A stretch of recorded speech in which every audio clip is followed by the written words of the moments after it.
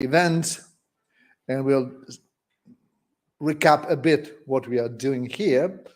But before that, we are just having the welcome from two friends. One is Edoardo Currà from AIPAI. AIPAI is the Italian Association of Industrial Heritage. And they're very kindly doing the streaming of this event. Even now, we are online. And also, they did for the first two workshops. And the recording of the first two workshops are already online available. And also this one will be available. So even for those of you that would be interested in see, it's very rough material, but it could be interesting. You can have access to it. So, and then there will be Fabio Faticuso, which is a colleague from Bari Polytechnic, I guess, not university. Okay. And we, the three of us, won a national project, research project on things that are dealing with water heritage. So we plan to use in a way or another this next project to as a if needed and if possible as a further step in this idea of networking between European historical heritage. So before summing up what we are doing, I will leave the floor to Edoardo. Maybe it's better if you come here. And so this is Edoardo Currà. Non ho capito per ora. Ah, the camera is there. Ah, okay. Dov'è la camera? Okay, so good morning, dear colleagues. I think I have to speak here.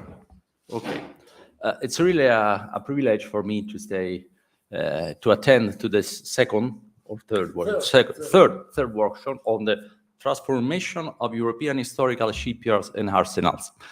My sincere thanks to Luca, the scientific director of the Unity of Alma Mater of Bologna, and to Franco Mancuso and Claudio Menichelli that are not here today, but we are the partner of Franco. But maybe you just know them because they presented in the first workshop the topic of the Arsenal of Venice. Okay.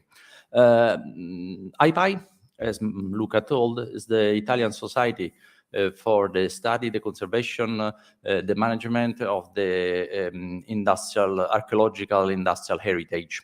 AIPAI is a society 30 years old, and is the result of the unification of many regional associations devoted to the different topics of industrial heritage, in the main topic of the arsenals.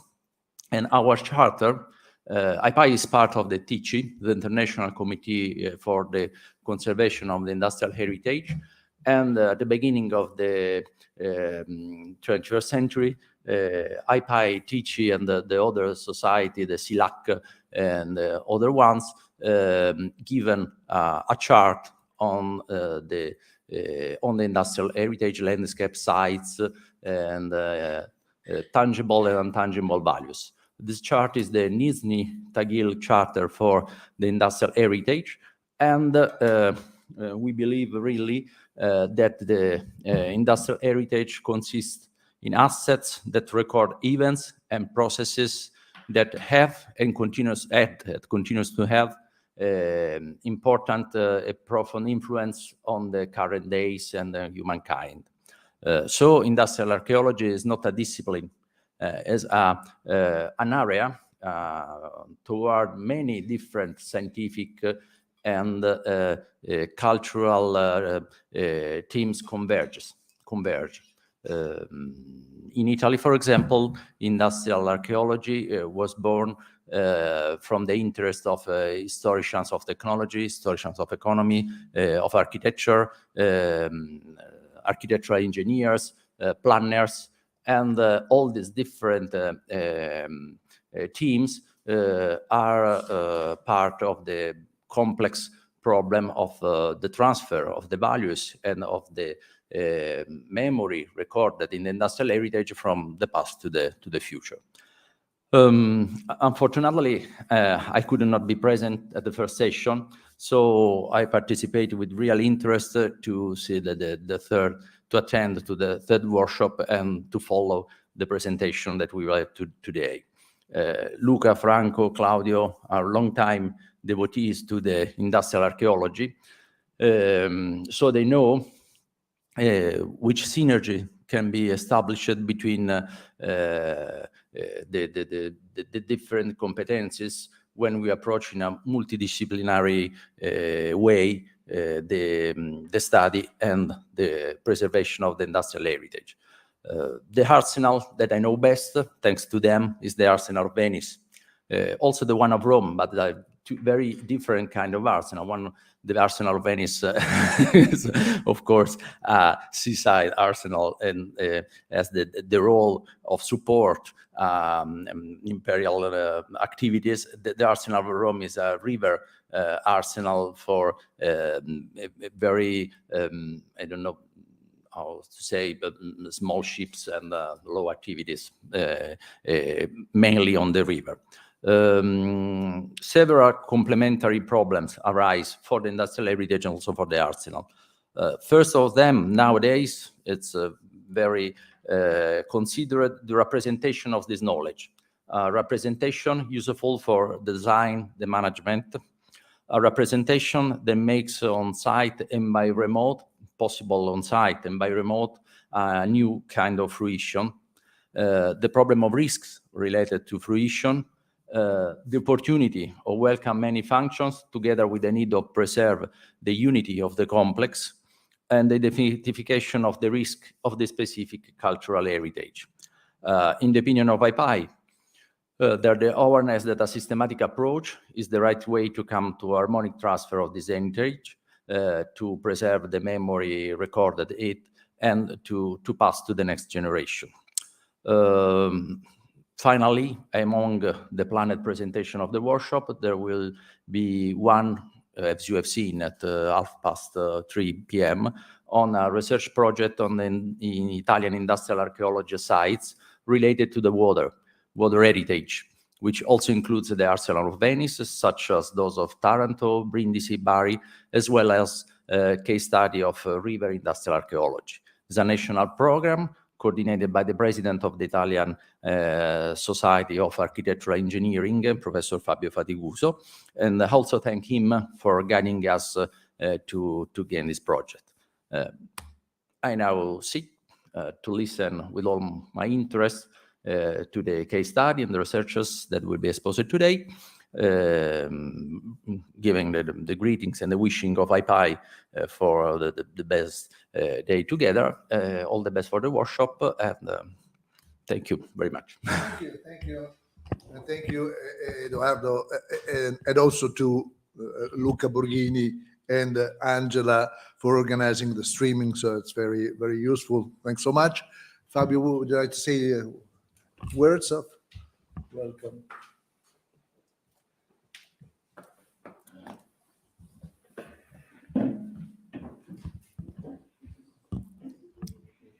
Good morning, everybody. First of all, I would like to thank very much the organizer, Professor Luca Zan, for his kind invitation. I bring here greetings and appreciation to the initiative from the Scientific Society of Architectural Engineering, ARTEC, which I have been honored to chair for about a year.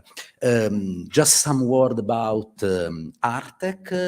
ARTEC, in addition to assuming the representation of professors and researchers on architectural engineering in institutional venues, promotes the cultural and professional growth of scholars, researchers, and practitioners in the field of construction and architecture, promotes the dissemination of the results of studies and research carried out by the scientific community, and also promotes the evolution of the scientific activity of the members in relation to the continuous transformation in the scientific context and the qualified training of future academic generation.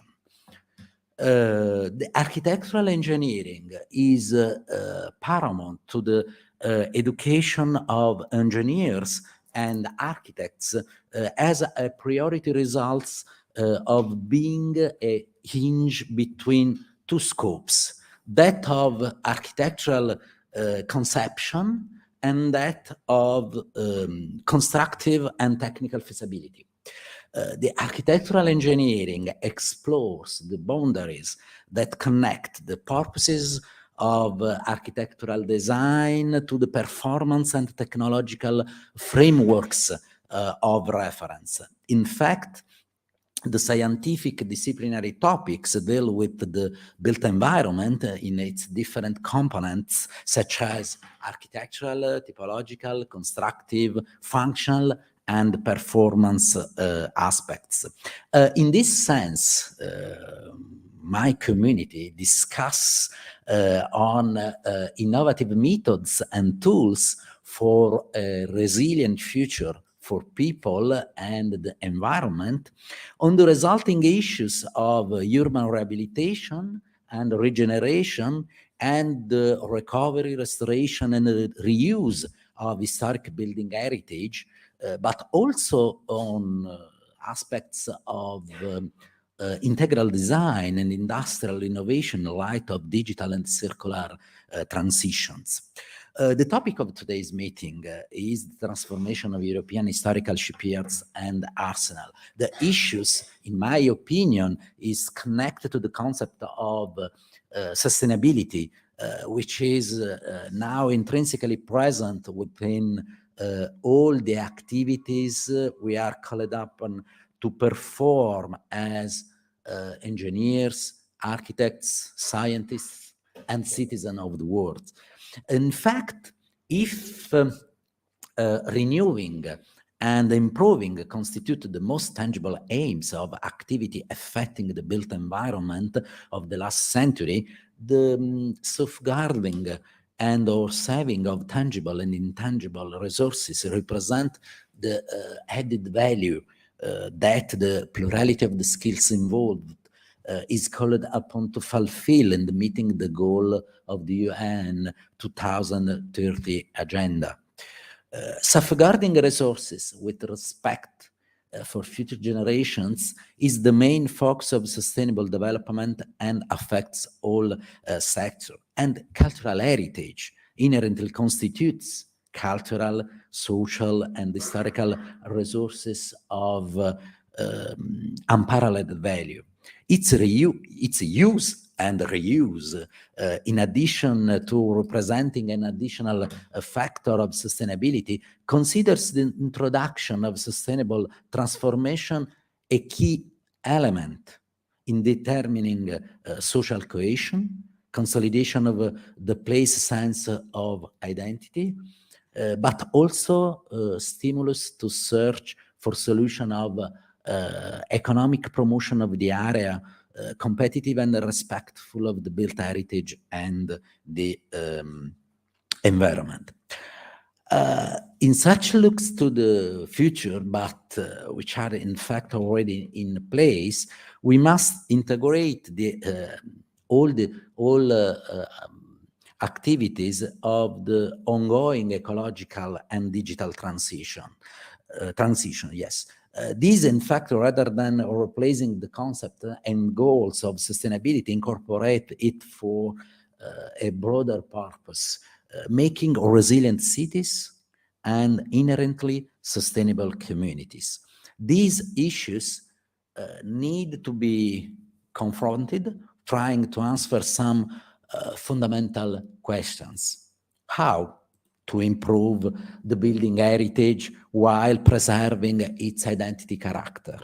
What technology to develop and how to evolve design processes? How to achieve performance of existing buildings and cities that can adapt to change and foster inclusion. These are the challenges ahead, and let me tell you, the architectural engineering community that I represent is amply prepared for them. So I thank you for your attention. I wish us all well on today's meeting. Thank you again. Thank you, Fabio. Thank you. Pigra, can you put the PowerPoint? Angela, it's the right name for this person. It's really an angel. It really, without her, I don't know what we would have done. So,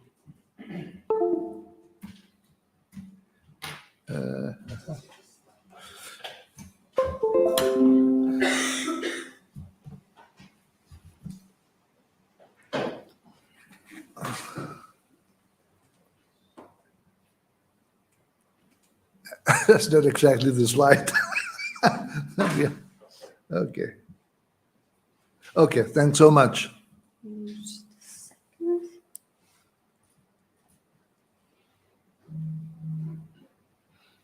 Okay. There you go. And you should be working. Okay, thank you. Thanks so much. Better give me a minute. So, just a few words, try to understand why we are here. And with Pigram, Pigram Harrison tried 3 times to apply for a small European project, and we failed. But we think it was interesting, something interesting. So last year, when I was presenting, was in Oxford, was presenting the book that I edit on the Venice Arsenal. We were talking, rather than having a research project which is so complicated with the European context, why don't we organize a conference and we ask people from different sites, important sites, to present their situation? So that was really, we already were there when the Austrian come in and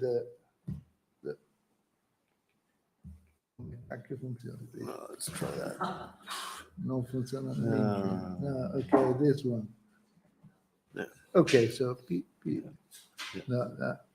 So, and the Austrian, I don't know if you have been, for those that coming to Venice today or yesterday, take a chance to go to the Biennale Architecture, and in the Giardini, there is Austrian pavilion, was kind of very provocative initiative.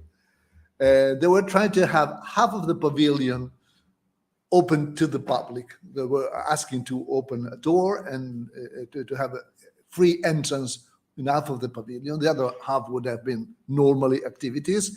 And within the half open to public, they were going to organize some kind of activities with the civil society and so on.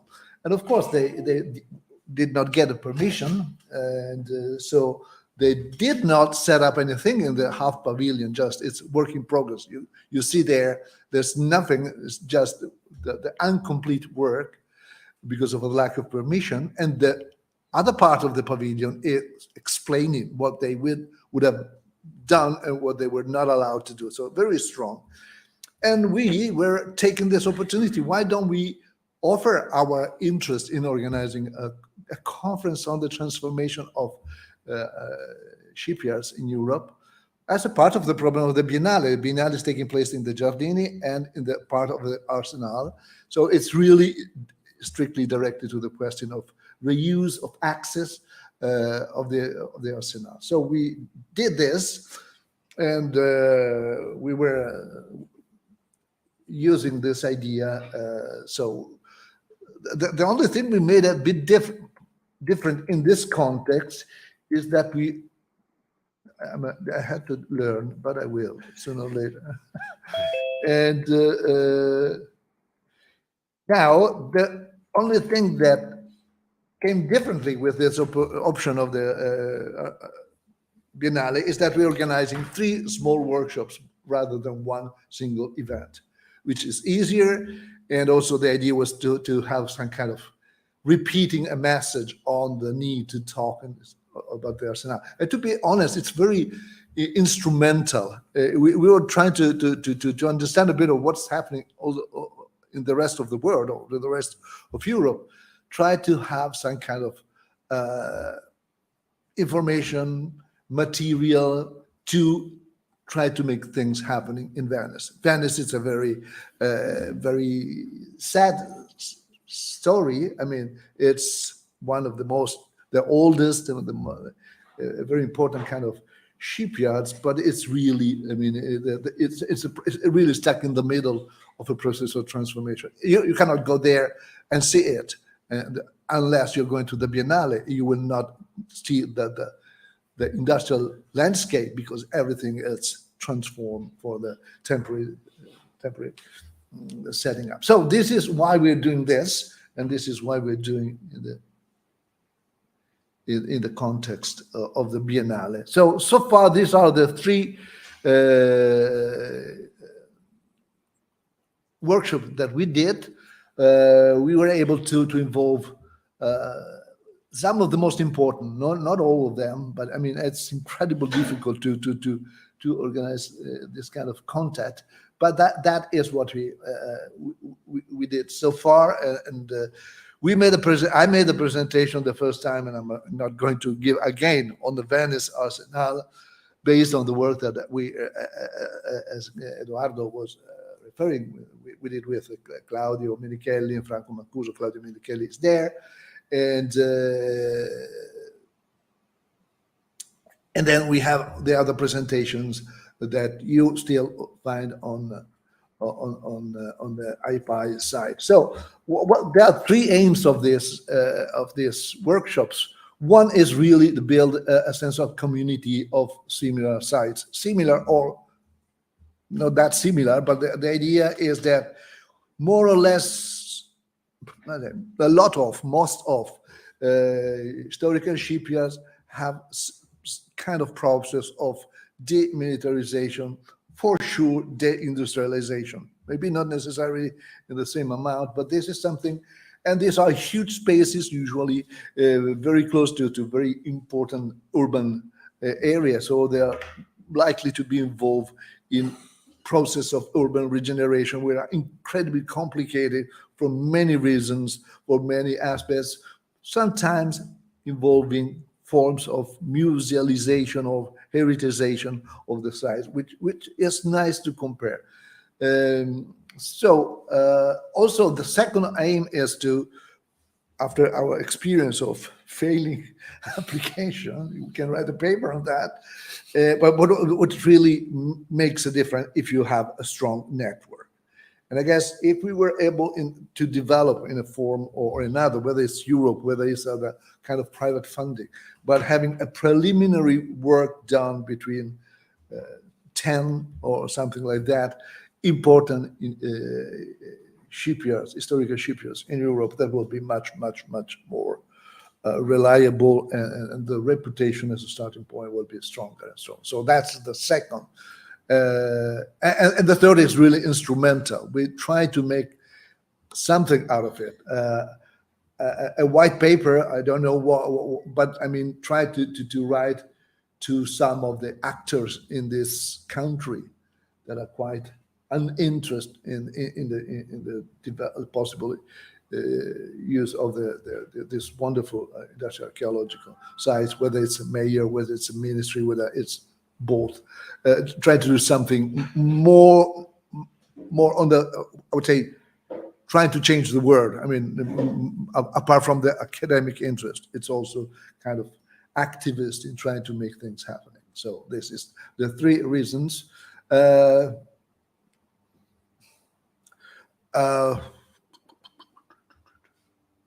mean, what is really difficult with Venice is we have a site that's 900 years old, and been in production for 850 years. So it's really very complicated. One of the things that we realize, I mean, we are not architects, we are management scholars. Here you have some greater historians, architects, urban planner. I mean, it's really an interdisciplinary area, but it's so difficult to do interdisciplinary research. So the idea to put together people with different perspectives, and also looking at different countries to see what is what's happening, what has happened in the last 40 years.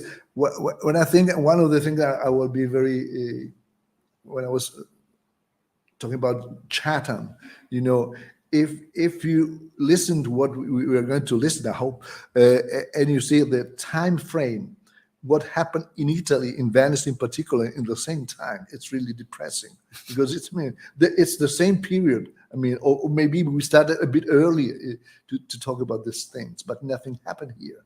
Why you see things happening. So comparing with different nations is really important. And what is really interesting from that point of view, it's, I mean, understanding the sites, it's really crucial in terms of history, in terms of current process of transformation. And what is really interesting, how things can be done, have been done differently, both from a historical point of view and from transformation processes. And try to understand what is different, what is similar, both from a historical point of view and in terms of transformation. So what we are, I mean, it's our point of view, it's management and management history. So for us, it's normal that you have industrial sites that are finishing their life cycle, they are abandoned, they are destroyed, they are reused for any other purposes, other businesses, land speculation, or no, what's in English? Development. Yes, development. Development. Okay, so it's normal for us as management. It's really the transformation, economic, it's creative destruction. So there's not a single ship perhaps done in military shipyards nowadays. They're all done you know, it's in Italy, it's Fincantieri, it's no more the military themselves. So it's really a transformation, continuous transformation. So it's normal to have, you know, sites that are stopping to do their business. And sometimes you have the idea of recovering them to save them, to put them into heritage. So, and this is really the interesting issue that is in a way or another affecting all the cases that we are involved in, the transformation of old use into new uses. I mean, the issue of reuse is crucial for all of us in different perspectives. You know, there are still historical shipyards that are still doing the same historical work. They are not here. I mean, we are, in a sense, we are not interested in that. So, would you like to come in? I mean, I'm not Sure. I following- just on this one point that we're dealing with super complex sites that are complex in the present, but also across time. The only thing that's consistent across time and consistent between each of these different sites in different places is management. The only way to really look at them and understand the whole complexity is through a management lens. What you can see and learn from each site is quite different in specific terms. Some sites are architecturally more interesting or have had more successful experiments in economic regeneration or in social impact. But what's consistent across all those differences is the way management interventions have been conceived and applied. So that's another reason why we think it's so important that management scholars are convening interdisciplinary conversations about architecture, engineering, economics, social impact, and so forth.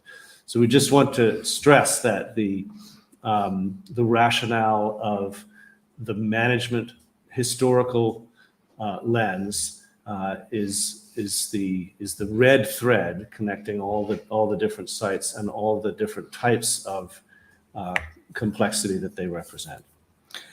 And in particular, from that point of view, that really means the very interesting. And I mean, I've been working with architects in the last 5 years. It's really kind of very different experience from what I had before with other kinds of interdisciplinary colleagues. But I mean, here in particular with industrial heritage, these were business. There was production entities. That was our topic in a sense. There were organization. There was, and this there is a very delicate, difficult, but incredibly interesting dialogue between what is the tangible, what is and the intangible. What you still find in terms of roofs, walls, bricks, and what you don't see anymore, but was the cause, the drivers of roofs, buildings, and so on, which is the intangible, the organization of labor, the organization of the production process. So, and from that point of view, shipyards were very huge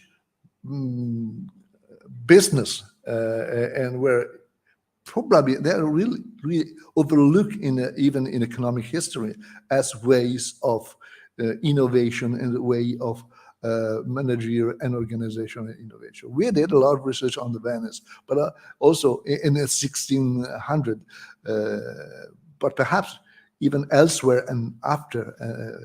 That is something that could be seen as a lenses, as a one lens to see, even from a historical development of industrial and organizational kind of solutions. So I'm not going to pass all this. I want to. This is the framework we are using in a sense. This is let me stop here. I mean, it's really from our point of view, we are looking at heritage under three different lenses. One is the historical lens. I mean, what was there, the historical use, and as a management scholar, we can give specific lenses. We can, it's fun that sometimes, I mean, it's because management scholars are not interested in history, but it's fun that most of the time you find someone without a management or accounting background to study industrial heritage. It's a risk, because you don't understand the language, the solution that was there, the logic. So, and we are not waving the flag of we must be there. By the way, there are different ways of telling the story of the Venice Arsenal. Even we were talking with Claudio. We realized how different time frame and what is relevant from an architectural point of view, what is relevant from an organizational point of view, with 100 years of delay from. So there are stories about the history itself, and then if we are talking about industrial heritage, is because this historical use are gone. They are getting out of market, obsolete, or whatever it is. So on the one hand, we can talk about the historical period, kind of really in sites like ours, are so long lasting, 400 years in Chatham or Portsmouth. You've been centuries of history of organizing. That's incredible long longitudinal research that can be done from a management point of view, from an organizational point of view. So that is what would we. But then there is another thing. It's when there are processes of transformation, and when there are processes of transformation, this is not the case, unfortunately, of Venice. But when there are processes of transformation of industrial heritage, you have to give an answer. What kind of representation of history is in the concept, in the reuse concept? We are transforming this into a university. It was how do you say in English? Slaughterhouse. I never learned this word. Don't you have a second word for slaughterhouse? Yeah. What do you understand about what it was before? Not these buildings in particular, but the wonderful buildings. So there are many different ways in which you can preserve the memory of the business as a business. You can make a museum, industrial heritage museum. There are few wonderful industrial heritage museums. One of the best in Italy is the Favignana. Go to Favignana. It's wonderful. There's also oral history museum, wonderful. But, can be much less than that. But how much do you understand of what was there before. So this is one of the things. What's the space that the historical preservation of the intangible, of the historical use is given in a site. So this is one of the aspects. And the third one is easier in a sense. That is, as normal management scholars, how can you survive? What's your budget? What's your sustainable plans? What are your institutional, organizational, and financial possibility to survive? So these are three different layers of lenses from our point of view, and not just it's really management. As we as management scholar, that's our field. Is how all of us are involved in this process of managing in a way or another. So what we did very quickly when we invite people from the different sites, we were suggesting some guidelines. Not all of us were respecting the guidelines. We were asking to write a paper. Not all of us, including ourselves. If we are here, it's because all of us have been working a lot on our own sites. I mean, at least one book each. So at least, or something like that. So the real problem is trying to share this material, trying to share this material, both in terms of the amount of information, but particularly the kind of information, both from a historical point of view, but also from a point of view of the transformation and reuses of this site. So we did a bit of effort. We were even asking to present a paper, and it didn't work. And we did not insist because we are thinking something more. Yeah, in the sense that we are now applying for a book proposal, and once we get a book proposal, we will come to you and say, "This is the book proposal. So would you like to join?" And so we are not asking, because all of us doing thousands of work. So we rather than asking you now to present a paper, it's okay to start the conversation. We already started enjoying each other, meeting each other, knowing the sites and so on. But we will, in a sense, we will try to finalize a bit more the project of a book before asking you. Okay, so we did this three. This was nice to start with. The 26th of June, then that was September 29th. I forgot to delay today. The real today is now here. So here we are. We're trying to finish more or less on time, but don't know if you have Pigram, other things to comment. Yeah, for those of you who were not here in the previous two workshops, as Lucas said, we made a decision to do this in three chunks instead of one big one, partly so that it was easier to organize, and partly so that we could begin to refine the model of the theoretical basis that we're thinking about. And in the first workshop, here, let me show you again. In the first workshop, we heard a lot more about Venice as the kind of first case study, what we've already thought about there in terms of the theoretical model of adaptive reuse and the three different layers of understanding its changes through a management lens.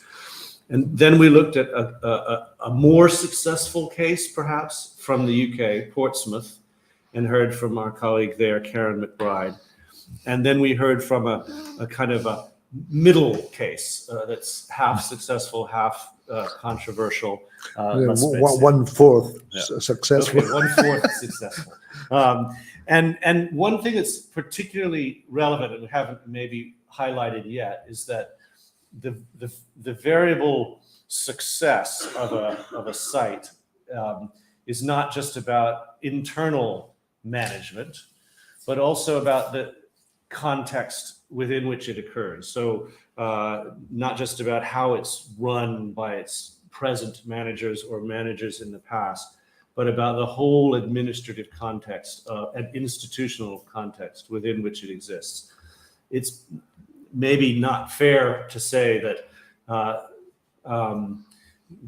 where a site is hugely determinant of how well it can be run.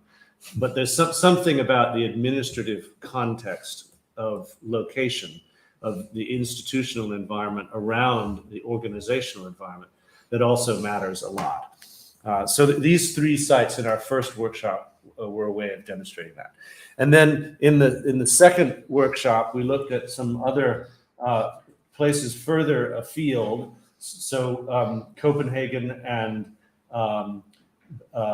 and Karlskrona in the north. So the different administrative environment in Sweden and Denmark, different historical and socio-political trajectories, with different results in the layers of management history on those sites and of adaptive reuse in those sites. And then we also looked at sites further afield, well, not entirely further afield, one in France and one in Italy. And in some cases, with very similar considerations to Venice, but also very different ones. Both of them still having pretty strong military pressures or responsibilities, and rapidly changing uses in the present. On that, perhaps one of the things that really emerged very interesting, particularly with Karlskrona and Brest for sure, is really, we had in mind the idea of demilitarization and deindustrialization. But deindustrialization, it's there, it's done in a sense. There's nothing productive, or very rarely something productive. What is really there is the danger is not it. It's the danger of an international conflict situation, the war, Ukraine, and so on. The kind of remilitarization of part of this ancient historical sites, and particularly in Karlskrona, it's a kind of contradiction between UNESCO sites, which is going to be militarized in a sense, with a very serious issue from the very people in charge of protecting it, with having no access, not to say to promote to the general public, or so that is something we did not expect. And if we want our project years ago, that would have not been one of the issues, perhaps, but it's there on the table. And it's really interesting. So by having 3 workshops, we were able to sort of capture a moment in time that we could never have planned on. Sadly, to be more specific, had we done all of this in June, looked at all of our sites together in June, we wouldn't have been able to consider the fact that the war in the Ukraine has radically altered the thinking about how to run one of those sites in particular, Karlskrona, which is pretty much, well, Sweden thinks of itself as being on a front line in some ways, militarily, and is thinking about a musealized site, a museum that now needs to return to being a military site because it's on a front line. Now, that's not something that remilitarization is not something we had planned on considering, but the world does change rapidly. And so anyway, that's a long-winded way of saying. And also that could be very dangerous as a kind of possible excuse for places that are less relevant from a strategic point of view, and from maybe the North Adriatic Sea is not exactly the center of the tension. But it would be very easy for a navy to say, the time they are changing. So, so we no more can afford the opening of the site. So we should be careful in a way of this tension. So there are a lot of more tensions than even we originally imagined. We thought about tensions between, as we heard from earlier, tensions between design and feasibility in architectural engineering, We've thought about tensions between musealization and social impact or economic impact. We've thought about tensions between considering the uses in the past and the uses in the present. And we've consigned military priorities to the past, perhaps too hastily.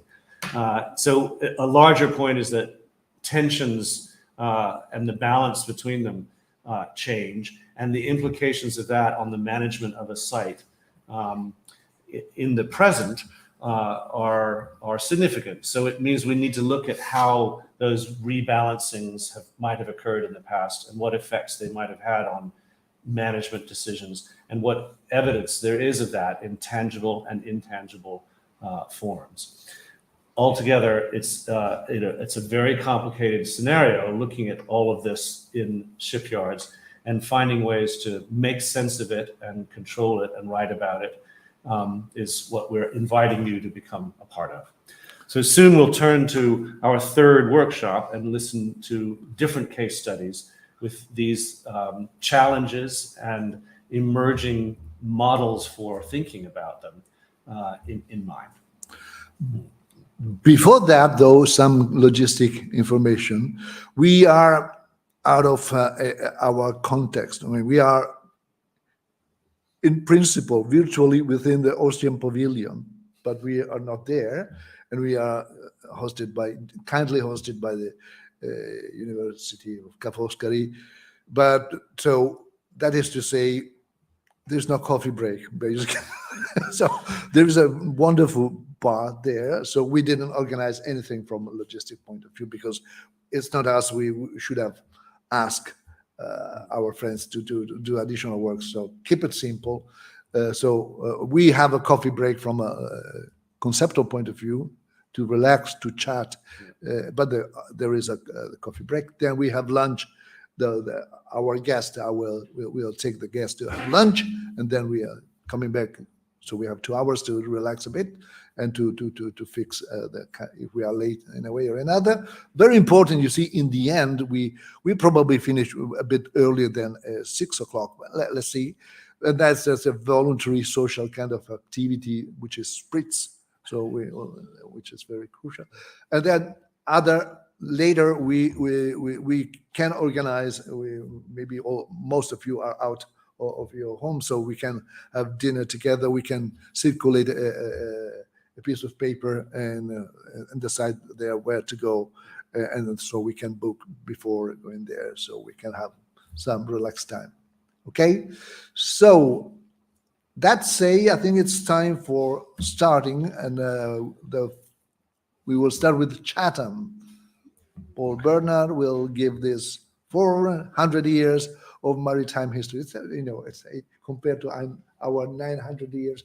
I'm always joking with them, also with the university. We call them newcomers, Oxford. From Bologna. No, it's 1088. So that's happened with the UK. So I'm sorry. That's correct. All right. So we'll begin today's session with our first case study from Chatham, and we'll take a few minutes just to load up some slides on with the angelic help of Angela. Wait, no, quack. Here, so I can take my computer back.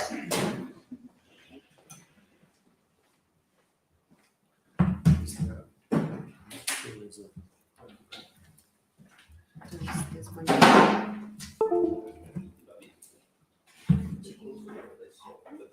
Say it, sorry. I don't have. Oh, you don't have time. Sorry. You have I don't hear. It's literally already in there.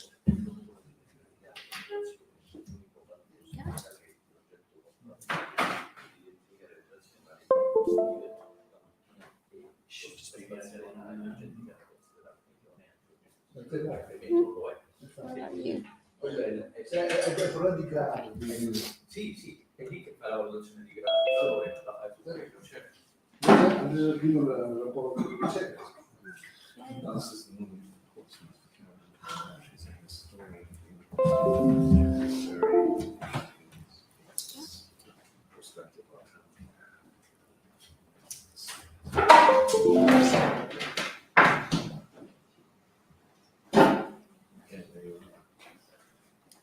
can just share it on Zoom as well. Do you need this or Oh, you got a copy of my book? you will sign it? Do you know, I almost brought one over as well.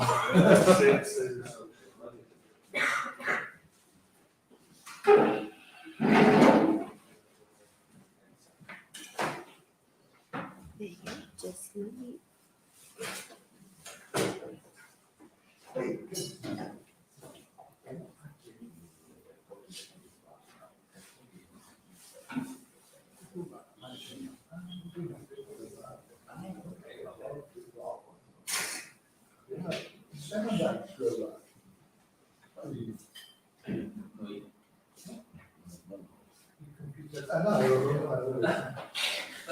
Volevo dire, sei così, non so, uno di noi, almeno uno. Okay. And this one goes for one. If you want to use it, the other one is yours. Thank you so much.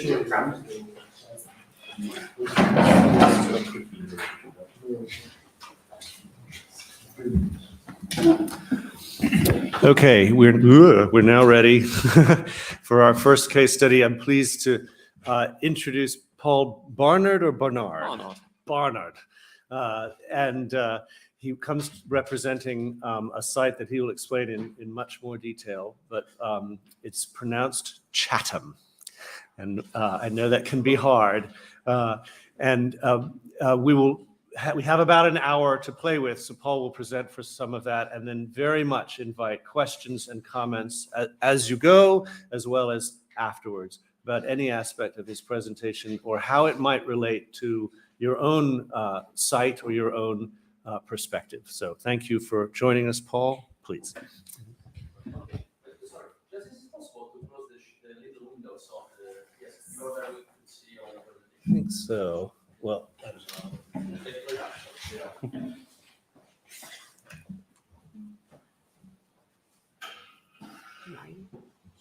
just a little top left. There we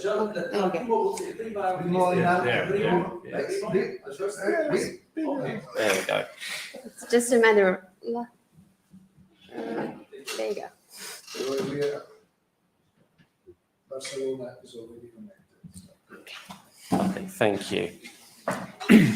Thank you and good morning, everybody. And delighted to be here talking to you today. It's probably one of my more unique walks to work. This is my normal walk to work. You can see on the screen, this is Chatham.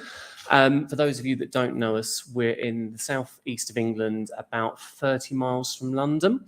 And the point of today for me is to talk very loosely about our 400-year history. I will start by saying I am not a historian.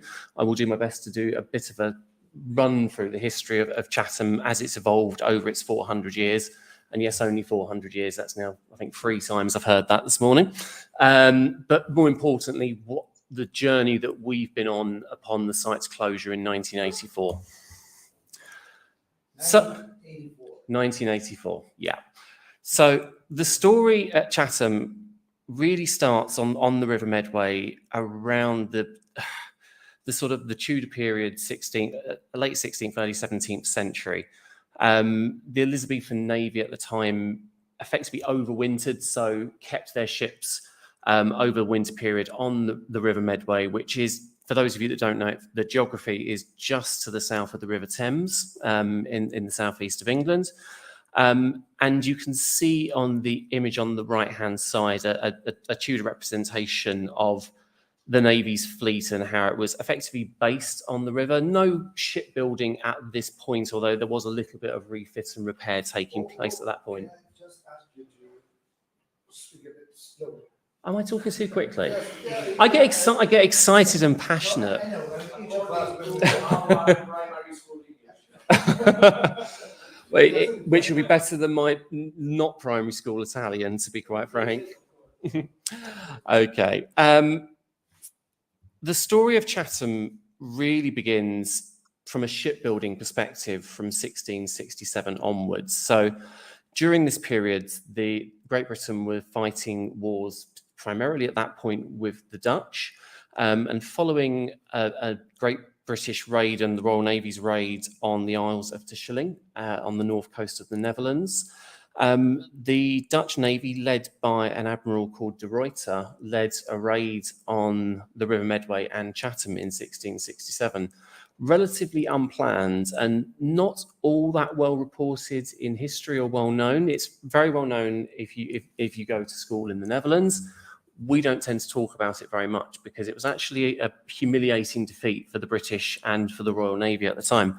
Effectively, a Dutch fleet sailed up the River Medway in 1667 and ransacked what was the early starts of a dockyard, effectively sailed off with half of the British fleet and burnt a huge proportion of the other ships as well. A huge embarrassment for the Royal Navy and really led to the Crown at the time considering that need to build a Royal Navy and, bearing in mind, as an island nation, look at how we defended ourselves. And that's really where the story of Chatham begins, because Chatham was chosen at that time to become the principal shipbuilding yard and remains that way through the 17th and 18th century. So at the time, there were other dockyards starting to emerge over the periods. Portsmouth, you've already heard from, was one of those. The other in Plymouth, in the southwest of the UK. The image you can see on the screen is a really interesting one because it shows the dockyards circa 1832, if I remember correctly off the top of my head. And it's the site that effectively we look after today. And I'll kind of show some comparisons to that a little bit later. The ships built in Chatham were some of the largest being used by the Royal Navy, particularly as a British Empire was starting to emerge around the world at that time.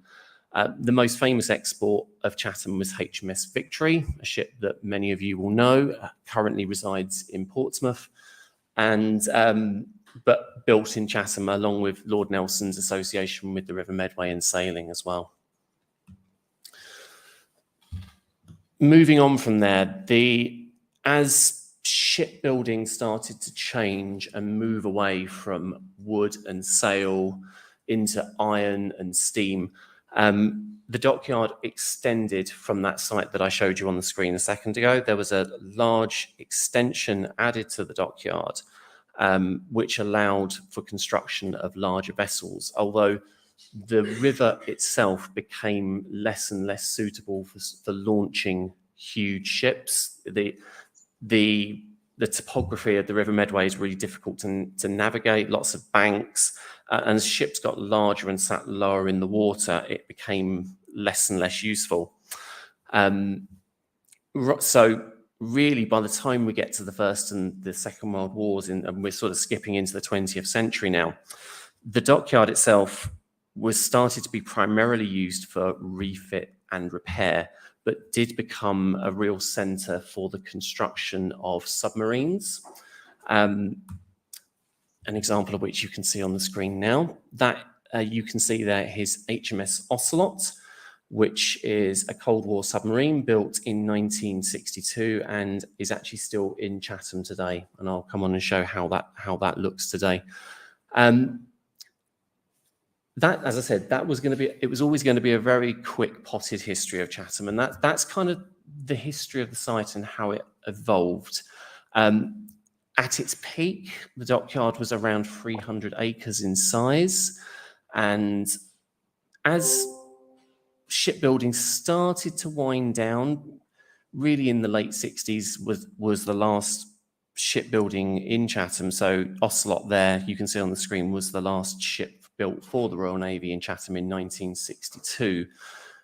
Chatham started to become more about refit and repair. And as we move into the late 1970s, the government in the UK took the decision that it didn't need all three of its major dockyards. So as I've mentioned earlier, there were three at the time for the Royal Navy: Chatham, Portsmouth, and Plymouth. So the UK government took the decision to close fully one of those dockyards. Since really the 18th century, Portsmouth had become the ceremonial and physical home for the Royal Navy, so Portsmouth was never likely to be closed. So it came down to a straight decision between Devonport in Plymouth and Chatham in the southeast. And Chatham was actually selected for closure. The reason behind this decision, there's a lot of speculation behind that. We've always assumed that this was primarily an economic decision based on geography more than anything. So Chatham is a town based in the southeast of England, around 30 miles from London, a relatively affluent area, although Chatham itself has a very working class sort of demographic. Plymouth is a very isolated city in the southwest of England with not a huge amount of industry outside of shipbuilding. So we've always surmised, therefore, that the decision to close Chatham was really based on the recovery of what would happen economically to an area upon that closure. So Chatham was selected, originally due to close in 1981, but that was extended a little bit due to the Falklands crisis, when the Argentinians and the British fought the conflict over the Falkland Islands. Chatham was used for repairing ships coming back and fitting ships out to take part in that conflict. But the site finally closed in 1984, and it had, it's probably fair to say, a devastating impact on the local area. So estimates are around 1/3 of the local population ended up losing their jobs as a result of Chatham's closure. Not just those directly employed at the dockyard, but also the knock-on impact it had on industry outside the dockyard walls. By the time the dockyard closed in 1984, as I mentioned earlier, it spanned a site of around 300 acres and was a really difficult site to know what to do next with it. So you've got an aerial image on the left, and the image on the right effectively shows how the land was split out. So if you look at the image on the right, the little green bit at the bottom is effectively the oldest part of the dockyard. It's where the dockyard started, and that expansion that I mentioned earlier happened north. So heading north, as you can see, as it starts to blend into an orange-yellow color, the buildings get newer, and it's more of that extension stuff. The little green bit was really, really challenging from a regeneration point of view. So the government closed the site. Most of the land was sold off in various different ways and dealt with in different ways. So the very north area was sold off for housing development and is now a successful housing estate. There is a commercial port that sits just to the right as well. There's a university campus on the little leg bit that's poking out on the right-hand side in yellow. And there's a mixture of retail and restaurant around the basins. The bit in green was really difficult, and that was because of the high concentration of listed buildings. So in the UK, as many places in Europe, the historic buildings are protected by government to preserve the way they look, the way they are, and to ensure their longevity.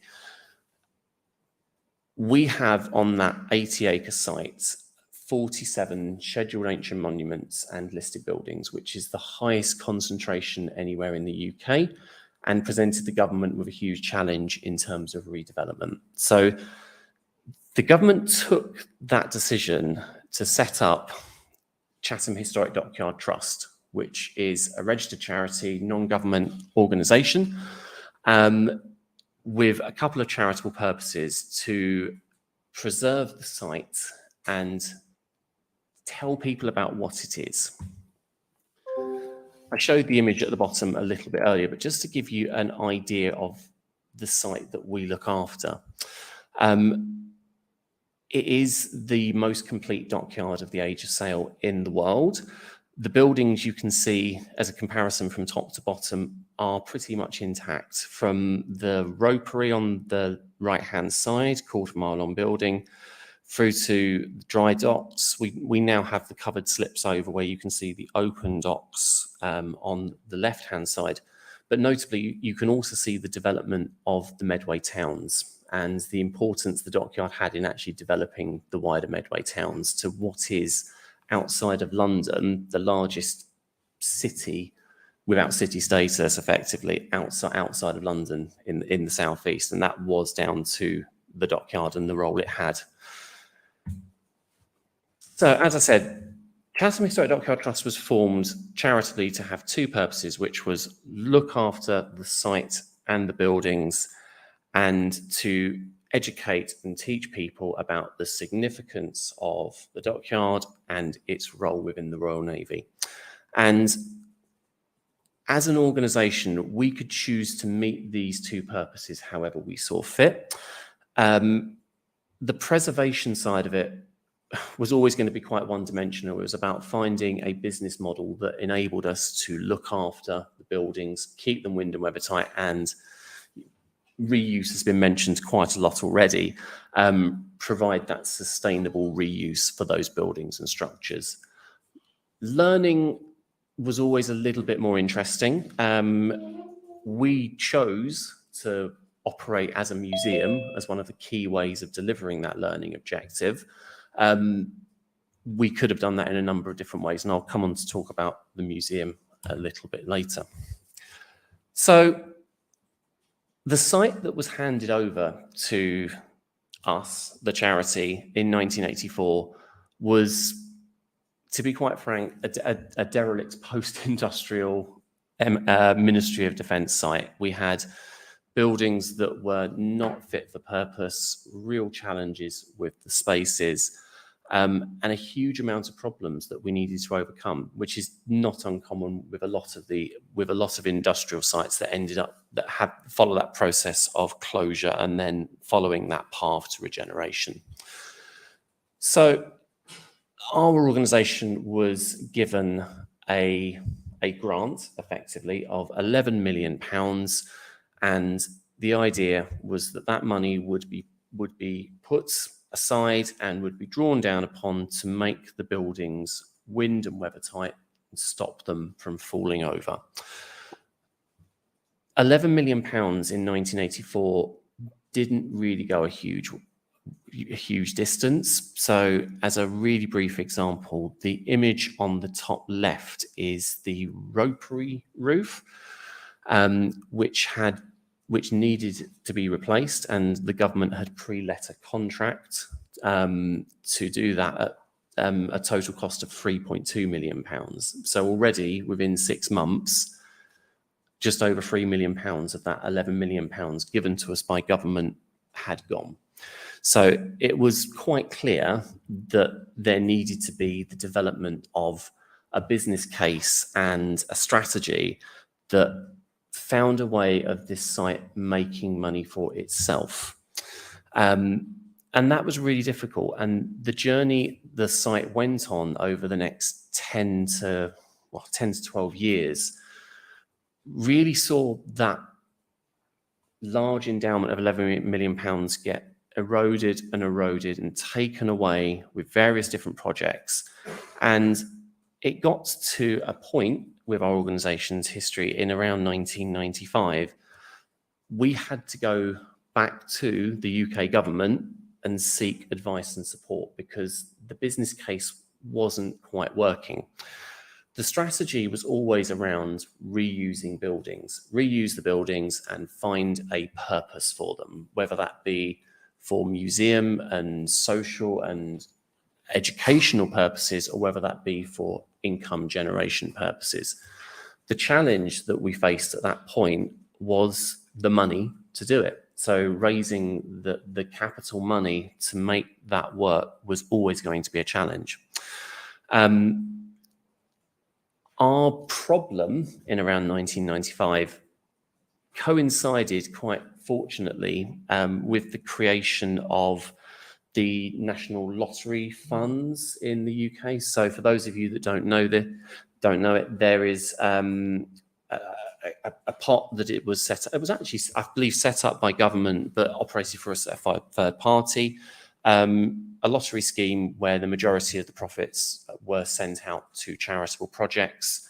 A key strand within that, right from the early onset of that, was heritage, and in particular maritime heritage as well.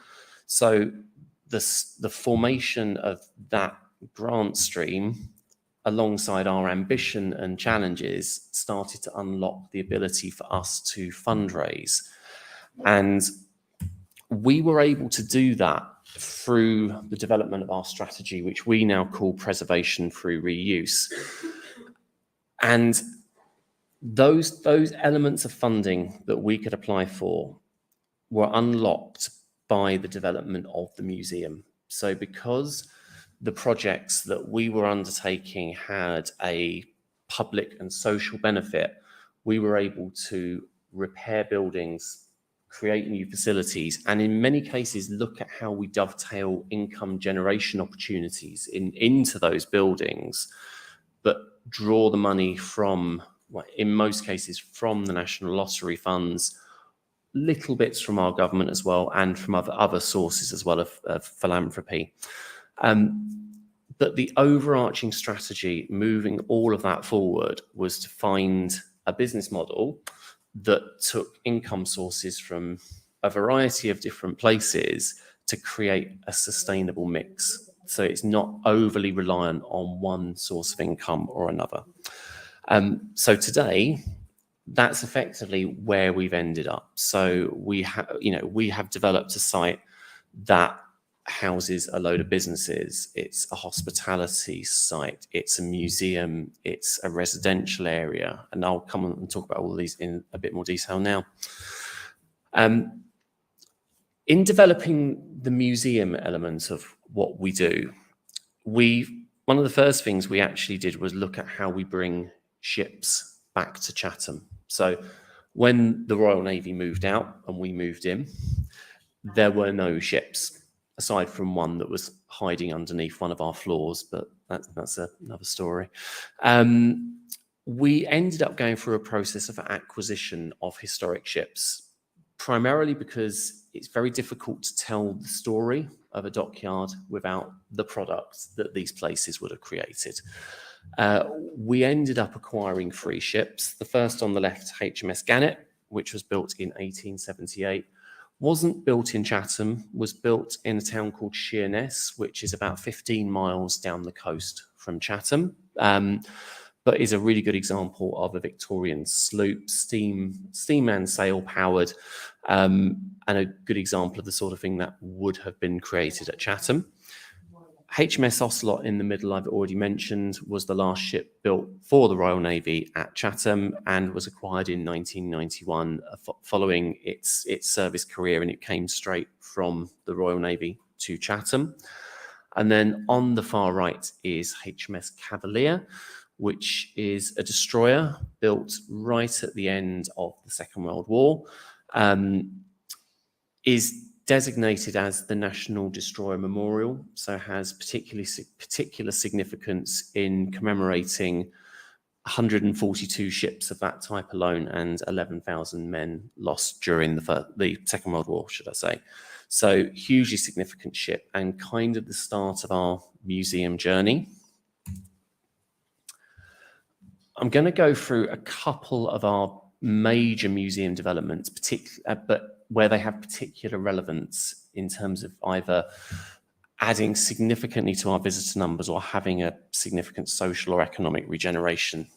Number 1, Smithery is probably one of those key buildings from our perspective. So Number 1 Smithery is the old blacksmith, so ironworks, metalworks site, building on site. In 2006, this building was falling over. It was on Historic England's at-risk register, which effectively means we had to do something with it. And we devised a scheme working with 2 National Museum partners in the UK, the Imperial War Museum and the National Maritime Museum, to develop a museum facility within this building that was partly around the display and storage of ship models, But also, importantly, from our perspective, we developed within this a temporary and touring exhibition gallery that enables us to bring different exhibitions to the historic dockyard. And since its opening in 2010, following a £13 million investment, that gallery space has hosted exhibitions from Nelson and HMS Victory through to the history of the world told in Lego, to a natural history exhibition this year, which you can see on the bottom right-hand side, called Monsters of the Deep. The idea behind this is all around audience development. So we don't charge additionally for people to come and visit this temporary exhibition space, but it starts to drive different audiences. So people that are not necessarily 100% engaged with maritime heritage may want to see Monsters of the Deep, for example. That from our perspective as a charity, people will come to see these exhibitions, but they will then explore the wider dockyard site. So these act as very much a catalyst for visitation. And we saw, I think it was around a 25% spike in our visitation upon the creation of this particular building. And a big part of that was down to the development of a temporary exhibition space and creating a cultural and artistic hub, effectively. I suppose one of the other big step changes in terms of the development of our museum was a project called Command of the Oceans. And it's a story that effectively starts in 1995, where we were doing some relatively routine work to a floor in a building called the Wheelwright Shop. So if you imagine ship wheels, the building where those ship wheels were made. And upon taking up the floor, we discovered around 1/8 of a ship from the 18th century. Not every day you find that underneath the floor, so it was quite a significant and unusual find. It was a complete blight on the use of the building because we were quite rightly obliged to look after this really significant archaeological find. But it effectively took us the next 20 years to come up with a viable architectural and an archaeological solution to how we present this ship. The ship, if you're interested, is a ship called the Namur, which was built in Chatham in 1756. And we devised a project called Command of the Oceans, which enabled us to tell Chatham's Age of Sail story. So that story of shipbuilding around HMS Victory, 17th, 18th century, and using the remains of this ship, which you can go into a basement area and see for yourself today, is one of the highlights of actually, and one of the trade-offs of actually telling that story. Gave us the opportunity to look at how we develop our restaurant, our front of house, community spaces, shop, retail. So going back to that point I mentioned earlier around using the Heritage Lottery Fund and other funders to support museum, but integrate income generation opportunities into there as well. That was another perfect example of that. I suppose the final and probably most recent project we've undertaken is within the Ropery, which is probably one of our most iconic buildings on site. This is the building where rope would have been made for the shipbuilding process, for rigging, for anchor cables, all of that sort of thing. The building itself is 1/4 of a mile long. It's a huge building, and it's 1/4 of a mile long because the building needed to be the length of the longest piece of rope that you needed to make. And the Navy Board in Great Britain decided that was 40 fathoms, which was the length of rope needed to anchor a ship at harbour. And hence a building was built the size and scale of that to ensure that could happen.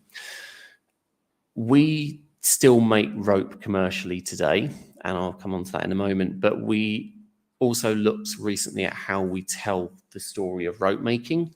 It's not the sexiest museum story, if I'm honest with you. We're telling a story about how you make rope, but it's really significant, and we do it in a way that is really hands-on. So you can see some examples in the images of our team making rope with our visitors, actually seeing the process of rope being made as well. So it's a hugely significant space, and we just redeveloped that particular gallery space in 2022. And I'll talk a little bit about the Fitted Rigging House later, actually. So bringing the museum bit together before we talk about the rest of the site. We currently welcome around 170,000 visitors to the site each year for museum purposes. The site itself probably welcomes closer to around 750,000, but just on museum visits, it's 170,000. As we were talking about earlier, one of my biggest frustrations with Chatham is, and you can see from some of the imagery, it's a fascinating site, huge, internationally significant heritage. The visitor numbers have never been quite what we would like. We believe there's various reasons behind that. We're not ideally located geographically to take advantage of tourism. So if I could pick Chatham's model up and put it in the Arsenal in Venice, I would be delighted, because when you've got that tourism on your doorstep, it's an amazing opportunity. Chatham hasn't got that, so we are the tourism that is trying to develop that. As part of those 170,000 visitors, we welcome over 12,000 formal education visits. So that's school visits from Key Stage 1, 6 years old onwards, right up to university, postgraduate, all included within our formal education programs. Community engagement is increasingly becoming a huge part of what we do as a museum. So one of the challenges that probably all dockyards face is there's always a physical barrier. And that was always one of the biggest challenges with Chatham. There's a big wall around it. And it was a big wall designed to keep people out. Now we have the converse problem that we want to bring people in. So there's some interesting challenges in just in the physical of having a wall in place.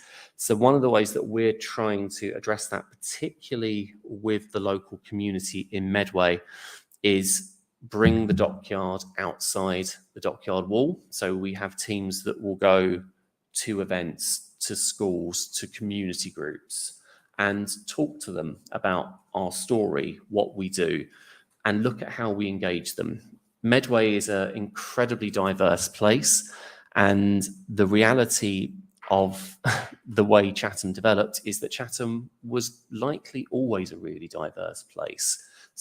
But we don't necessarily recognize that or see it with all of our visitors at the moment. So engaging with communities is really important. And re-engaging with people on our doorstep, so right next to us in Medway, is really important, and in Chatham. For many years, there was a real feeling of disapproval when the site closed. Obviously, so many people lost their jobs. We as an organisation were looked at with a lot of caution, because there was this bad feeling about this place, and that's a process that's taken 40 years to get over, and to be quite frank, is still there a little bit today.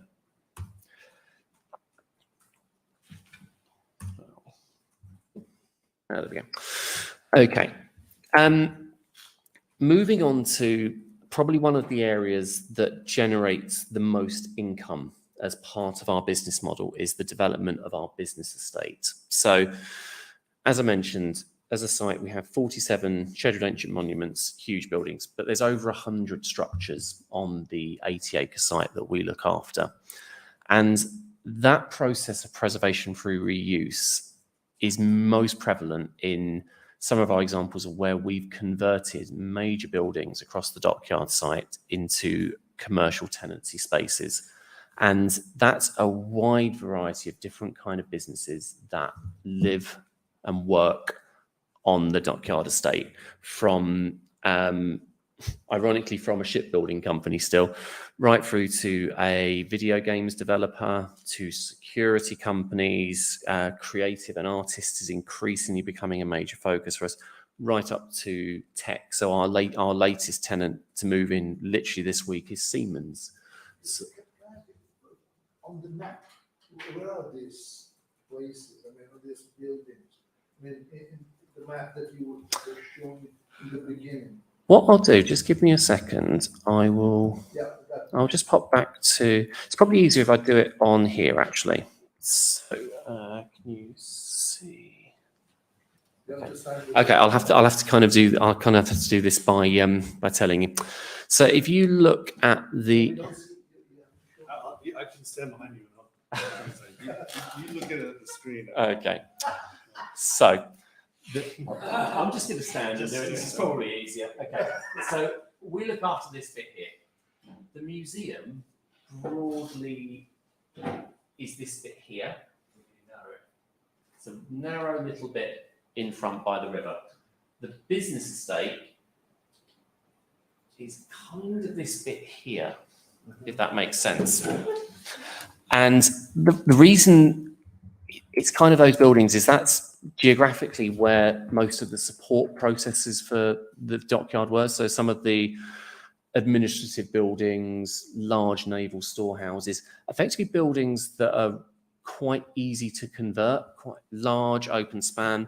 If you see the image on the bottom right-hand side, the building you can see on the right closest to the river is the fitted rigging house. That is a building that's 9,000 meters squared.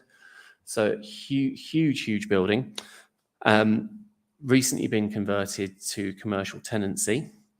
At the moment, we have around 140 businesses working all over the site.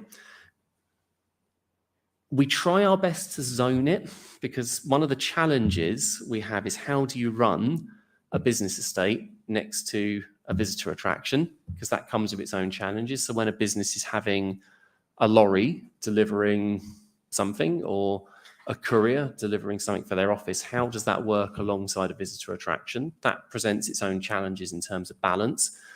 I'll come on and talk about balance in a moment. But that mix of uses has been really, as we've seen, develop over the years. And what we see most at the moment is a real flourishing sort of cluster of creative businesses, so artistic and creative industries, partly driven through further education. So the University of Kent is a major tenant of ours alongside Mid-Kent College, so higher and further education both on our site. And I'm going to kind of break down that mix of income in a moment. We're also a residential estate. This doesn't generate a huge amount of income for us, although we did sell off a proportion of land in our early years to generate a bit of capital. But we do have over 400 people living in 100 homes. Most of those homes are relatively new builds, so built in the between the late 80s and the early 90s. We do have some historic buildings, as an example on the screen there, historic Georgian properties from around 1760, 1770, I think.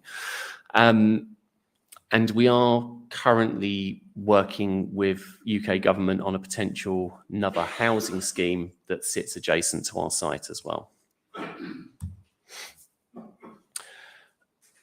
One of the areas that we've started to generate over the last 40 years is how we use this site for hospitality and income generation in that respect. So we are a licensed wedding venue, so you can get married in some of our unique spaces.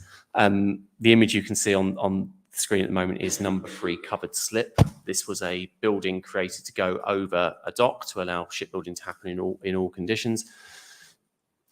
Really significant building. The architect for the building was a a gentleman called Seppings, who was the master shipwright at Chatham, and he knew how to build ships. Wasn't necessarily the best architect in the world. So when he built a roof for a structure, he basically took a ship and turned it upside down, and you can see that on the image from the screen there. So yeah, but corporate event hire, celebrations, food and beverage managed in-house, licensed wedding venue is a huge income generation source for us. We still make rope commercially. I wouldn't say it's a commercial success, but we do make it commercially. We turn over around £500,000 per annum, and we sell rope to the maritime industry, trade, gym and fitness, so battle ropes, things like that. We make a lot of that, and to the film and theatre industry. We turn over £500,000. We make a profit of probably zero out of that. We still make rope in the traditional Victorian way, and we do that to keep the skill of rope making alive and the process of demonstration for our visitors. The reality of that is that it is horrifically inefficient. What takes 4 people on old Victorian machinery, one person could make 8 times over in a factory. So it's not an efficient business model, but it's industrial heritage. Yeah, exactly. But it's really important for us. But actually selling it enables us to cover the cost of doing it, so it becomes a cost-neutral activity. Probably one of the largest growing areas for us is the development of film location work. So Chatham has become one of the major historical film locations in the UK. To put that into context, we generated just over £750,000 last year in site location for major films. We've had things from last year, Mission Impossible. I got to meet Tom Cruise. That was exciting. TV series like Call the Midwife is a huge one for us. Music videos, the likes of Kanye West, for example, have shot there. Photo shoots, all sorts of things like that. It's a very turbulent business model. You don't necessarily look at how you can budget for it on an annual basis, because the industry does this. And at the moment, there's a writer's strike in Hollywood, which has actually had a really detrimental impact on us because we haven't seen the number of film shoots that we normally would. But it's a really great extra boost to our income model. What we're also looking at doing at the moment is taking that film location work and looking at how we can turn that into an attraction in its own right as well. So we've done that with Call the Midwife. It's a TV series in the UK, based in the East End of London from the 1950s onwards. I'm ashamed to say I've never actually seen it. I shouldn't say that publicly. But it's hugely popular. It's sold around the world, and we run the official location tour for that particular TV series. And we welcome 8,000 visitors a year paid to come and do that. And we're looking at how we can expand that across some of the other productions that we do. Coming to talk about some numbers then, and what is the impact of our site and what we do. We've had a number of economic impact studies take place to look at the value that we provide to Medway. The number I've got on the screen, we're just about to review at the moment ahead of our 40th year. So I suspect that number will probably start with a 4, but we haven't had the work done on it yet. So we're not quoting it just yet, but we think we know it'll be. But we estimate, based on study, that the dockyard is contributing around £30 million a year to the local economy. And that's done through the impact of tourism, the impact of business that's brought into Medway, and the hospitality that sits with it, and the jobs that are created as part of it. That is that's a huge number that we're really, really proud of. And it's a number that our local government hold up and are really proud of as well. And it's part of the success story of how Chatham has led regeneration within Medway. We as an organisation have gone from all of those challenges to turning over between 7 to 8 million pounds per year, with around just close to 50% of that being driven through the businesses that choose to base with us. So those that are paying us a rent. And the advantage to a business paying you a rent is it's very safe money. You haven't got the turbulence of, are you going to have a bad visitor season, or is a filming project going to come in, or am I going to get that grant from whoever you're applying for money for? This is money that comes in every month and is, from our perspective, has been very, very, very stable. Our museum only makes up 25% of our income. And in reality, if we were to take it in isolation, probably costs us more than it makes. But we choose to do that because that's how we deliver as a charity. And you can see, and just to represent that a slightly different way, you can see how they work across various different years. You'll obviously notice the obvious dip in 2020 with COVID-19. But in the context of our economy, it's worth picking up on the COVID-19 and pandemic impact. Had a huge impact on all museums in the UK. We were in a really fortunate position because we had that mixed income use model, and in particular, that property portfolio with commercial tenancy. Because as you can see, and the blue chunk at the bottom represents our commercial income, it barely took a dip during COVID-19. And we had to support our businesses, as most people did during that period, but we stayed pretty stable. We lost all our visitor income. We lost most of our trading income. We had some support through government, as most institutions did in the UK.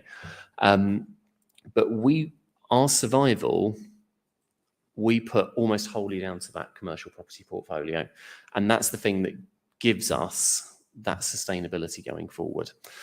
Interestingly, in 2020, we had just about reached a point of complete financial resilience. So no money required from government to keep going on a revenue level. And it's important to mention that that's based on the model that we work to at the moment, not including any business change. We announced that point about 2 weeks before the COVID-19 pandemic. So the timing was incredible. It did put us back a little bit, but we're kind of back to where we need to be now. The other side to look at is social impact. So I've talked a little bit about our visitor numbers, how many people we see through the door. And just to represent our visitor numbers, as you can see, they've been relatively stable. We have a couple of spikes and pickups. 2016 onwards is when we opened our Command of the Oceans project. 2020 is the obvious dip with COVID-19. What you can see from that is that we still haven't fully recovered from the pandemic. That's common. I think most institutions are seeing similar sorts of trends. As I've said several times, one of our challenges, we do want to look at how we generate more visitors, and part of our strategy over the next 10 years is looking at actually how do we do that. I'm almost finished and I'll just come on to talk about that in a second. So where are we today? So 40 years on from our closure in 1994, we have reached a point of financial sustainability on a revenue level, which is a strange phrase that basically means as we stand still at the moment, we are generating enough money to stand still. That's a really, really good place to be. What it doesn't mean is that we have the money to invest in developing further. And that is the next step for us. And that's where we will still need to continue to bring in extra support. We currently recruit 150 staff to work across all of our operations. We're supported by over 300 volunteers that provide a huge amount of lifeblood and support to this place. We are an accredited museum in the UK, a thriving commercial estate, and an engaging residential community. And that strategy of preservation through reuse is still as relevant today as it was in its inception in the 1990s. And it's in the UK recognised as an exemplar of self-sustainability in the industrial heritage sector. We recognise that it's in some ways, we're in a fortunate position, but personally, and as someone that's worked for Chatham for over 12 years, we've worked really, really hard to get to this point of where we are. And it's great to have the opportunity on days like today to actually share our story and share where we believe we've been successful. And just before I finish, I just want to just quickly touch on our 10-year strategy. So following the COVID-19 pandemic and the subsequent recovery phases, we're now looking towards our future, particularly as we hit that 40th anniversary point and that point of financial resilience. And we're starting to look at what are the key aims for our vision in the future. And at the moment, and these are not finally set in stone yet, we're kind of still playing around with these, but broadly speaking, we are aiming to have 3 objectives over the next 10 years, which are continuing to involve our museum. So it is a museum, so it's audience-centered and feels relevant to a larger and broader range of visitors. Relevance is a key word there. So making sure that we are still relevant 40 years on than we were 40 years ago. Using our estate to respond to regional needs, including that development of the wider creative industries, as I've already mentioned.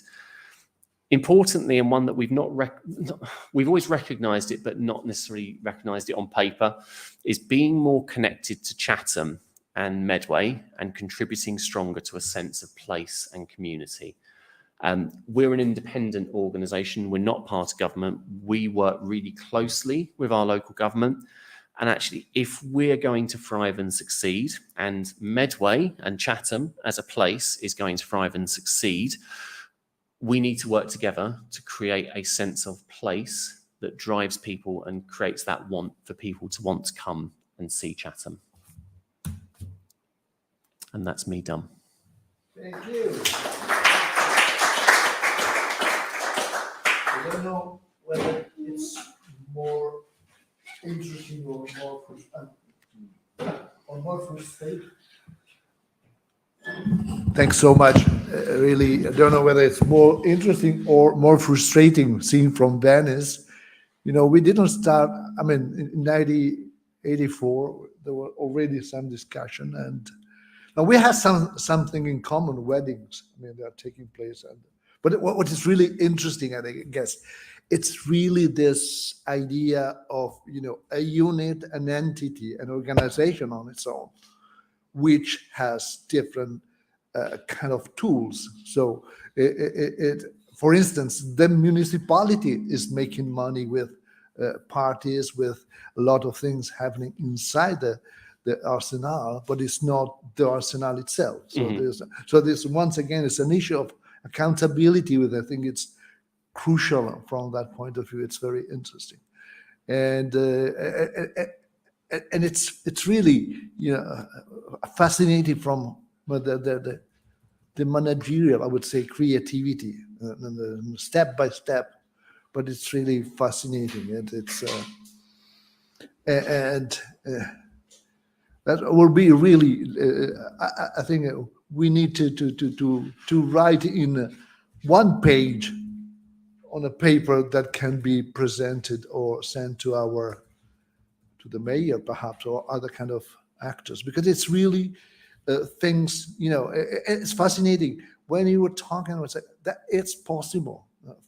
This kind of things can be done. And I mean, and you're right. I mean, you're in Chatham, which is not exactly the center of the world. What you could do in Venice if Chatham was in the lagoon. I mean, in a sense, it's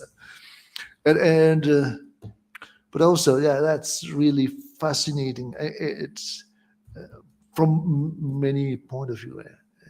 I think one of the key things you just said, I think one of the keys to our success has been that independence. So being that entity in our own right, we have had to and always wanted to maintain a strong link with our government, and we still have that today. And we will continue to have that going forwards.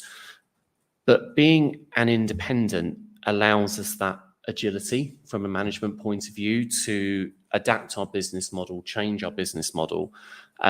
We recognize and we know who our stakeholders are, you know, but we are answerable to ourselves and we're answerable to our charitable objectives. We're guided and driven by those two objectives of preservation and learning. And the agility comes with how we choose to meet those. Comments, questions? I mean, we are a bit late, but I think we can take 10, 15 minutes.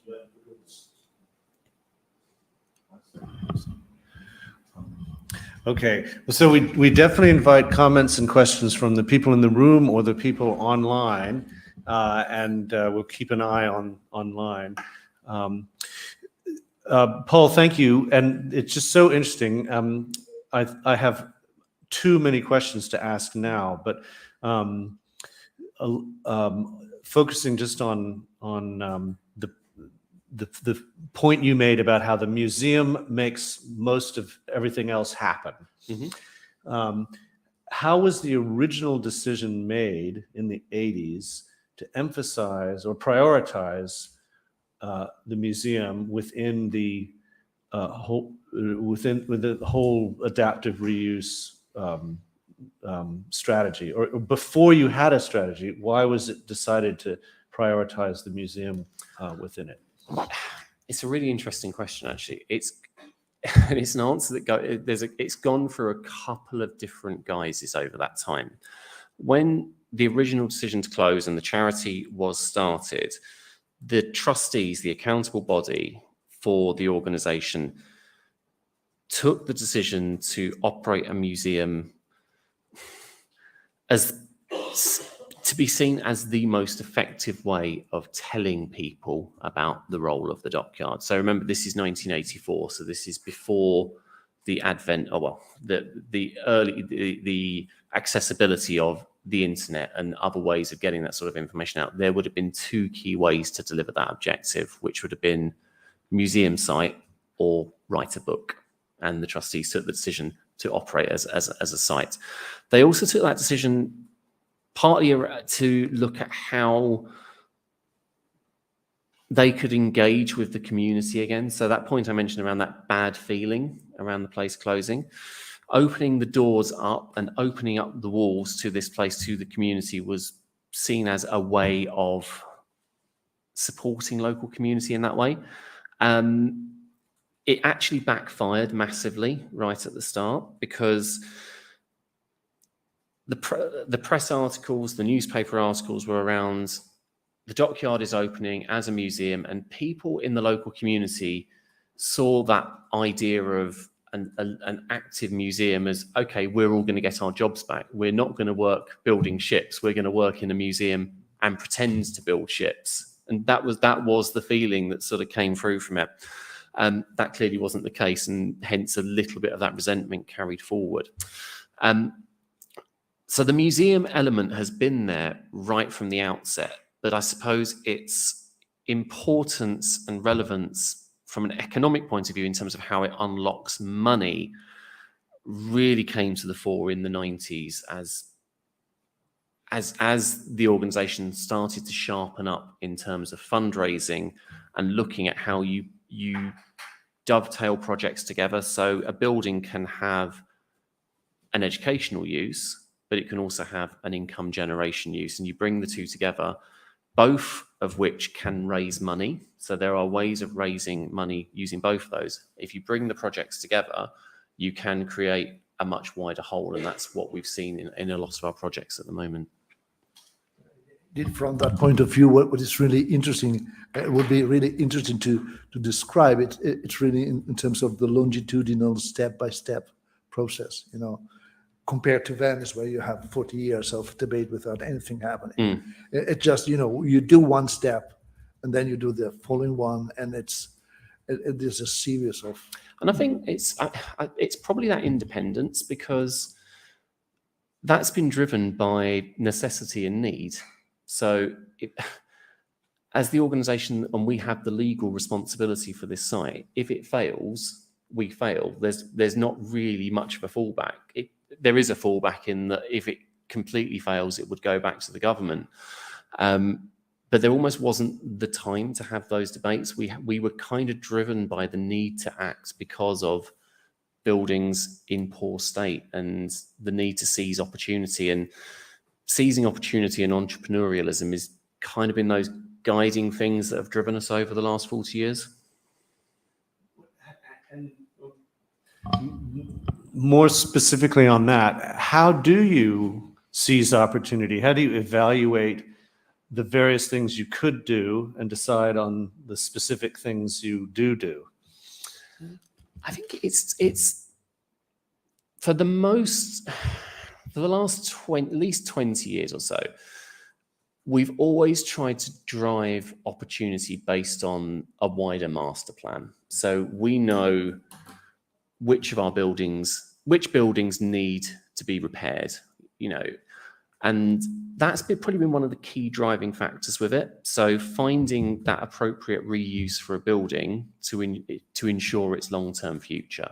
So a good example of that is the one on the screen now. I've seen at the moment. So this is Commissioner's House. You can see this is the oldest intact naval building in the country, built in 1703. It was the house of the dockyard commissioner, the CEO of the dockyard, for want of a better phrase. And it currently has a leaky roof that is falling apart.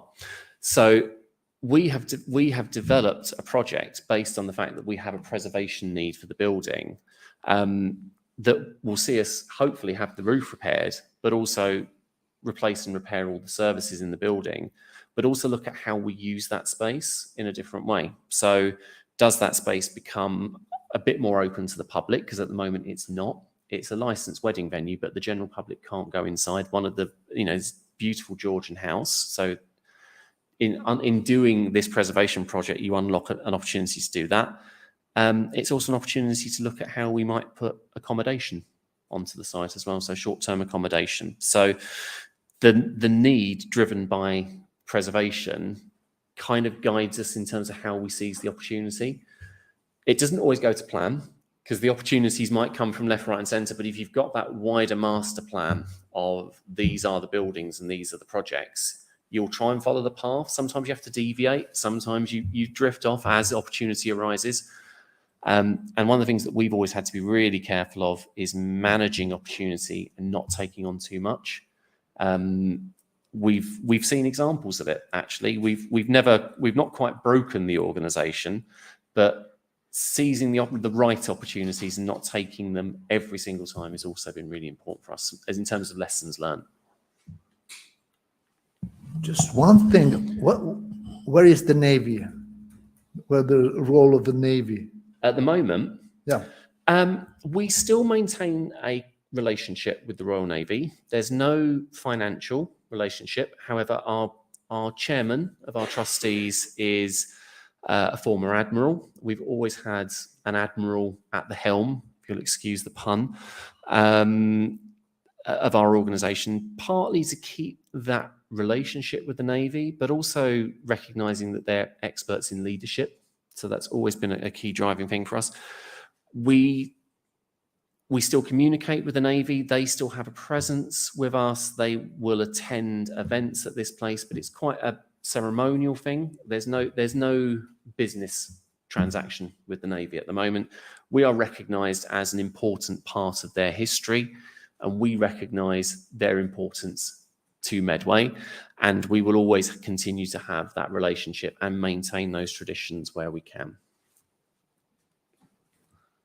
Okay. Yes.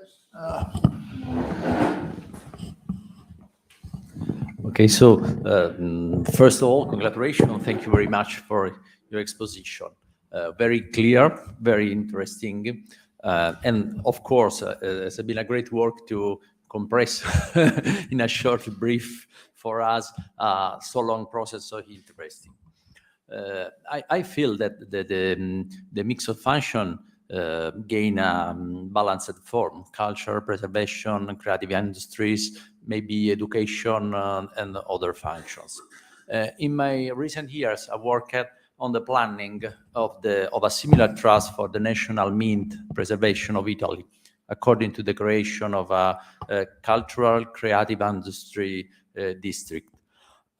This way, one entity make possible to ensure a fundamental unified vision and this was very exciting to see one of your last graphs with the world vision of the incomes of the visitors of the function year by year, and just one unique entity could control and decide which process need to be improved, the one that you have to leave. No, the first path that you have to leave. So among many questions, I would like to ask you, what are the development prospects of the business estate? So in the business estate, there's a mix where the creative industries, if I understand, as a main role, no? And usually creative industries comes where you set a creative district. So in a creative district, we have many attractors, no? Many anchor points, which could be cultural institutes, school of art, crafts, digital, and second, to question the third, Luca asked you the third, so I could be shorter.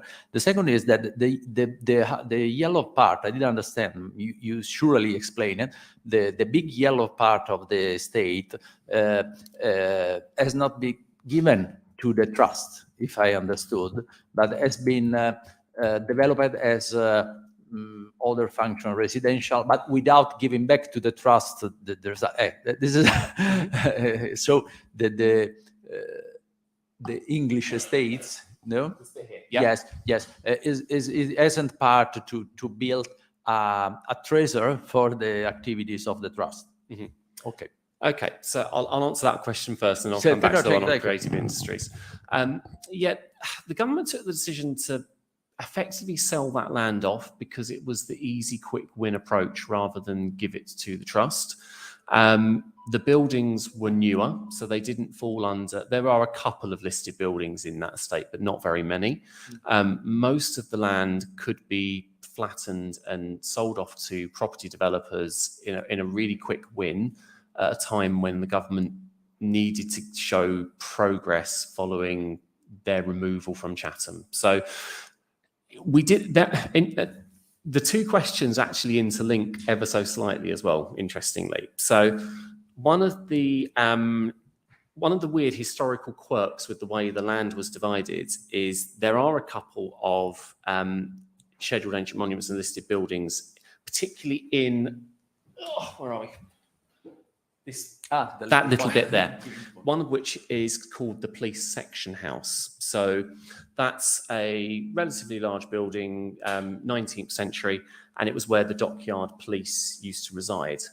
Has stood derelict for years because it's been outside of our control. It's not something we can do anything with, and it's effectively has been in custodianship of our government. But we are embarking on a project with the University of Kent to turn that into something called the docking station, which is going to be created by the university's Culture and Creative Industries Hub. And it's going to be a developmental facility for creative industries. So gallery space, digital technology, green skiing, augmented reality, all in this amazing historic building that's also going to have a modern extension built onto the back of it for the creation of this digital studio. That kind of gives that example of actually the development of cultural industries on site has been all about working with partners like University of Kent and their creative industries on site, working with in the past University of Creative Arts in the UK and others as well. The creative industries seem to be gravitating to our site quite a lot, I think partly because of architecture and site and the way it is, partly due to the sorts of spaces we have available. So some of the large open span spaces we have work really well with the creative industry. And we've embraced the creative industry as well. So we will work with artists to create sculpture installations within our buildings.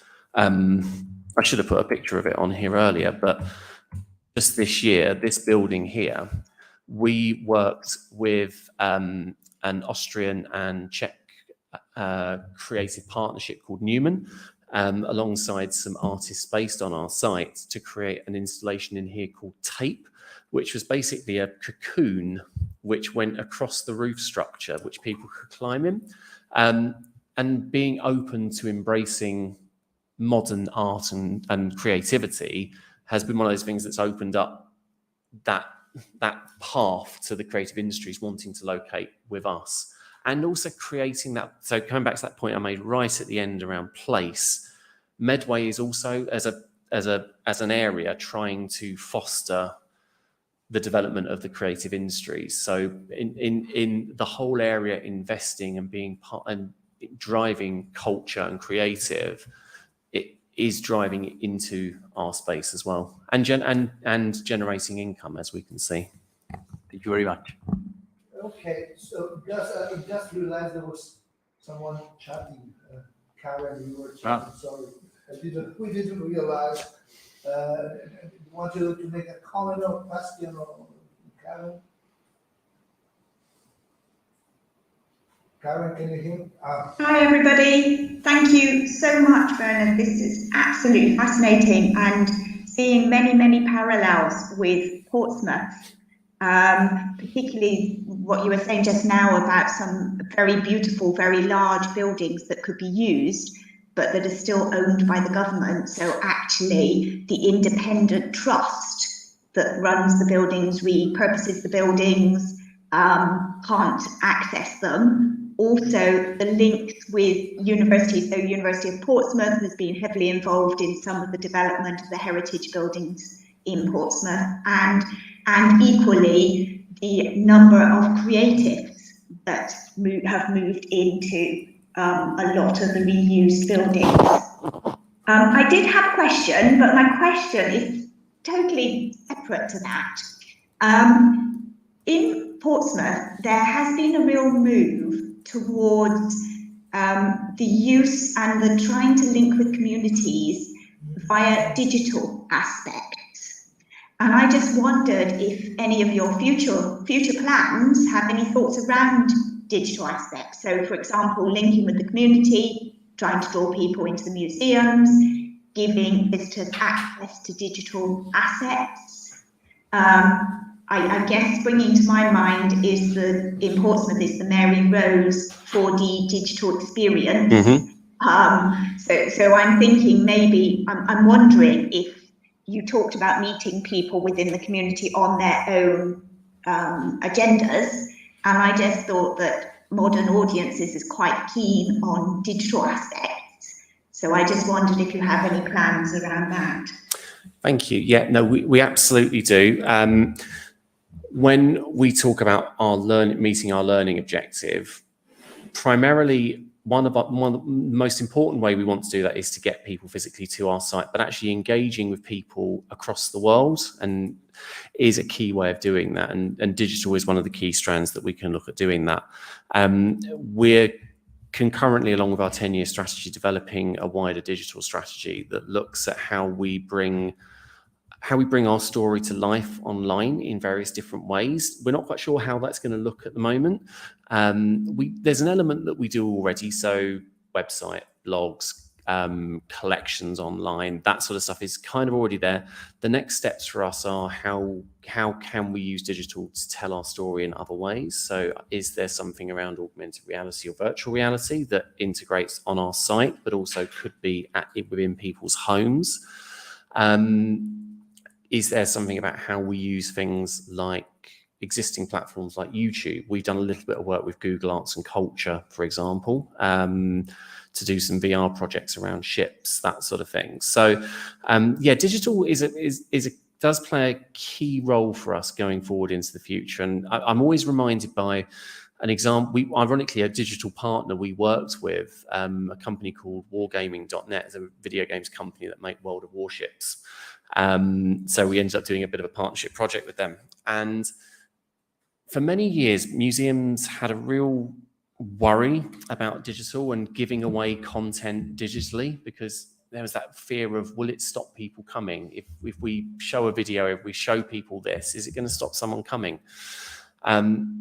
And the example I was given was baseball in the United States, and how there was this real fear that when baseball games had started to be televised, there was this real fear that people wouldn't go to the games, and it had the complete opposite effect, that more people were exposed to the sport and it dramatically increased their attendances at the games.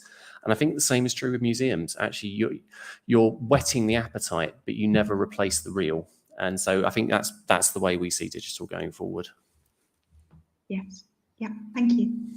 Okay, thanks so much, and thanks from the Karen from the Zoom conversation. I think we're really getting out of time.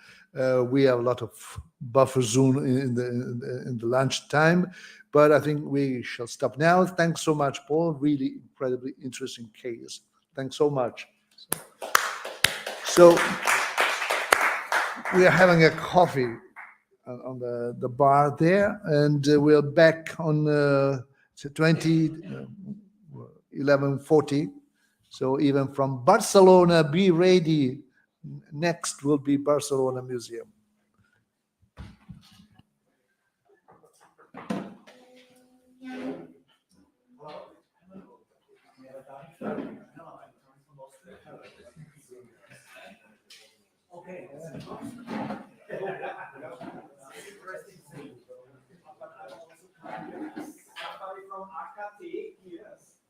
Ehi, ciao.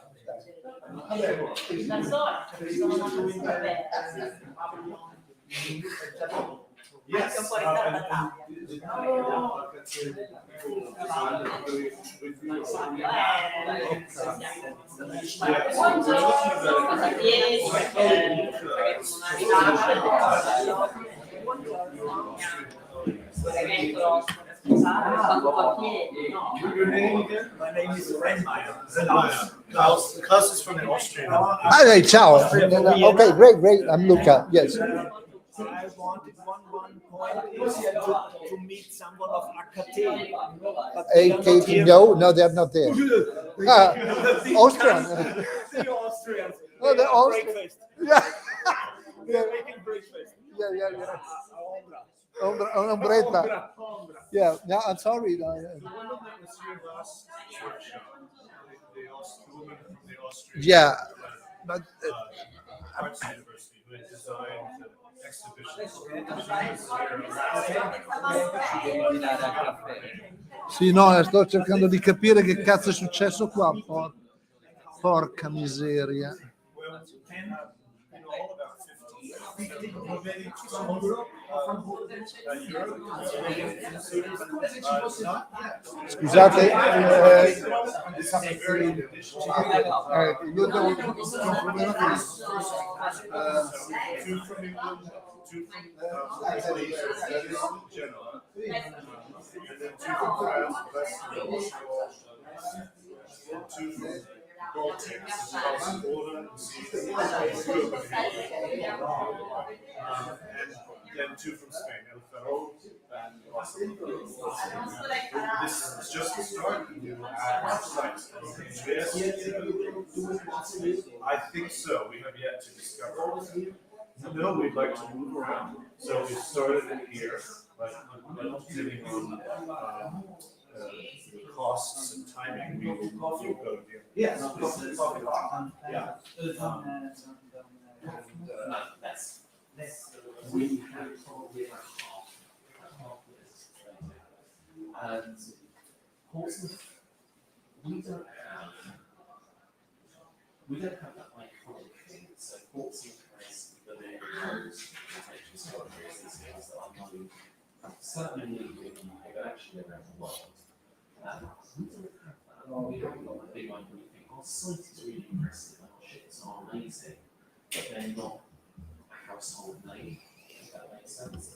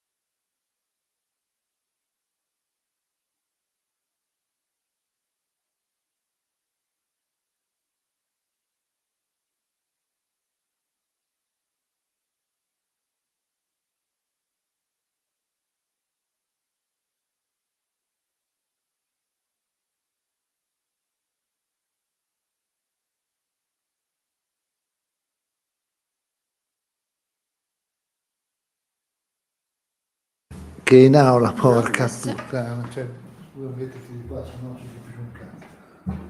Dai, possiamo metterci... Guarda, partecipante, dove sono? Si girerà questo coso.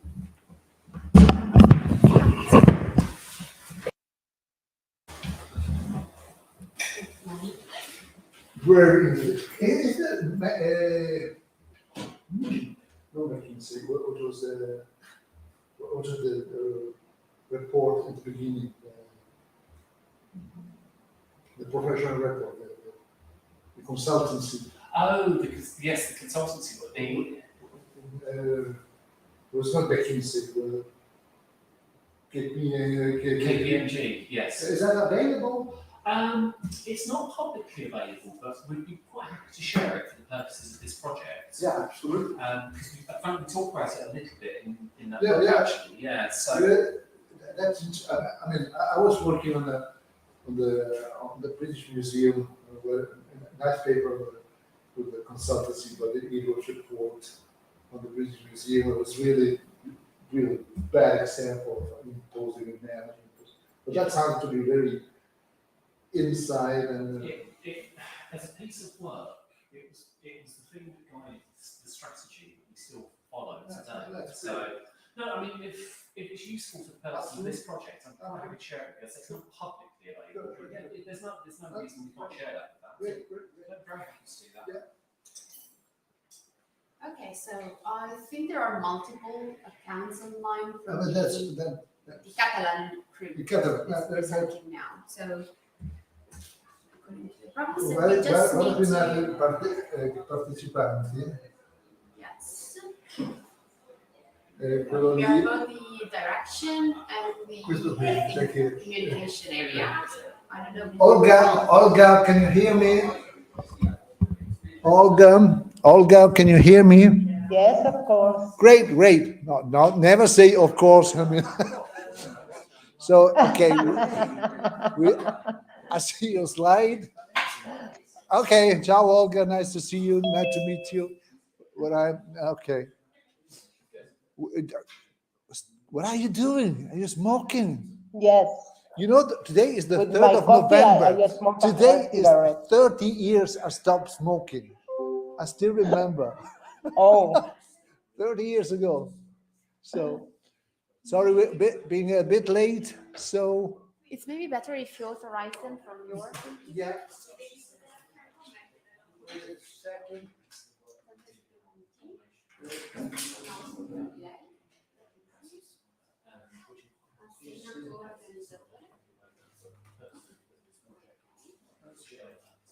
So Now you can you share. should be able to share the Yes. slides now.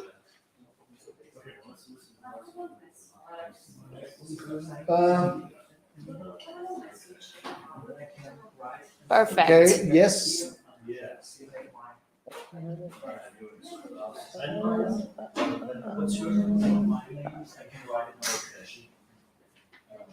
Can you make a presentation? wait a minute because We,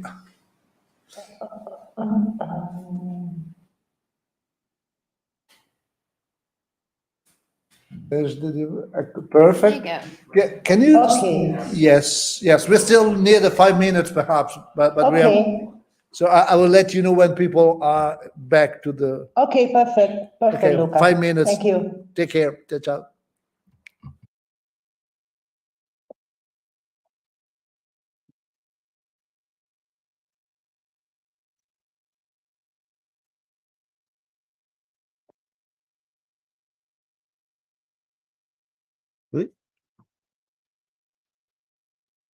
Hola.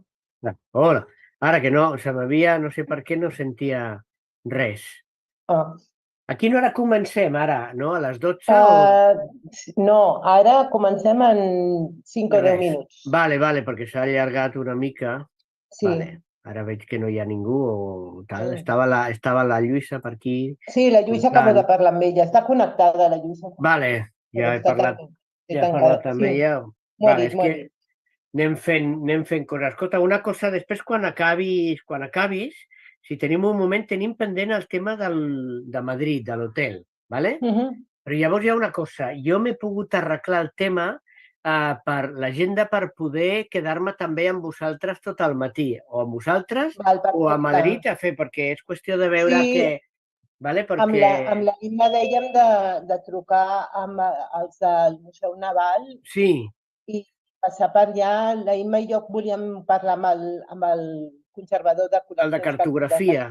Sí. però bueno, si A mi podem fer una m'agradaria visita. també fer una mica d'això.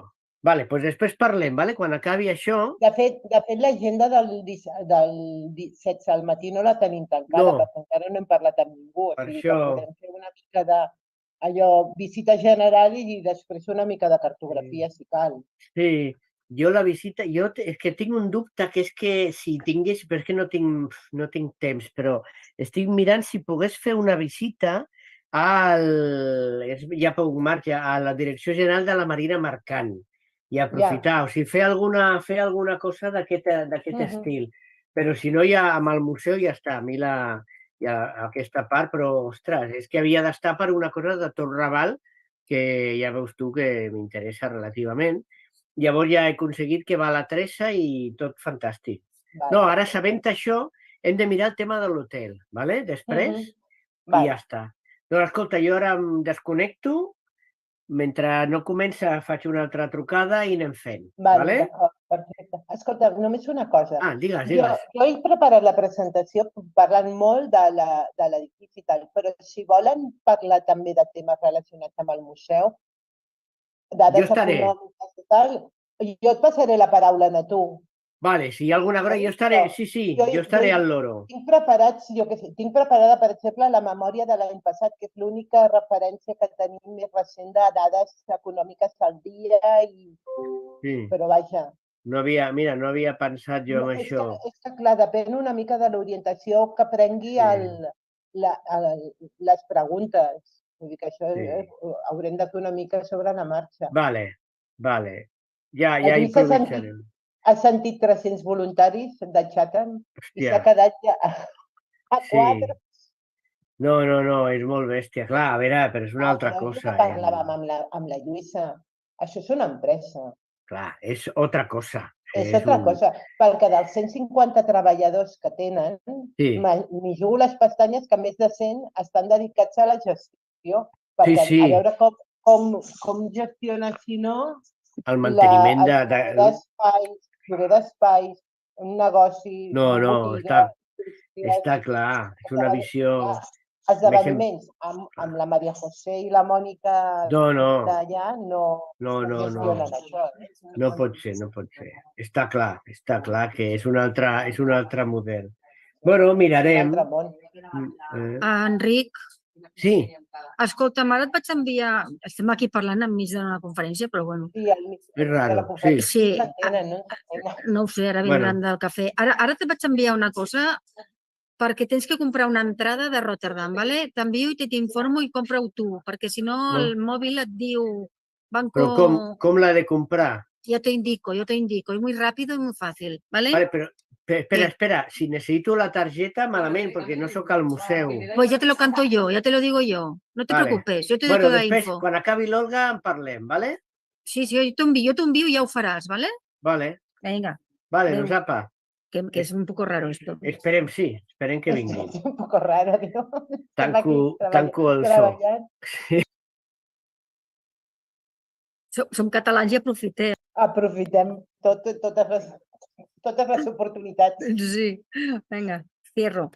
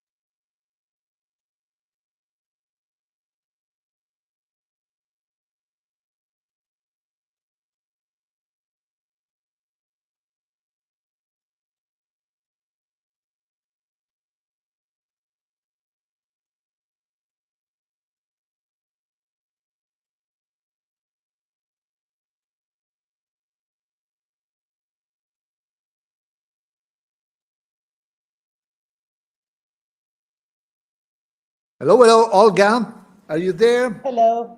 Yeah. Okay, so we can start. Sorry to be late, but it was happening, so it happened. So the floor is yours. We can see the slide.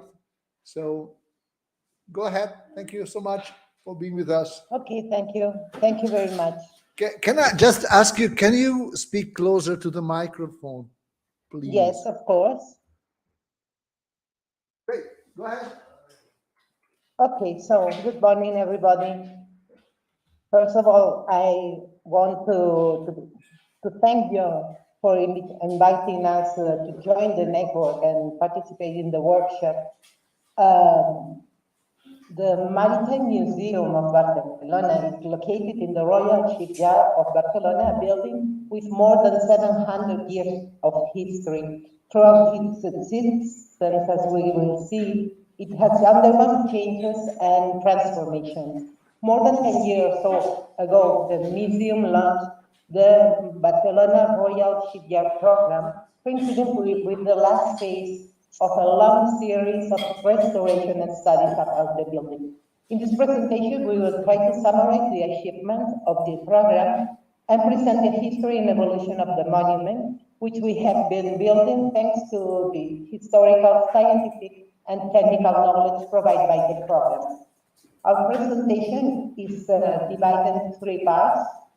The first dedicated to a brief overview of the historical evolution of the building. The second part shows how the museum since 1941 has progressively occupied the monument. And the third, in the third, we will share the characteristics and main achievements of the program, of the Barcelona Shipyard program. The foundation of the shipyard is directly linked to the consolidation of the Mediterranean interests of the Crown of Aragon during the 13th century. During the reign of James I, the expansion of the Crown was directly towards Valencia, Murcia, and Mallorca. The campaigns required powerful naval forces, and at the moment, the shipyard was one of the most important bases of this Catalan expansionist policy. The most recent research claims that the decision to build a shipyard outside the wall enclosure of the medieval Barcelona was taken by the King Peter II. During his reign in the late 13th century, the expansionist policy in the Mediterranean was consolidated, and the monarch decided to place a new royal shipyard in a space of his ownership and control.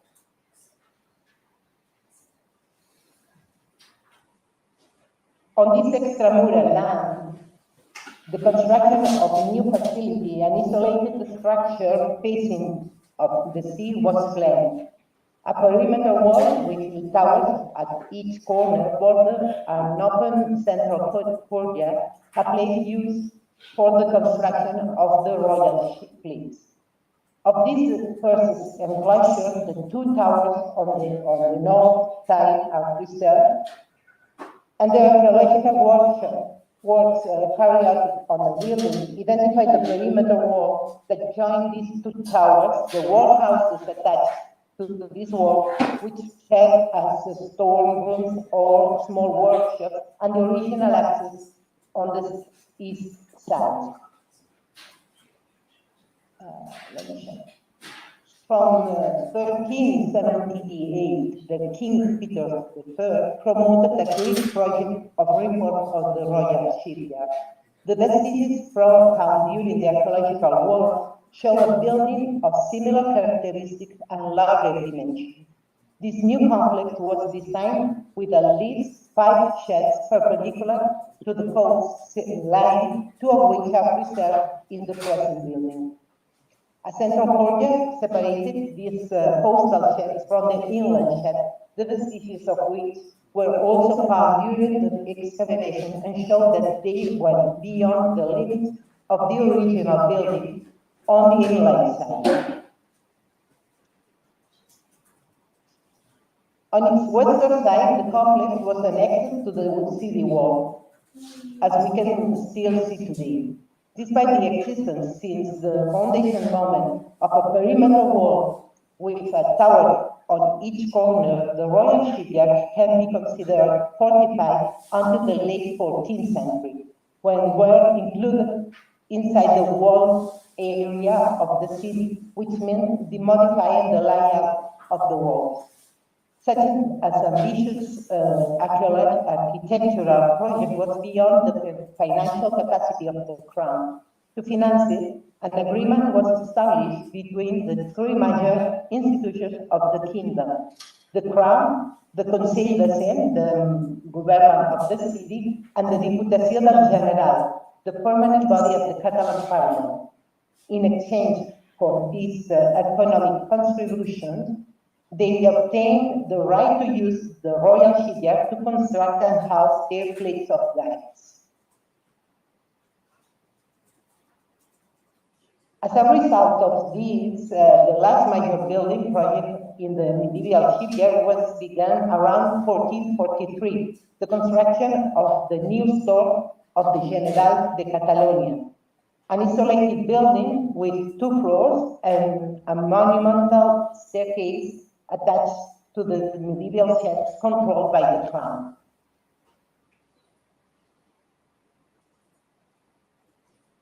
At the beginning of the 16th century, the Mediterranean was a sea disputed by the Greek naval powers of the time. The Spanish Empire controlled the western Mediterranean and maintained excellent strongholds with North Africa that used to protect the roads between the Iberian Peninsula and its Italian possession. As a consequence of this situation was Charles V concerns to improve the coastal fortification of his possessions and to build a fleet of galleys to combat in the Mediterranean. The Royal Shipyard of Barcelona actively participated in this construction of fleets of galleys of the Spanish Crown that took part in the campaigns of Italy and Tunis in the Battle of Lepanto in 1571. Note that the Royal Galley of John d'Austria, a replica which can be visited in the museum, was built in this style. This moment coincides with the first preserved images, the first preserved images of the Royal Shipyard of Barcelona. The first, a tapestry by William the Panamaker made in Brussels between 1546 and 1554. It is the preparation of the Tunisian campaign in Barcelona. Secondly, a series of drawings by Anton Bardin Gaerde representing the city of Barcelona from different perspectives. On the maritime front, the building of the Royal Shipyard of Barcelona can be clearly distinguished, as I marked in the image. These drawings are part of a collection of views of Spanish cities commissioned to the artist by Philip II in 1563. The third representation of the Royal Shipyard, dating from the 6th century, it's an engraving published in the Civitatis Orbis Terrarum, a work published between 1572 and 1614 by Brown, Hohenberg, and Novalenus. The combined analysis of the iconography of the archaeological remains located during the excavation and of the historical documentation has made possible to establish a new chronology for the construction of the present building.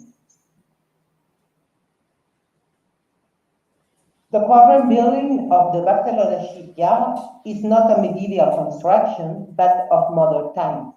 Although the Gothic style is preserved, it is a construction built during the second half of the 16th century on the remains of the medieval building, which was demolished to expand the facilities. This enlargement includes also the construction of 4 ships between 1612 and 1618. Despite the importance of the shipyard, we have to wait more than 400 years before we find the first plans showing the layout of the Barcelona shipyard. It is a plan drawn up in 1709 that reflects the importance and size of the Royal Shipyard.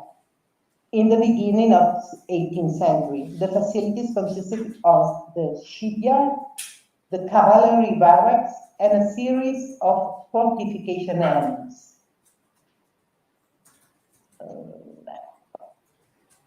After the War of Spanish Succession, the monarchy promoted the comprehensive reform of the naval forces with the priority aim of preserving the security of the Atlantic domains, which provide almost all the crown's resources. One of the key elements of this reform was the establishment of the maritime departments in 1726. The coast was divided into 3 sectors called departments, and this new organization was accompanied by the construction of a dockyard in each of the department capitals, Cartagena, Cádiz, Ferrol, and La Habana. In them were concentrated the navies, the naval corps, the task of building new vessels, and the maintenance of existing ones, and a series of auxiliary industries. This reform supposed the abandonment of shipbuilding in Barcelona and the comprehensive use of the facilities for activities linked to the manufacture of artillery and other military uses. But during the first half of the 18th century, the Royal Shipyard found the activities linked to the construction of galleys for the Royal Fleet and the storage of artillery couplings. The naval use of this shipyard continued to be a priority for the town. The distribution of the building in the first half of the century was in line with the project for the construction of new galleys. The situation led to the last major architectural renovation of the building in the 18th century. In 1723, the project to build 4 large galleys showed the need to join the 2 central sheds to form a new one of larger dimensions and to build a central slipway, both of which were essential for this purpose. Despite the desire to revitalize shipbuilding at the Royal Shipyard, in 1745, the construction of galleys at Barcelona Shipyard finished, and the building was dedicated only to artillery-related uses.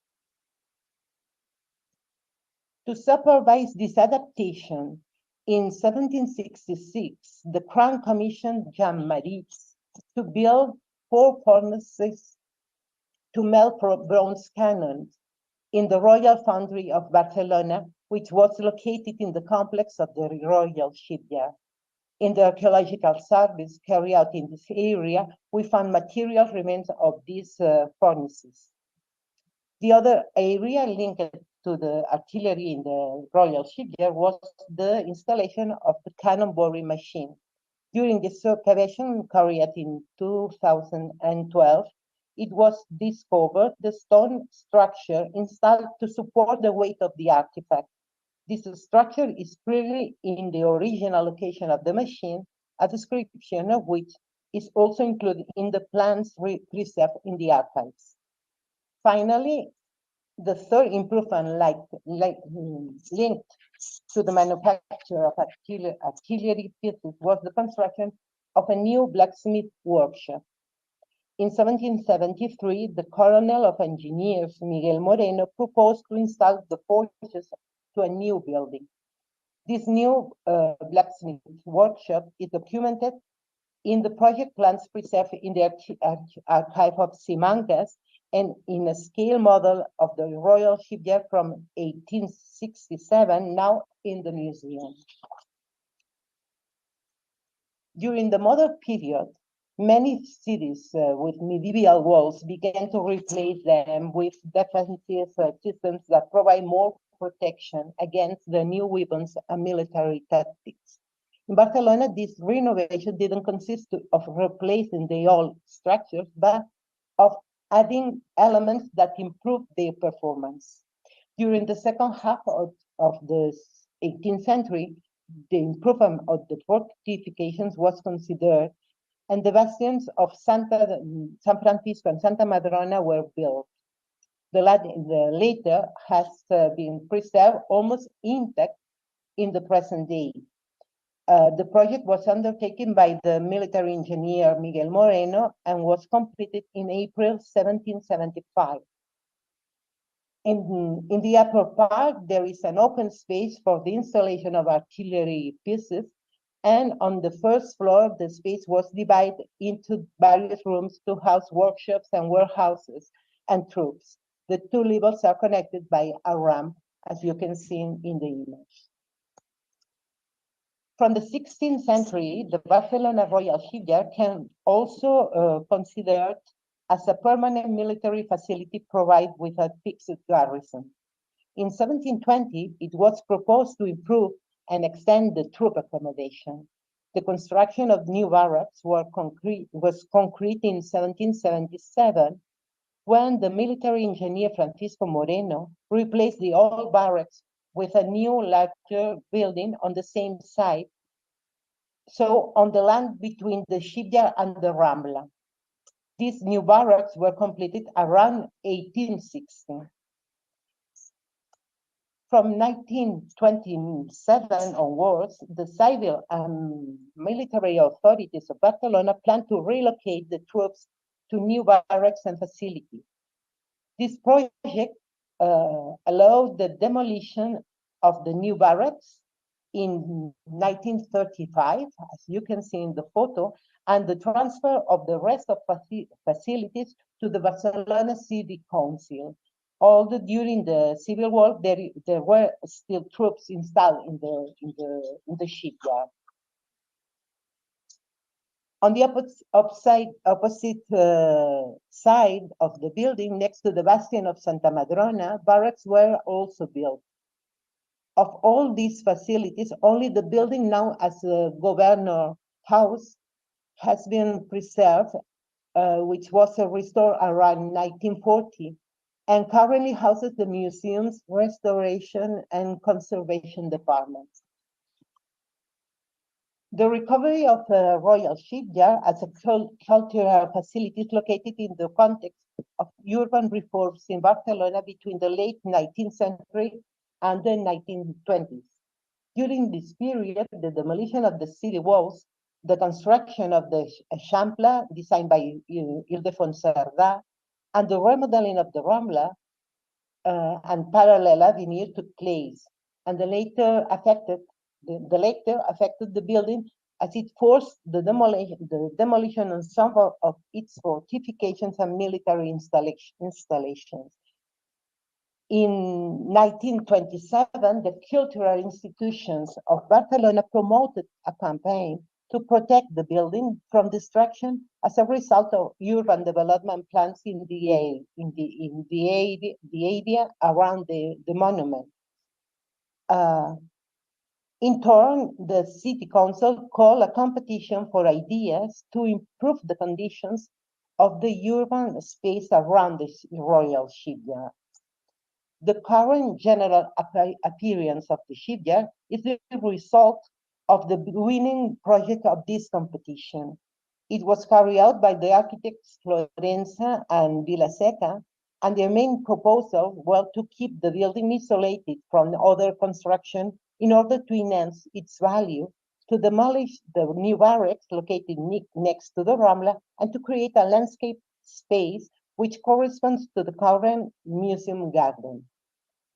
As for the restoration of the building, the project consists of restoration of the preserved 13th century towers, the restitution of the Santa Madrona portal, the gate of the medieval wall, and the restoration of the central sheds of the building. After the Civil War, and now in the care of the Barcelona provincial government, the museum was opened to the public in 1941. At that moment, the museum occupied shed 4, the Botiga del General de Catalunya, the building built in 15th century, and the last arcades of sheds 6, 7, and 8. You can see on top left the map with the area occupied by the museum at that time. In 1943, the museum hosted the National Book of Sea exhibition. For this purpose, sheds 1, 2, and 3 were refurbished and converted into a room dedicated to the sailing in the 18th and 19th centuries, once the exhibition were over. At that time, the archaeological gallery, placed here in this area of the museum, located between the sheds 3 and 4, was also restored, and a part of the central sheds of the building in the area of the Grada Mayor,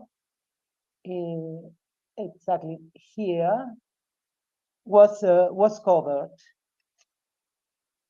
Between 1943 and 1950, the museum was extended to occupy shed 5, this one here. And at that time, the Vieta and Monju halls, 2 halls of the museum, were dedicated to the traditional shipbuilding and were open to the public. In 1951, the museum opened as part of the Marquese Comillas Hall here, dedicated to steam navigation in sheds 6, 7, and 8. So here, 6, 7, and 8. And the museum's storeroom were located in the last arcade of these sheds, exactly here. In 1960, a project for the reconstruction of the Royal Galley, for the Royal Shipyard and the extension of the Maritime Museum continued, and the Marquese Comillas Hall was also extended to the, I'm sorry, I can see the area here. Extended to the sheds 9 and 10, and a staircase was built in the late era to access an elevated gallery that houses the shipbuilding hall. Is this part of the permanent exhibition of the museum? At the same time, works began on the construction of the replica of the Royal Galley in shed 7, so in the Grada Mayor, here in the middle of the medieval or modern shed. And the project of this replica was inaugurated in 1971. In 1986, the museum began the plan of the restoration and development of the Royal Shipyard of Barcelona, directed by the architects Robert and Esteban Terradas. Within the framework of this plan, the restoration of the Marquese Comillas Hall was carried out in 1987 and 89. And in 1919, a new entrance of the museum was concreted through the King's Garden, and part of the Botiga del General building was adapted as an auditorium in the ground floor and administration and technical services in the first floor. This is the image of the first floor of this building. Until then, sheds 8, 9, and 10 had been used for various purposes by the City Council here. The constitution of the consortium, in which the City Council also participates, meant the transfer of the use of these spaces to the museum. The spaces located here in the here,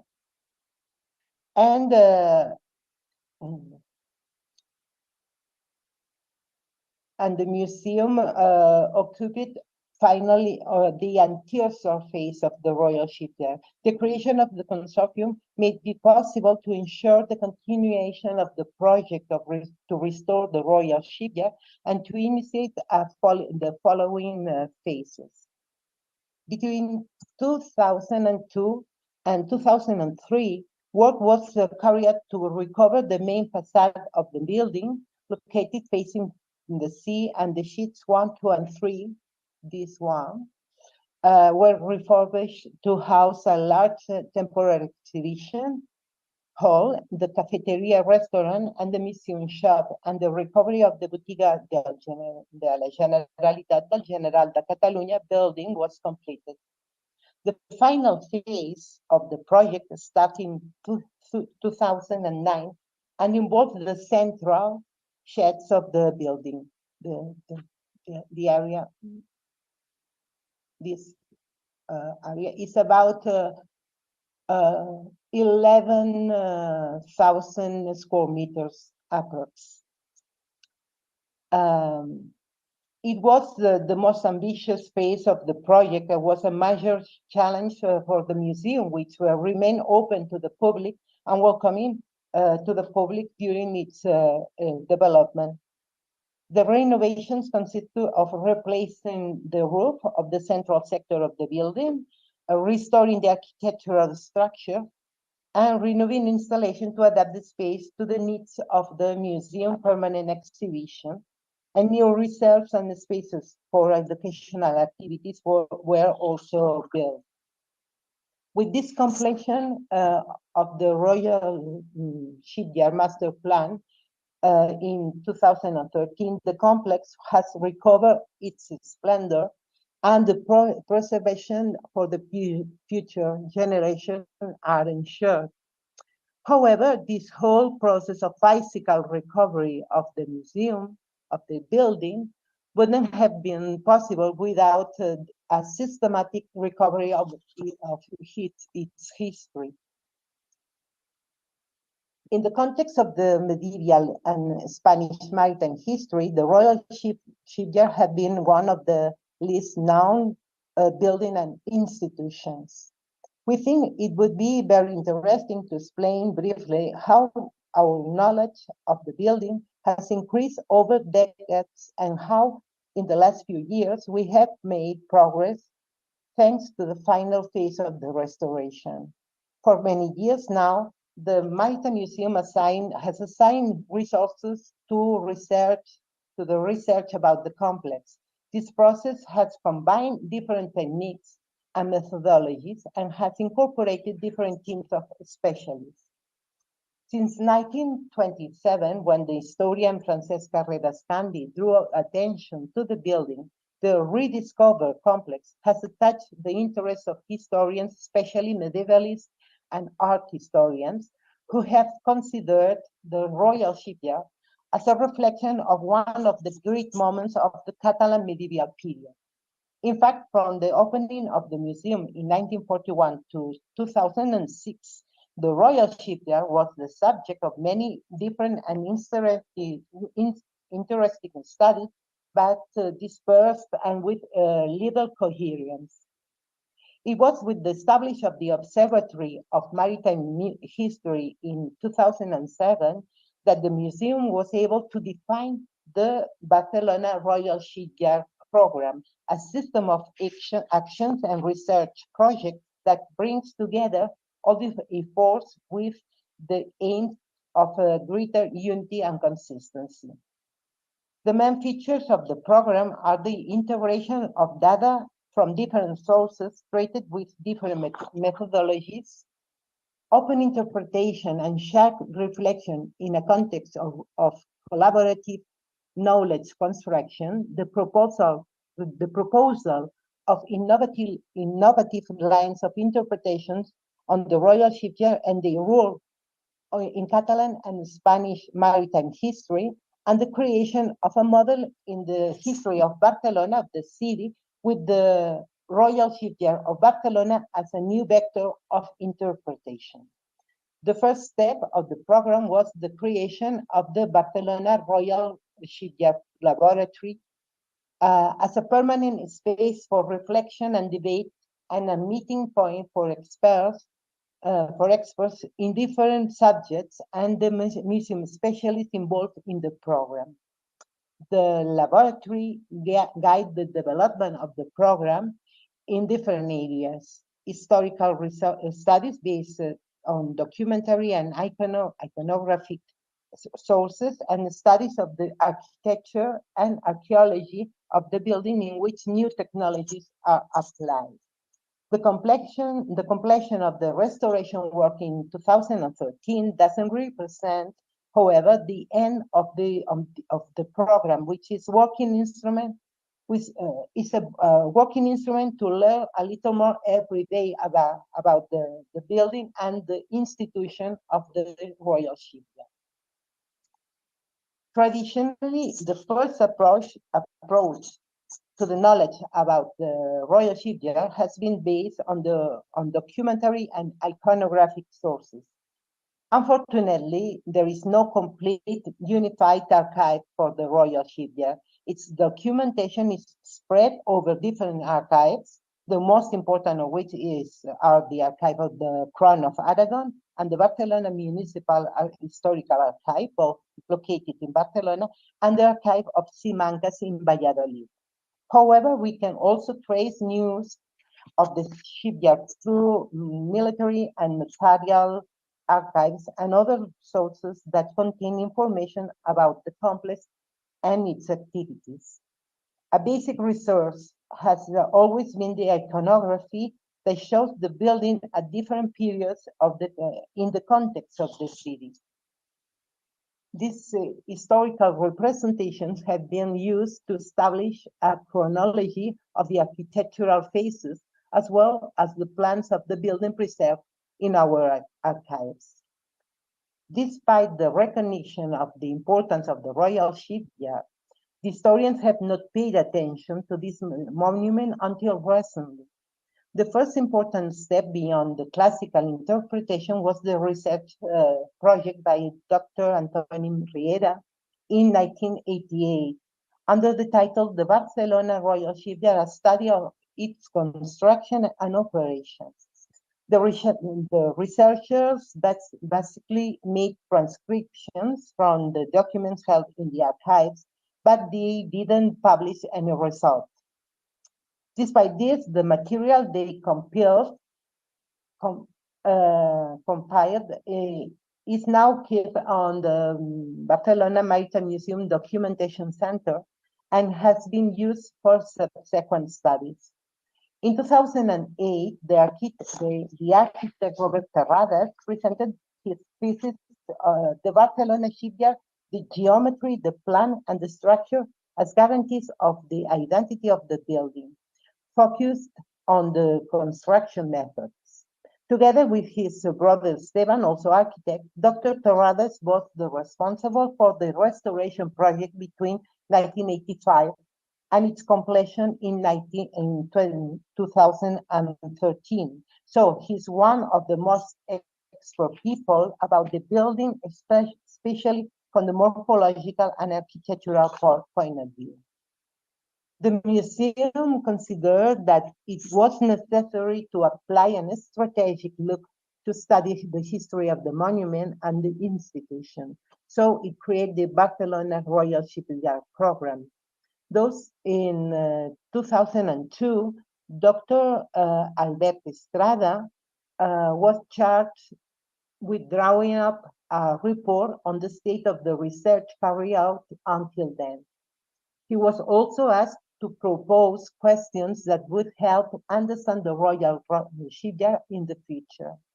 His book, The Royal Shipyard of Barcelona in the Middle Age, Institutional Organization and Naval Construction in the Crown of Aragon, published in 2004, was the real turning point in our knowledge of the building and the basis for subsequent advances.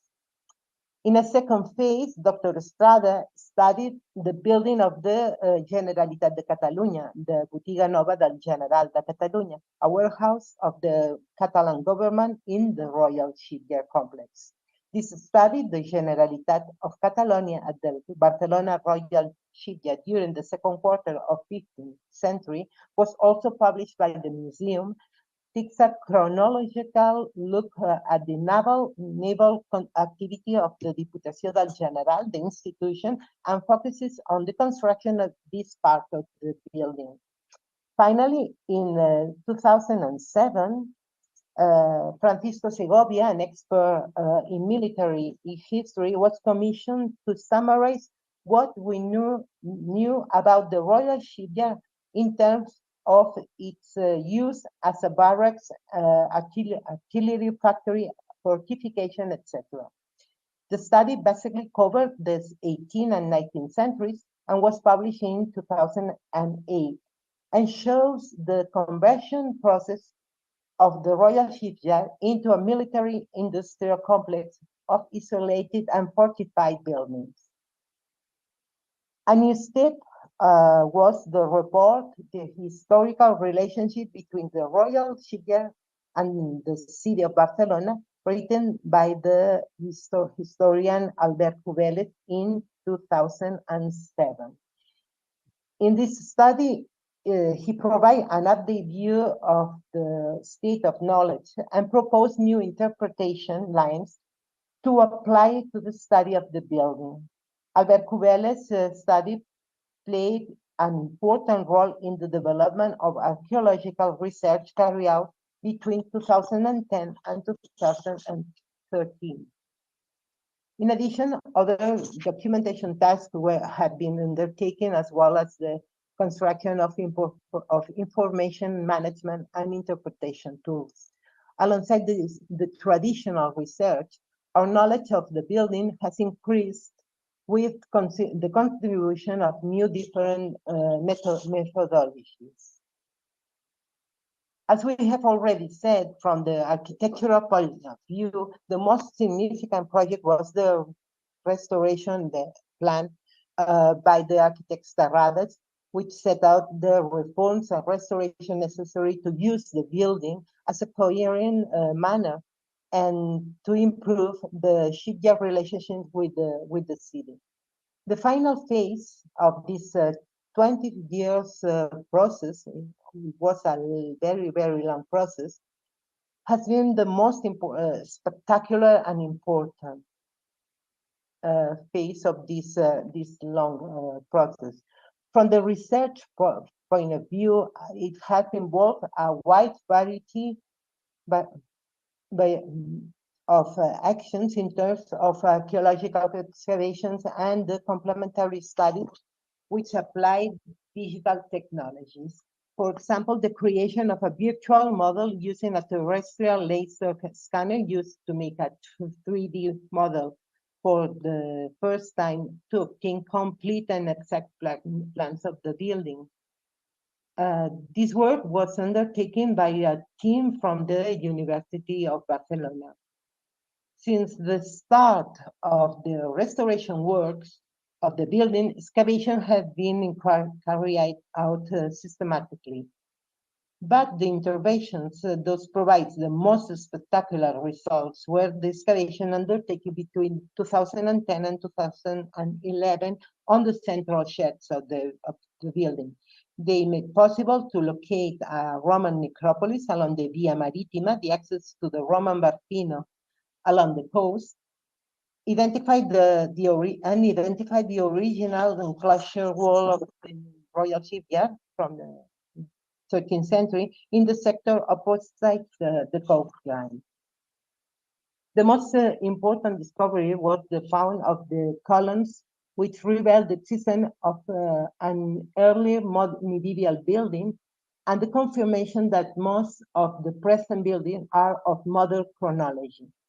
A small excavation outside the building confirmed that the original building had a body facing the sea that was demolished, meaning that the facade we see today is not the original one, but the one that remained after the works to set the building back and distance it from the sea. So we can now say that the medieval building of the Royal Shipyard was a different size in a different place. the sum of archaeological techniques, the chronological interpretation of the building structures, the application of geographic information systems technology, the analysis of the first iconographic depictions of the Barcelona Royal Shipyard, and an immersion in the archives permit to confirm that the building as we see today was built during the second half of the 16th century. Nevertheless, some of the older parts have remained. The two sheds traversally closest to the main facade are probably surviving vestiges of the medieval shipyard. And the perimeter walls, especially those located next to the medieval wall preserved in Avinguda del Paral·lel, are from the first medieval building. Another surprise was the discovery of a Roman necropolis linked to one of the roads into Bartino, the Via Marittima. Although it has no direct link with the royal shipyard, the burials have increased our knowledge of the Roman city. Archaeologists also found the remains of the cannons boring machine built in 1767 that was part of the industrial equipment. We know it existed by the documentation, but we don't expect to find the base of the machine. In the final phase of the archaeological work, the last Greek discovery was made. A cut in the subsoil that showed the construction or maintenance of a galley, thanks to its structure and the materials associated with it. The chronology of this find dates from around the 17th century and is one of the most few materials evidences of shipbuilding activity in the royal shipyard. Now, this relationship between the building and the galleys is much more evident. Another of the methodologies applied to the study of the royal shipyard in the historical architectural study. The research tool, also known as the study of walls, consists of non-destructive analysis that permits to study the historical building and learn how it acquired its current physiognomy, as well as to see its building materials and architectural elements. It helps to better understand the story, the history, and evolution of the building from its beginnings to the present day, and is used to create virtual reconstruction of it at different times during its life.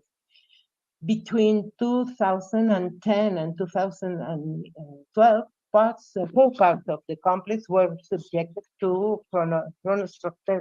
chronostructural research and analysis. The areas,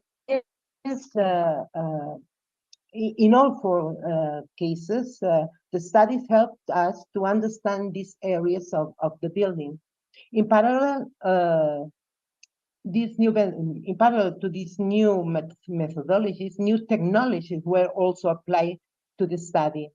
Geotechnical studies on the pathology of the building were made by the experts of the University of Barcelona in 1989, and geophysical surveys using georadar to detect subsurface structure were made in 1990. Finally, the geographical information system was used to create a reference system to locate, consult, and analyze historical data obtained by the different researchers. In 2011, the georeferencing of the building and of some preserved plants, early plans were made and finished. This study allowed all the archaeological evidence from the excavation to be incorporated in a exact cartography of the building. The research carried out in recent years has not yet completed the history of the Royal Shipyard, and questions remain unanswered. For example, we need a better understanding of the terrain around the buildings that form the so-called Camp de la Drassana, shipyard camp. Because if we can identify its functionality, we can make a more accurate reconstruction of the shipyard's operative. We also have to improve the knowledge about the configuration of the Barcelona waterfront with the design of the city defensive system from 13th century. And in another line of research, we need to improve our knowledge about the naval activity undertaken there in order to better understand the institutional role as an economic driving force of the city. And we need to reconsider the role of the city of Barcelona and the Crown of Aragon in the heart of the monarchy of the First Habsburg. In this field, the most recent contribution to the Royal Shipyard Program is the publication of the research carried by Jorge Aguilera and Alfredo Chamorro, the Royal Shipyard of Barcelona in the Modern Age, the Great Galley factory of the Spain of the Hispanic monarchy, 16th, 18th century. This work, published in digital format only, can be consulted and downloaded from the Barcelona Maritime Museum website. And it represents a new step in the long road towards a full understanding of the factory and the institution of the Barcelona Royal Shipyard.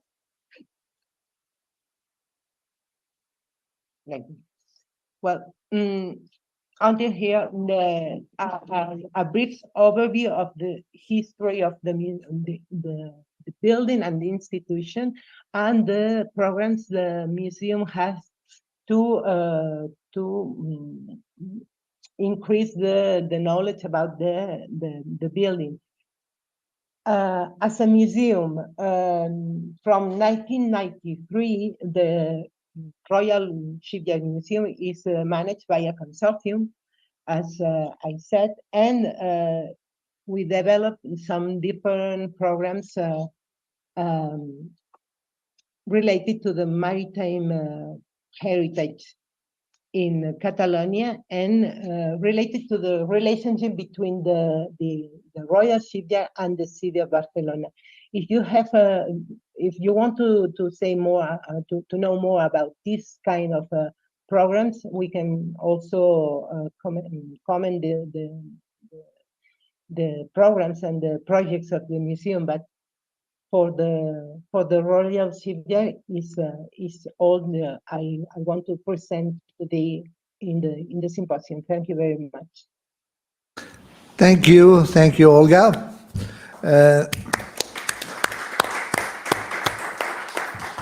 Thank you, and once again, this reminds us how different heritage sites can you hear me? Yeah.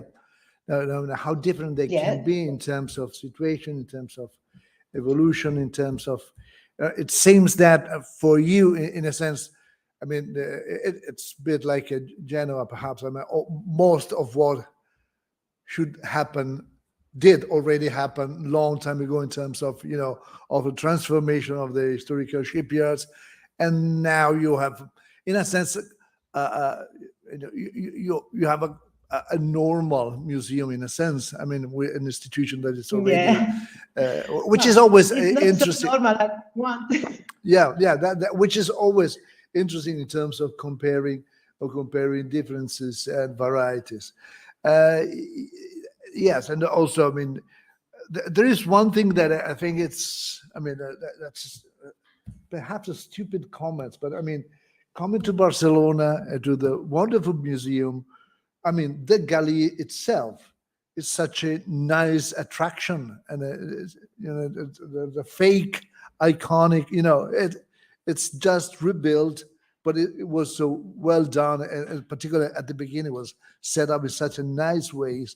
So it's interesting. Normally, when we tend to criticize the Chinese when they made replica, but this replica was incredibly interesting and seems to be very still crucial within the setting of a museum. So that's something bizarre, in a sense, interesting from that point of view. No, it was a very long project of research between 1961 and 1971. So it was 10 years project. But for us, it's a very important element because it allowed to explain exactly what the Royal Shipyard was in the origin. So an installation for building the royal galleys from the crown, and it's also an attractive element for visitors in the museum. no, that's really interesting. I mean, perhaps having a bit of detail on that project. I mean, I'm wondering whether in other countries or a project like that, what would have happened? You know, it's in terms of controversies about what are you wasting money to make something which is fake, but that's interesting in itself. No, the other thing, I don't know if there are questions. I mean, I would be a bit interested in, you didn't tell us that much in terms of you just mentioned the consortium, but it's, I mean, from an administrative point of view, I mean, it's what the specific issues, specific features, and what are the main problems, I would say, in terms people have problems. The main problems, I pass the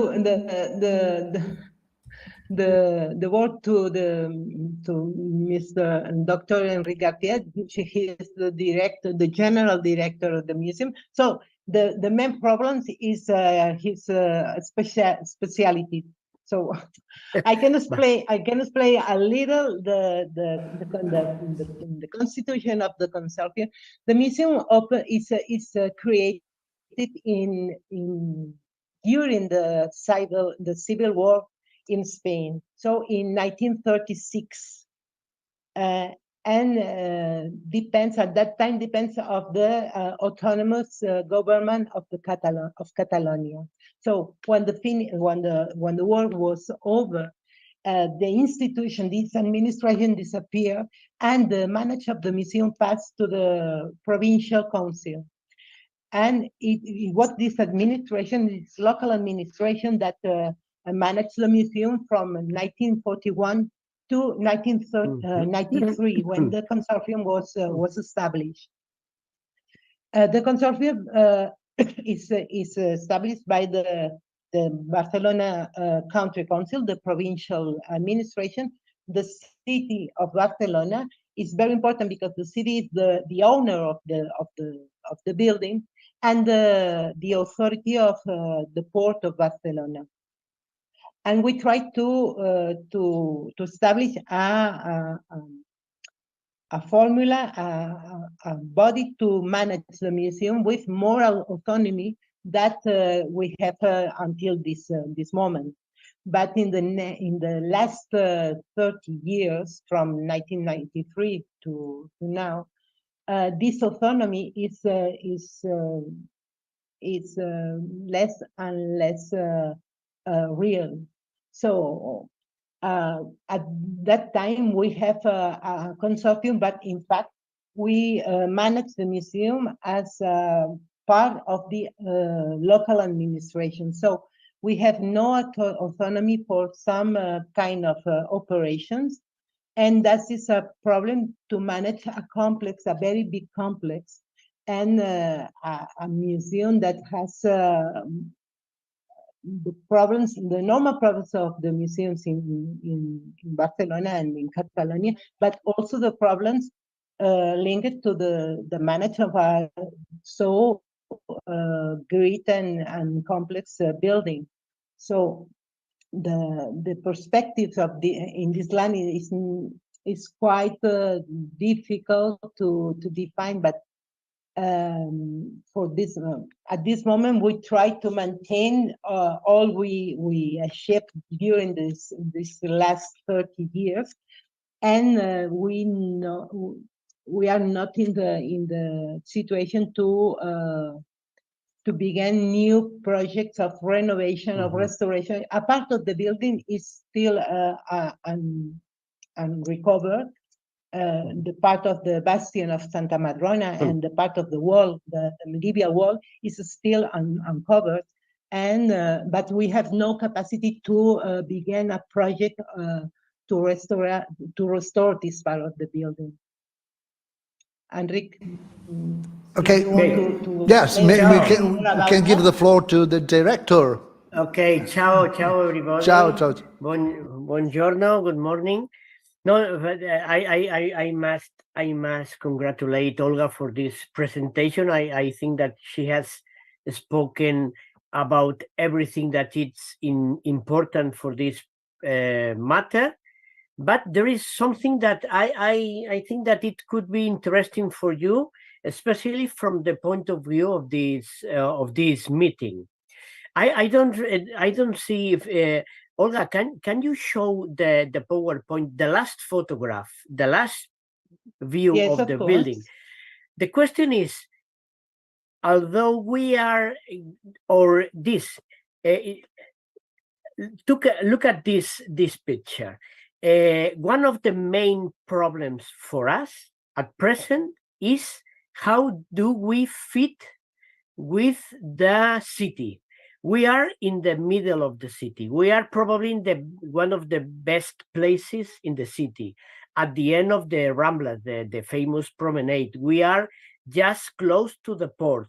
But if you see at this picture, the Royal Shipyards, we are, when we try to explain this to my colleagues, we are a kind of Gibraltar. We are a kind of island in the middle of the city, but the owner, who is the city council, has neglected a lot the building. And the most important institution in this consortium, the Diputación, who is the provincial government who is putting most of the money, has interest in the province, but not especially in the city of Barcelona. So we are in a very, very particular place in which the city itself has a very low knowledge about the shipyard and the Maritime Museum itself. So at present, one of the most important challenges for us is to put the shipyards in the landscape of the city and the landscape of the country. So we are professionals, we know a lot about that. We are talking with you about shipyards, but if you ask anyone in the city of Barcelona about the shipyards, maybe they identify Drassana Reials, the Catalan name, with a metro station. It's the closest to that place. So we are like an island in the middle of the country, like an island in the middle of the city. And for us, the challenge for the next years is to arrive to this point of a real and complete recovery of the shipyard, not from the architectonical or historical point of view, but from the urbanistic point of view, and also from the point of view of the citizens. It's a case very different from the case in Chatham or the case in other places that you have shown. It's another case. And for Olga and for me, especially for me from this political point of view, when I have to fight with the politicians, it's not only for the money, which is important, but for recognition. And I think that in the future, in the next meetings that we can have, or in another works that we can do together, I hope that I will explain you more about this, if we fail or not in obtaining this recognition of the city and my co-citizens. Thanks, Henry. Indeed. Sorry, Karen asked for. Let's I see the autonomy. So the autonomy of our model of management of the museum. I the think. independence. Yeah. Yes. Yes. Well, As a matter of fact, we depend on a consortium, and in this consortium we have 3 different institutions, and each one of them gives a different amount of money. So the level of decision between inside this consortium is quite different. And from this political point of view, I think and I hope that this is changing. At the moment that the Diputación, the provincial government, is taking more and more interest in the Royal Shipyard, and at the moment that both institutions, Diputación and the City Council, have at present the same political color, I hope that we will arrive to a better position in terms of, let's say, independence, or a wider, a wider level of autonomy or management. So we are optimistic. We should be optimistic. I think any one of us working with all shipyards and this kind of facilities, we should be optimistic. If not, we have to change our jobs. But in my case, at present in Barcelona, in Catalonia, the political situation is good for us. So I hope that we will arrive to, we will obtain a better level of autonomy regarding the projects of recovery and reposition of the shipyard. That's interesting, because that's really something reminds me a lot of experience here in Italy. Yeah. I must confess there must be something wrong with Latin languages in doing administration, because it's it's so it's so Baroque or Byzantine in a sense. It reminds me a lot of situation that we have similar, and maybe the situation now it's better because of the alignment between different parties. But what we really missing in our administrative tradition is the notion of autonomy, of accountability, of responsibility, and you have this intrusion of politics at different levels in different ways. Maybe it's a good moment for you. I'm happy for you, but Jesus Christ, it's so difficult to let's say in a stupid way. I mean, the same amount of cleverness that you can have in Barcelona or in Pompeii or in Venice or in Chatham, you waste most of it for other kind of games, so to speak. I mean, it's not supporting our. Luca, there is something more that it's important is for some cities, is the case in Barcelona, for example, the big amount of heritage that the authorities had to administrate.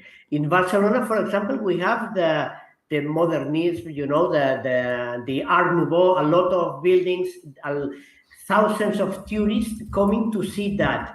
The other wonderful places, highlights in Barcelona remains in a second or third level. So at that moment, we have to fight against the rest of the colleagues who are managing other sites, other places.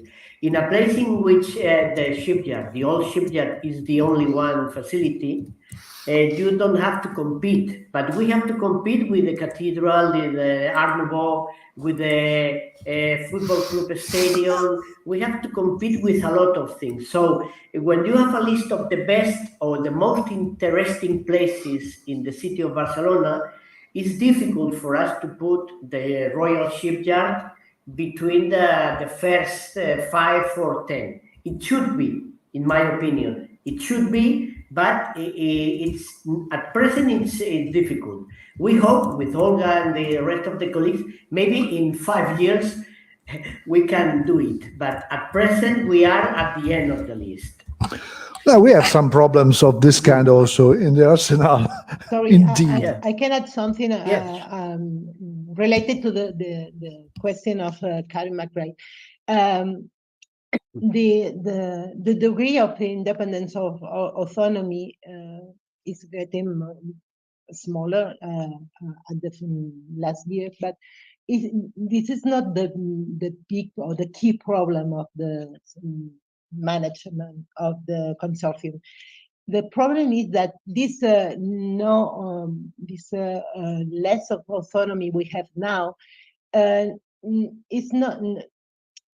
isn't translated to the became a very big control about the process to manage the museum. From an administrative point of view, all the processes are slower and difficult. There is not an interference of the authorities in the plans of the museum or in the management of the museum, but all the processes are more slower and difficult to do it. This is the key problem, because the rift of the museum, of the management of the museum needs formulas more flexible and I don't know, and yields and the general administration is slow. All in this administration are more slow and difficult, and you need to explain one another time the process, the projects, and all is very long during the time. And this is, I think, is not a problem of interference of or control direct to the museum, but in the processes over our administrative process we have to do. Yeah, we know the paper. I mean, we have something similar. I mean, there have been a lot of discussion in Italy on the heritage field in terms of transformation, but also from that point of view, one could argue whether it's some kind of restoration, going back to autonomous entities. It's no more a kind of sexy topic to talk about.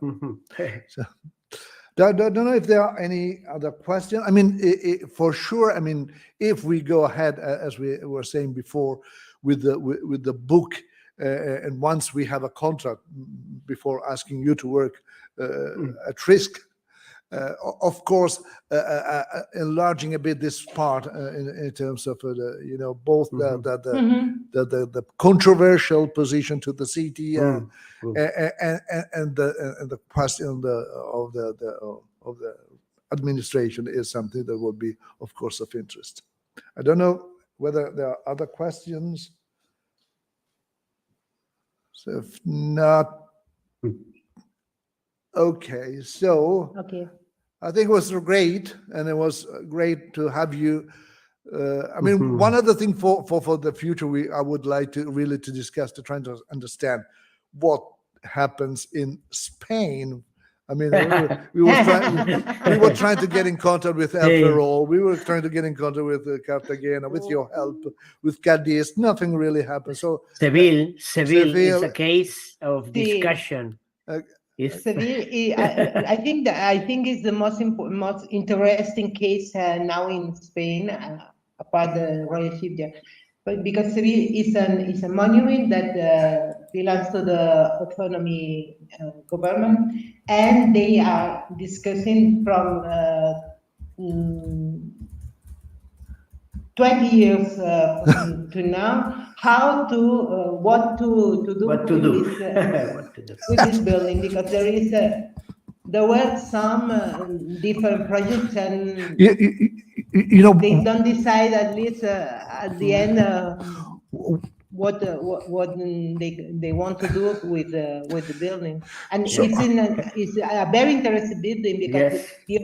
the origin is from the Arabic age of Sevilla. So it's an Arabic installation, and then in the medieval age there is a medieval building in the same place, and the rest there is elements from this from the different ages or phases of the construction of this building. But 700 years of history and 20 of discussions. The proportion is is bad. It's bad. Yeah. It's a table at the end, you know, with the Yeah. 440, we have 720. In Venice, we have 940. That's a nice way of putting it. So, but yeah, you know, one of the things that as we will go on, both in the terms of the project we are going to talk this afternoon, or the book and other things, perhaps we will press you to try again to get in contact with the Sevilla Yes. case study, Of course. to have a Of second. course. One of the most element of the Sevilla case is that the civil society, so the cultural associations and all the people that is interested in the conservation of the heritage and something like that are pressing to the government to make a decision. Mhm. And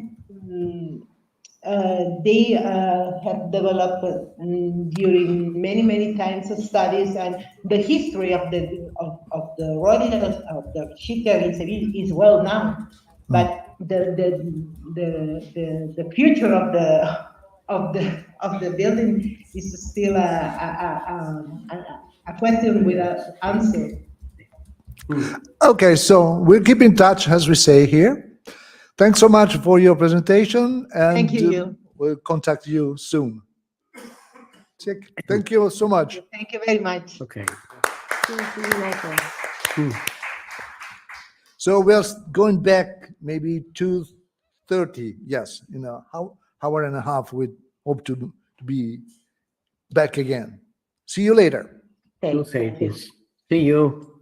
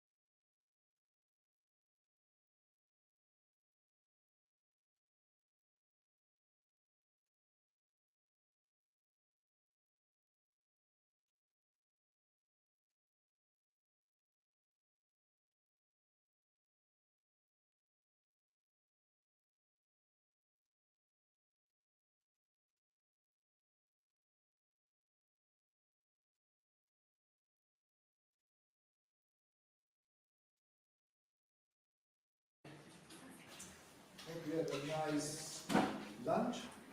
Not too much. Now, starting with Rochefort. Please, all is yours. Well, good afternoon, everybody. I'm Eric Cochomarbeux from the University of Poitiers in the center west from France. Approximately, Poitiers is at 170 kilometers from Rochefort.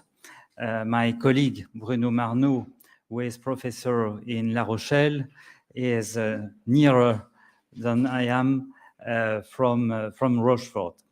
I will speak this afternoon about the case of the Rochefort dockyard reuse, but previously I will make a large overview of the reuse ways of former shipyards across French coasts, from the North Sea on the Channel until the Mediterranean Sea, because I had this discussion with Luca last June when I first joined him about your project.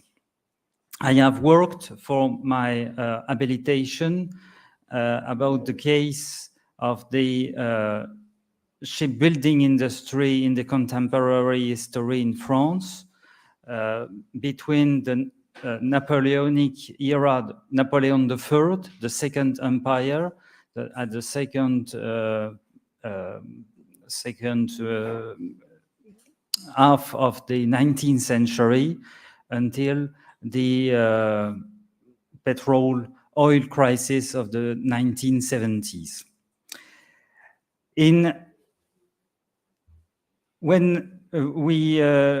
When we look at the North Sea and the Channel, the first case of reuse of a large shipyard, a civil shipyard, is located in Dunkirk, near the Belgian frontier and just in front of UK. The former shipyard of Dunkirk, called Atelier et Chantier de France, that workshops and shipyards of France. And this shipyard was erected during the First World War, and it worked until the late 1980s under the name of Normed, when it was merged with a shipyard we will see later in La Ciotat on the Mediterranean coast. Dunkirk, as you can see on the left photographs, was a huge shipyard, approximately the fifth one of the 17th large shipyards of France during the 19th century. And it is now a large estate planning for approximately 20 years. You can see that a part of the basins for armament are now sheltering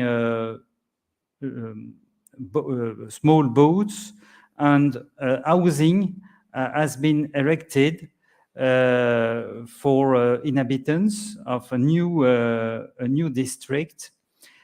But you can also find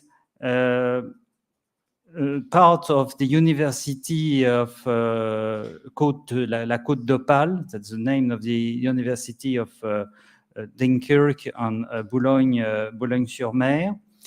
But as you see, with large green areas, you still have many grounds, land available to build new projects for housing or for business, for industry. This is a local planning action led by the municipality of Dunkirk, and naturally with the help of the European Union, because this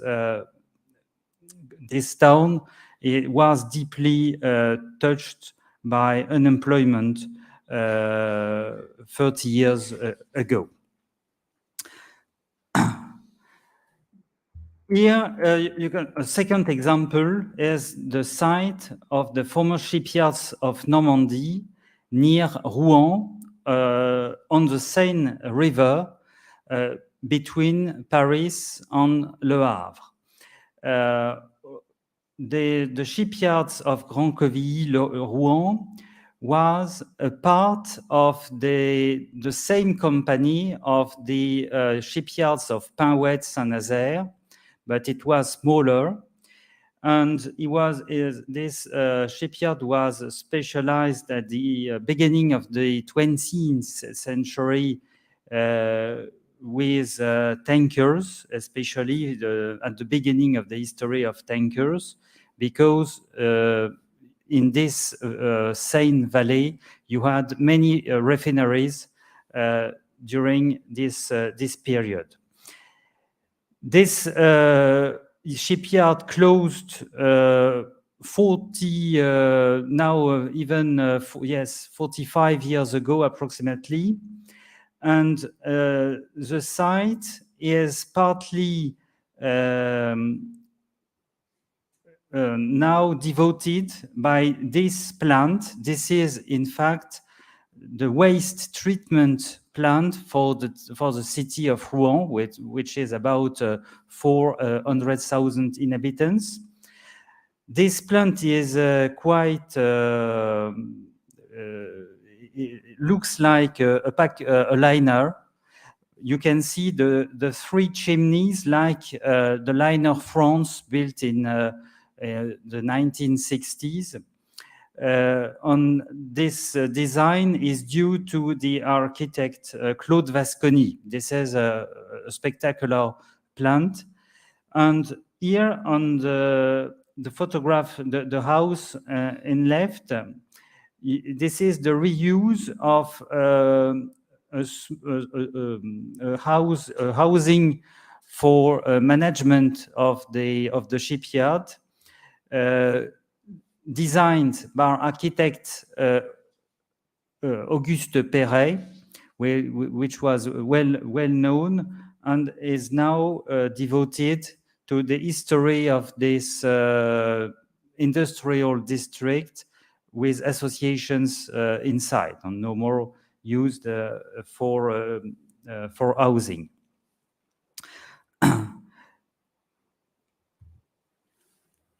In the estuary of the Seine River, so in Le Havre, you had 3 shipyards. They no more exist today. The huge one was the Atelier et Chantier du Havre, the workshops and shipyards of Le Havre, and it is now just a demolition shipyard, and it is not used largely and not for a specific project in the district of Le Havre. In Le Havre, the priority for the municipality is to use former warehouses and basins, but closer than the shipyard from the city. And this is an extreme case of halfway to reuse a place. In the other capital of Normandy, Caen, there was shipyard called Construction Navale de France, shipbuilding of France. Alors this shipyard was erected also during the First World War, and it worked until the 1950s only. And it was abandoned, and in 1959 began the building of a lorry factory, a truck factory for Saviem. That's to say today Renault trucks. And it is still a huge manufacturing plant for trucks. And as you see in the photography on the right, you can recognize the basins, the former docks and basins of the shipyards, and outside the Orne River estuary and the channel. Do you have any question at this time? No? Okay. On the Atlantic coast, we find the former a very huge planning project for the town of Nantes, the former shipyards of the Isle of Nantes, which you could find in the past three important shipyards, Atelier et Chantier de Bretagne, workshops on the shipyards of Brittany, Atelier et Chantier de la Loire, workshops on shipyards of the Loire, et Atelier et Chantier de Nantes, workshops on shipyards of Nantes. These the Loire River between Nantes and Saint-Nazaire is a very huge concentration of shipyards. There is no comparison with the Clydebank in Glasgow, of course, but it's for France. It was very an important concentration of shipbuilding in the past, and especially in the center of the town of Nantes. So here you have had for 25 years now a huge planning project to reuse this these estates with you can see here the one crane kept as a heritage, a memory of the place, and in these photographs you can have a general overview of what is a recreative area for the population, for children, for sports. There is also cinemas and housing, and also you can find restaurants. You can have many outdoor activities in this part of the center town of Nantes. And with the elephant, this is an association who has organized, manufactured several huge machines with animal frame, and the elephant is the most well known. And as you can see at the rear, with Atelier Chantier de Nantes building, this was one of the building of this shipyard at this place. It is kept as a center for archive. You have the archive of the working class of the western side of France, not only the workers of shipbuilding, but also another memory of trade unions and even for agricultural movements. And you also have exhibition floor for temporary exhibitions at this place. This is certainly in Nantes the best reuse of former shipyards in all the country. And it is now near finished. In Bordeaux, you have a huge project in the district of Bacalan. Bacalan is here referring to the Dyle or Dyle. In French, we say Dyle et Bacalan.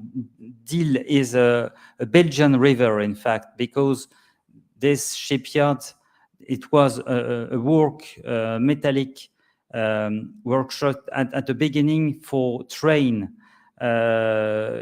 established in Bordeaux in the beginning of the 20th century. And after this company, this was merged with the Belgian one, they began repairing ships, and after they built little ships. But in this district of Bacalan, you still have today a slipway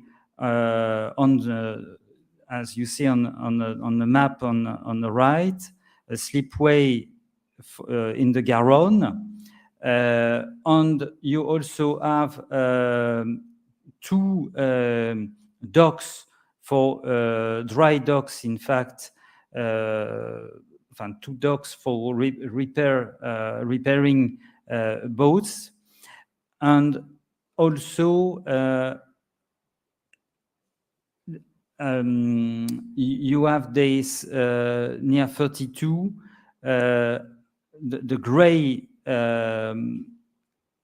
building was the Italian and after the German submarine base in Bordeaux. And it is now, this is in Regia Marine at the beginning, and you still have had Italian soldiers until the end of the war. Yeah. And today, this is devoted to spatial animation with lasers, and this is for concert in this former naval base. But there is no way this is not a shipyard, of course. This district of Bacalan sheltered this little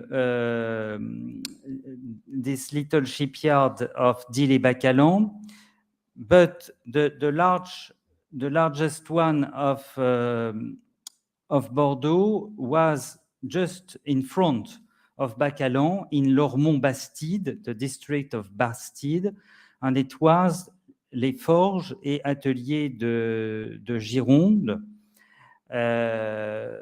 So the workshops on those shipbuilding of Gironde. This was not a huge shipyard, but it is still today a shipyard and now devoted by the Beneteau group to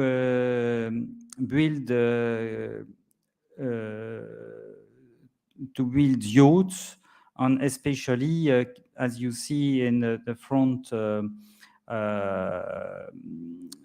in the front of the photographs on down, catamaran. I do not know how you say this in English. Catamaran.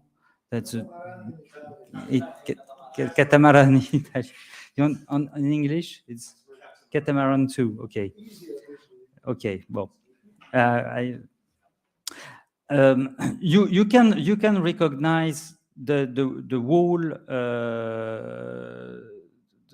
that the factory is clearly the plant is clearly the same as it was in the past.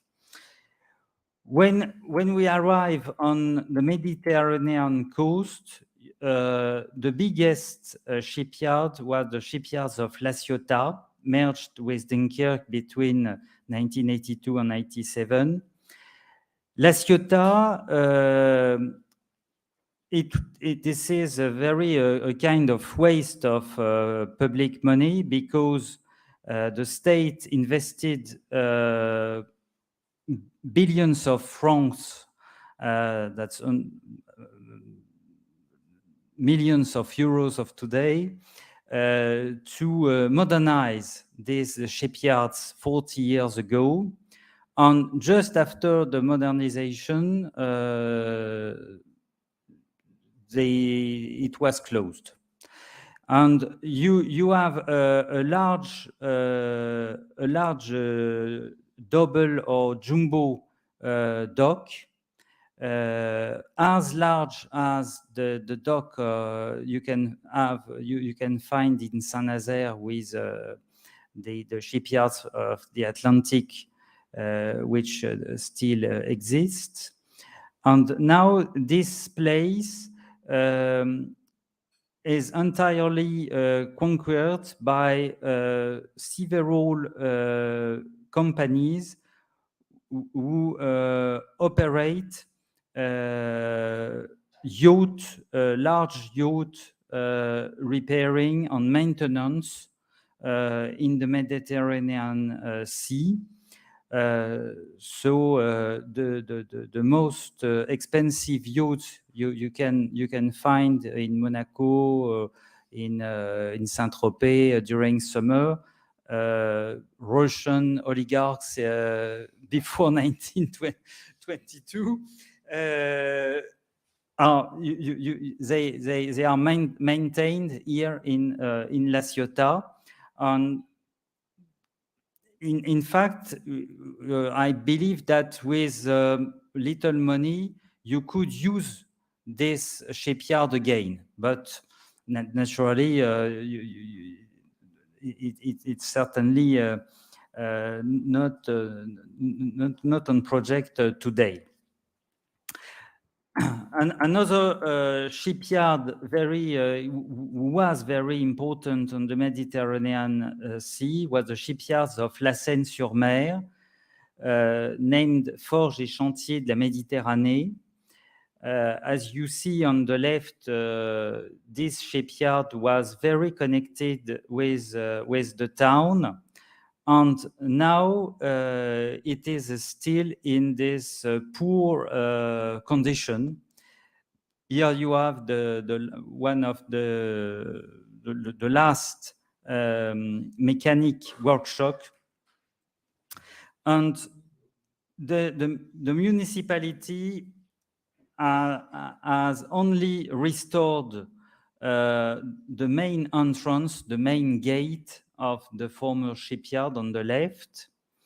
And the previous municipality has paid for a large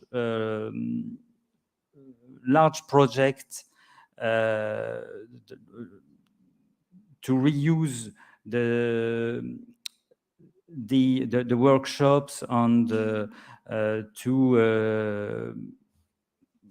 to make something very attractive with cinemas, malls, restaurants, hotels, housing, and so on. But a new municipality elected in 2020 has decided to stop the project, even it has cost a lot to develop the former one, and is now wondering to make something more ecological, more connected with the memory of the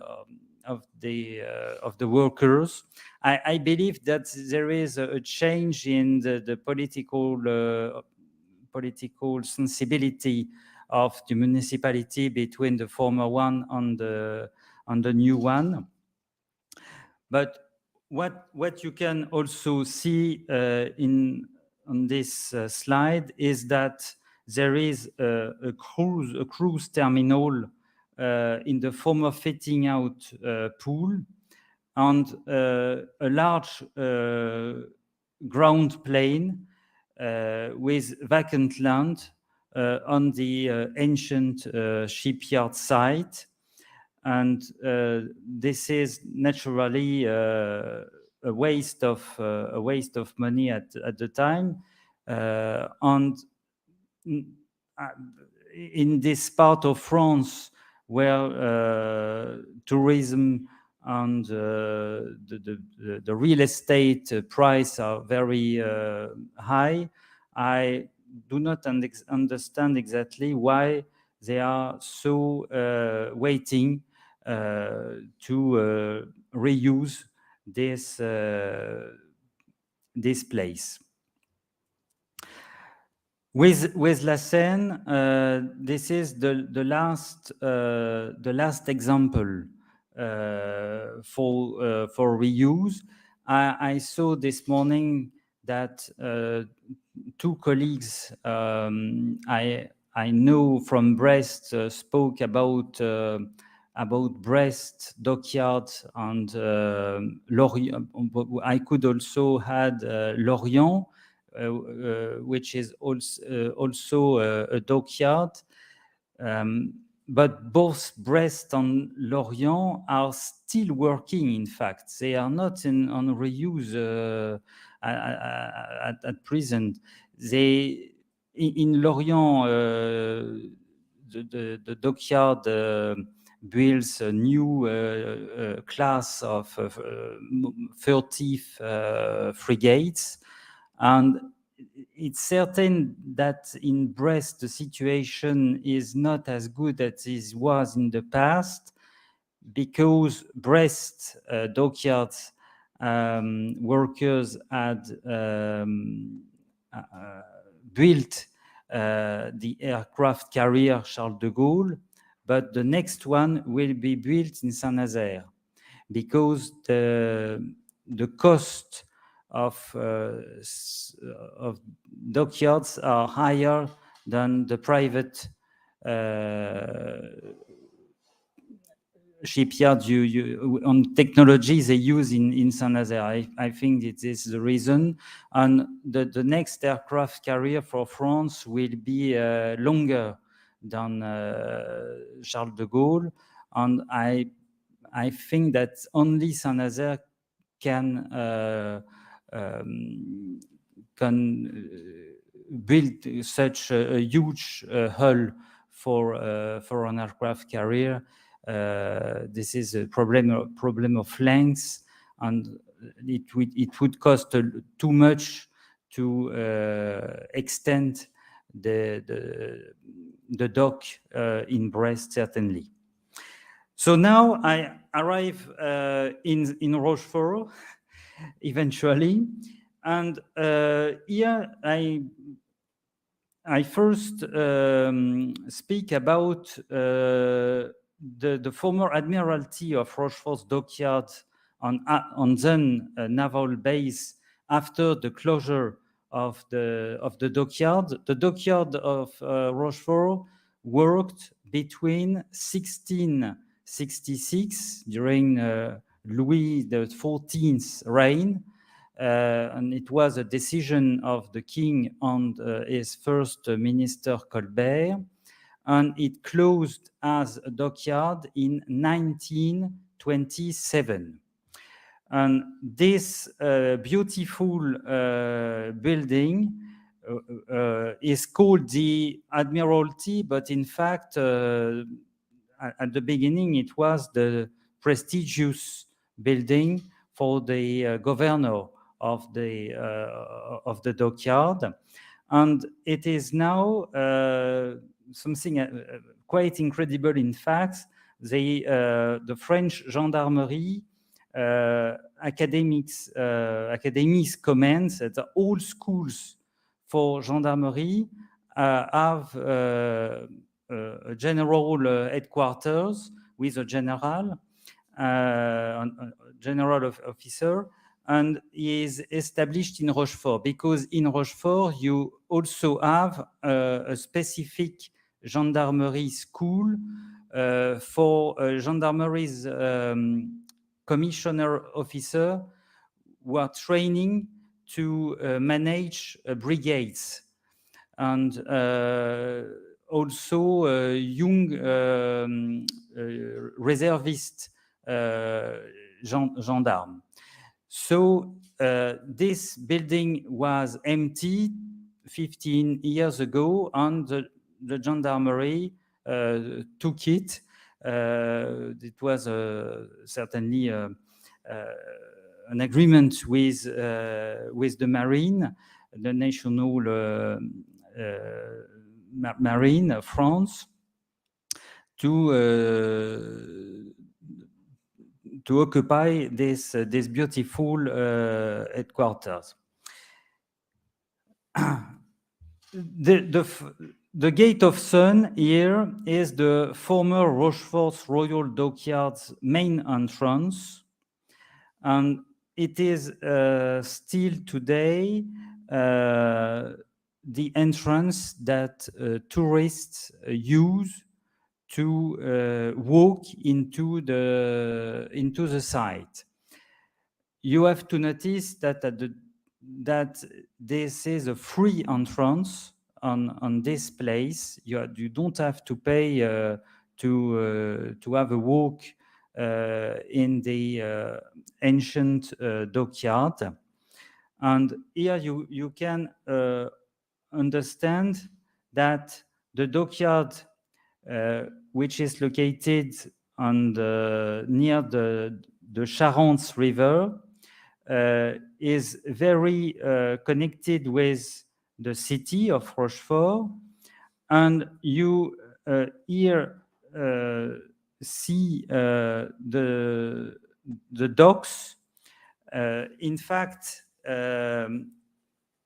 Rochefort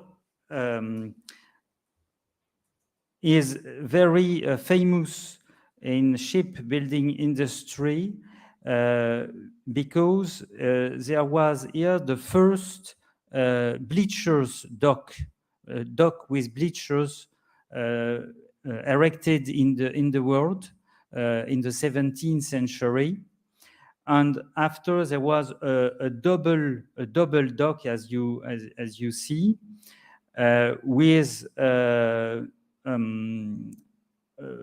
boat gate to block the entrance of the water. But you also had pumps. Even in the 17th and 18th century, you had a very sophisticated system to dry these docks.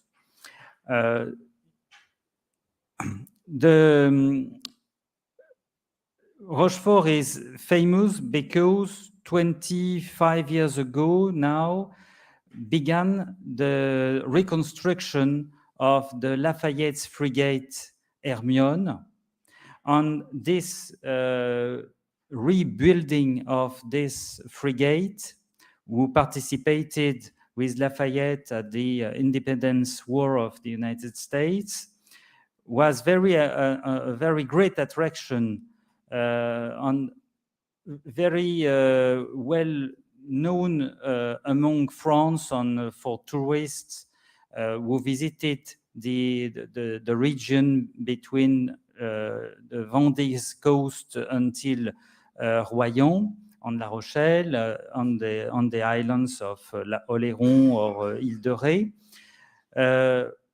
Now, the Hermione frigate is at present in Biarritz because you had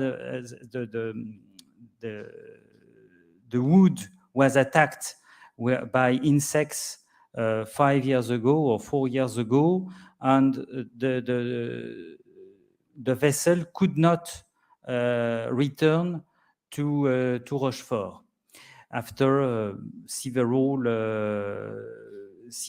travels among the Atlantic. But for tourists today, it is still possible to see the famous dry docks. And here you have photographs taken approximately 40 years ago and now, with the bleachers on the right photographs. And also, naturally, this rope factory or ropery, as you told us this morning for Chatham, this is the same here in Rochefort. The building is 374 meters long, and you only have inside the International Sea Center. You also have a workshop to show tourists how ropes were made, but ropes are not still made here, and they are not sold as in Chatham. This is not the same. This is only a demonstration. And there is a large bookshop, certainly one of the best, with one of the Marine Museum in Paris, to find books linked with the sea. You also have in former buildings of the dockyard a new luxurious Hotel Mercure, 4-star one from the Accor Group. And this hotel was opened only 5 years ago approximately. And a Royal Dockyards residence newly opened 2 or 3 years ago in another part of the buildings, on here with a basin, a former armament basin of the dockyard. You can see it in both photographs. And this is inside the flats in the residence, because you can rent this flat, or you can buy these flats. And there is also a lounge bar in a former warehouse of the dockyard. It's a famous place for companies, business, or private initiatives. You can rent in Rochefort.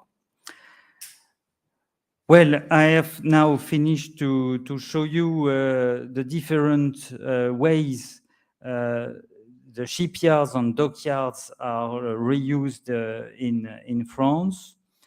You see that there is no general policy held by the state, as very often in our country. This is only local municipal town initiatives, you don't have the same way as in Chatham with trust, private trust. It does not exist too. And this is not also a way to make money, to make business, a very connected business in these sites. What I could add, but I haven't here for Rochefort, is to speak about the annex of the National Museum of Marine of Rochefort. But in my mind, in fact, le musée de la Marine, the Marine Museum of Rochefort, is not presented as only linked with the dockyard, but with the general history of the Royal Fleet, who was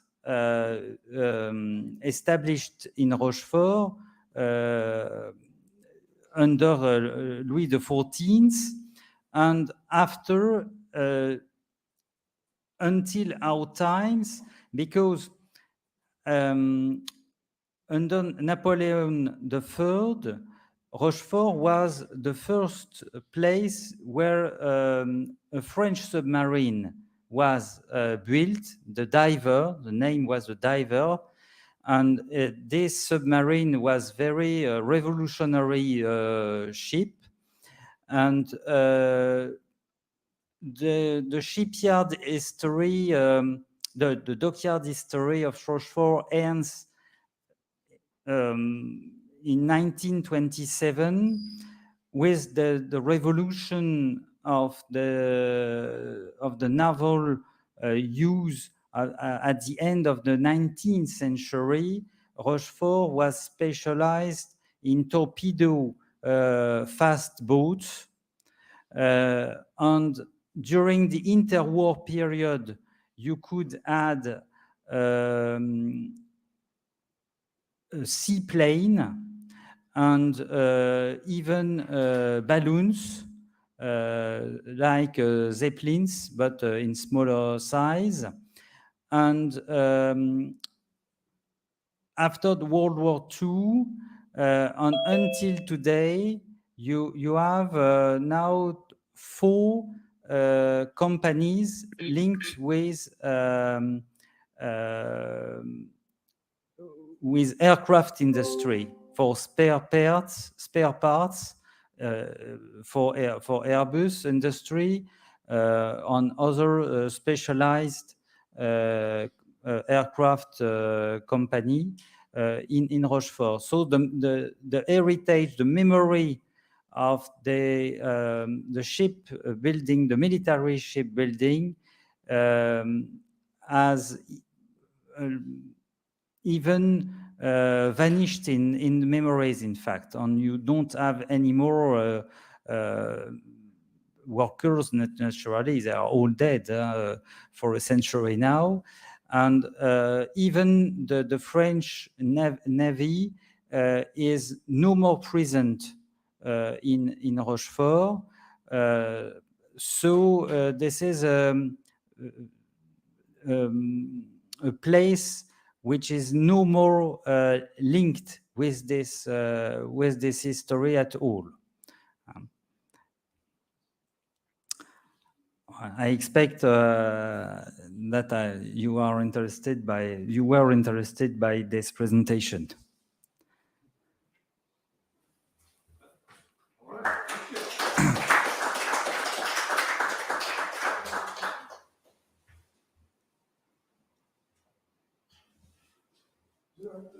It's quite complex. I mean, there's also something that is difficult in this research, which is the national pattern, in a sense.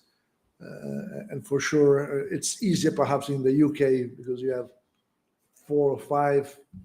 It's easier in Italy that you have 3 main after the Royal Navy.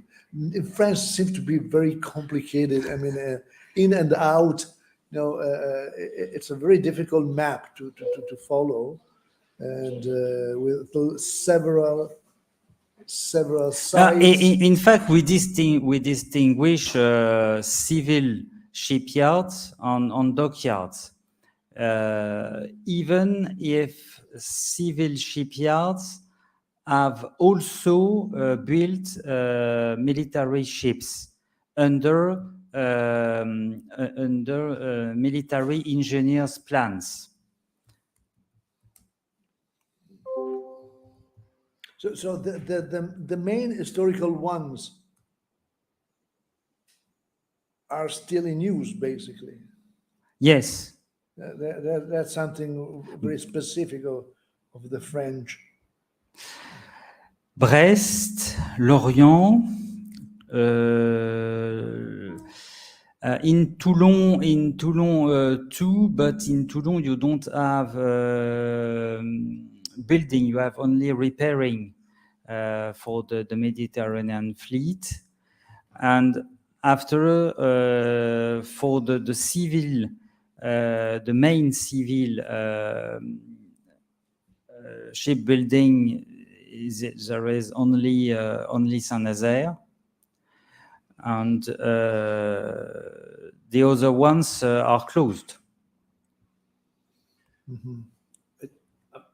One thing I noticed when we heard about Brest at the previous workshop was that the Google map, the Google Earth image of it is blurred out because it's still a military. Yes, in Brest, yes, of course, yes. And I was following along with Mm-hmm. you, and some of them are blurred and some of them are not. So I assume the military ones are the ones that are blurred, and the civil ones are the ones that are not. Is that a safe assumption? Because someone has to make a clear distinction between military and not military in order to decide which image to blur out. This is today a kind of separation, but in the past it was not the case. For example, Nantes, in the center of Nantes, you had many huge military vessels who were built, but also in Saint-Nazaire. Le croiseur Jean Bart, the hugest cruise. How do you call this in English? Cruise, un croiseur, Cruiser. Cruiser, a cruiser, Maybe. cruiser, Big ship, small ship, a large one. frigate. No, a main battle cruise. Cruiser? Yeah, Cruiser. A main battle cruiser was built in Saint-Nazaire. Solo hablamos de cocina. Espero que os apetezca venir al norte paso de Calais a pescar. Hello. Yeah, wait a minute. Anyway, it's just interesting, the distinction between civil and military is. But I think that in Brest, this is due to the fact that the naval base on the submarine base of L'Île Longue are just outside Brest. So this blurred district on Google is very large, but also in Toulon. And I do not know, I haven't seen for Lorient, but I think it's the same in Lorient.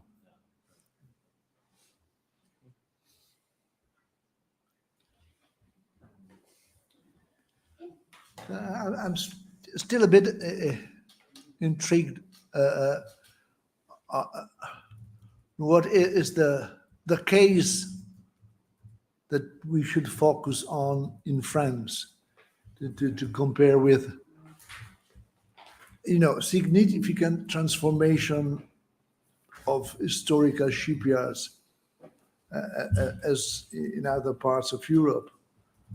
So that are not still in use, but have not been completely, but there's still some kind of historical shipyards. So, and historical, for historical, for the comparison with what has been made in Britain, it's certainly the case of Rochefort the best. Okay.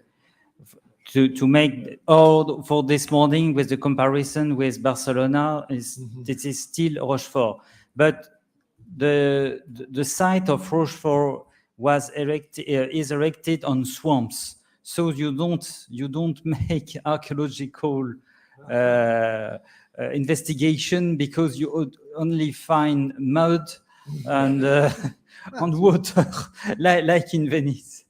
It's difficult to find other. Well, also its existing buildings are comparable to other sites, the Corderie.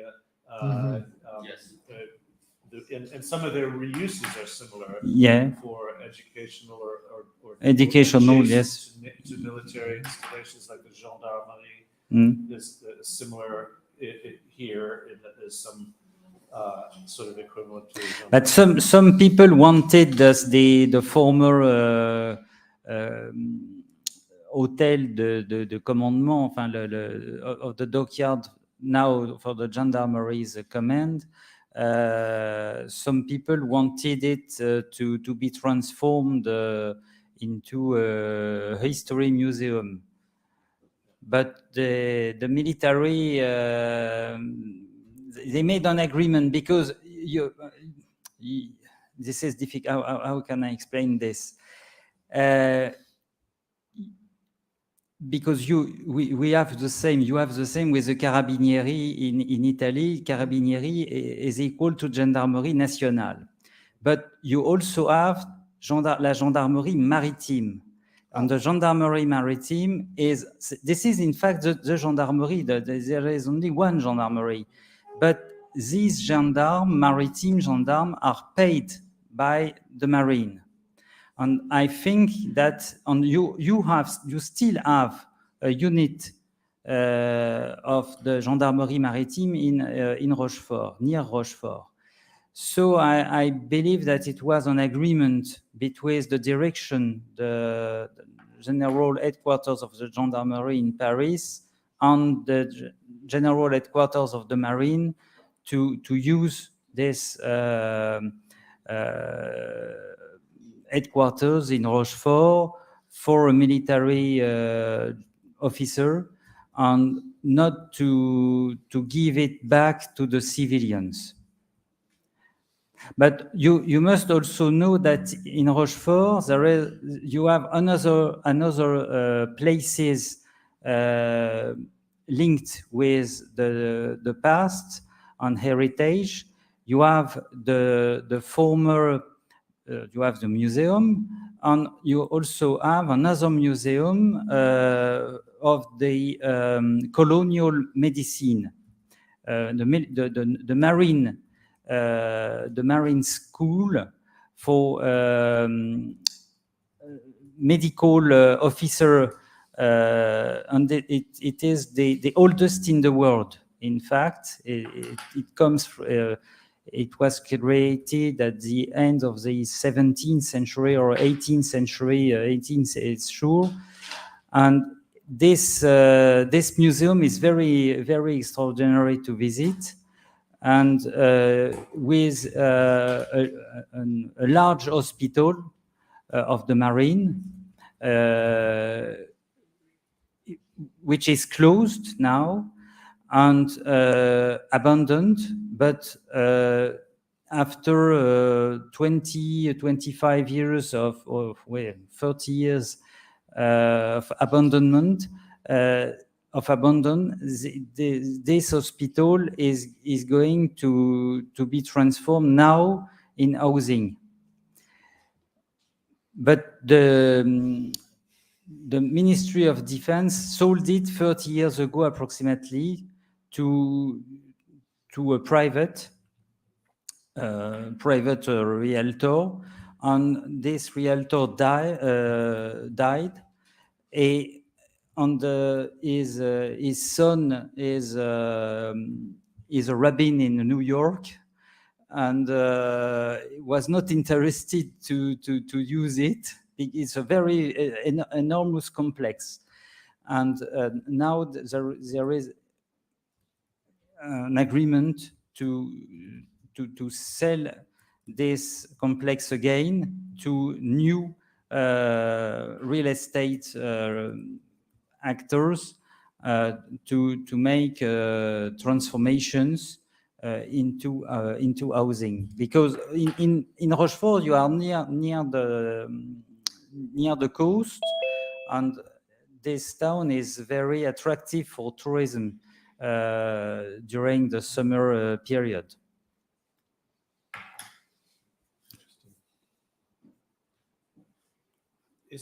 So how much coordination is there administratively between these various things you mentioned? The museum of the medical naval matter. The medical museum is linked with the marine museum and depends from the National Marine Museum in Paris.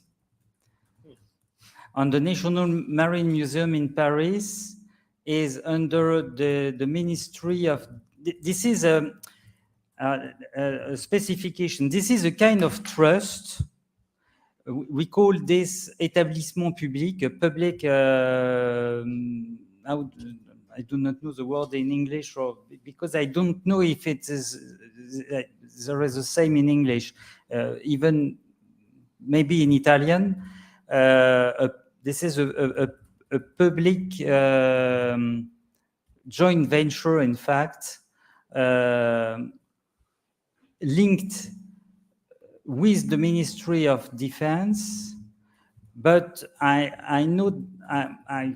believe that the Marine Museum has also connections with private donors. So, but this institution is involved as far as previous sites are in a way transformed into museum. There's not in charge of heritage sites. It's just if a piece of it becomes a museum, the institution is involved. But in terms of, because it's strange in terms of what is national and what is not, what is run in Paris and what is decided elsewhere. This is a specific for the marine, because you have Marine Museum in Cherbourg, Brest, Lorient, Rochefort, and Toulon.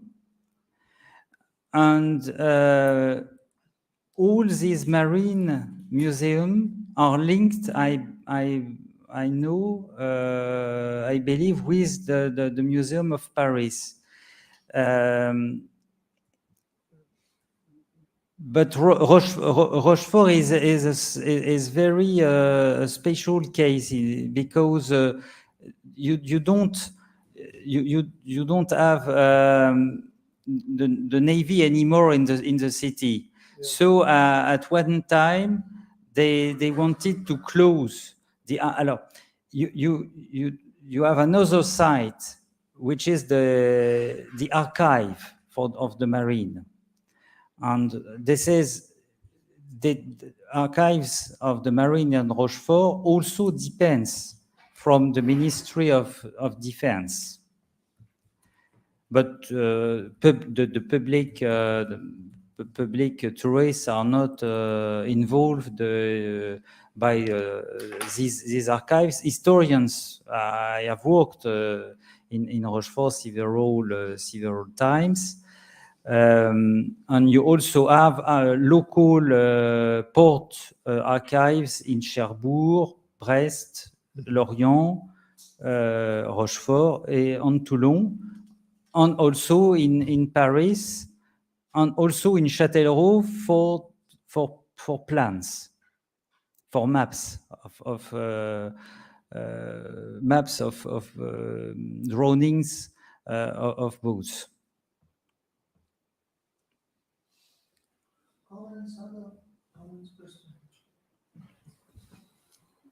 The other thing I think is very interesting when you look at the UK. I mean, the end of an empire. It's clear in terms of divestment on this huge site. It's not that clear in France, for what I understand. I mean, in terms of, it's the end of an era. It's the end of empire, of colonialism, and so you have to dismantle Portsmouth, Chatham. I would expect something similar in France, or in terms of sites or of closure, of winding up of previous. And I have troubles in finding the parallel process of, dismissal. No, this is not the same. This is not the same. In France, you still have a specific dockyard for submarines in Cherbourg. But you also have a private shipyard in Cherbourg. But in Cherbourg, you have two places: the public one, the dockyard for submarines, and a civil shipyard. But these civil shipyards, qui sont les constructions de Normandie, mécaniques de Normandie, les mechanic constructions of Normandy, are also building military ships, but nearly only for export.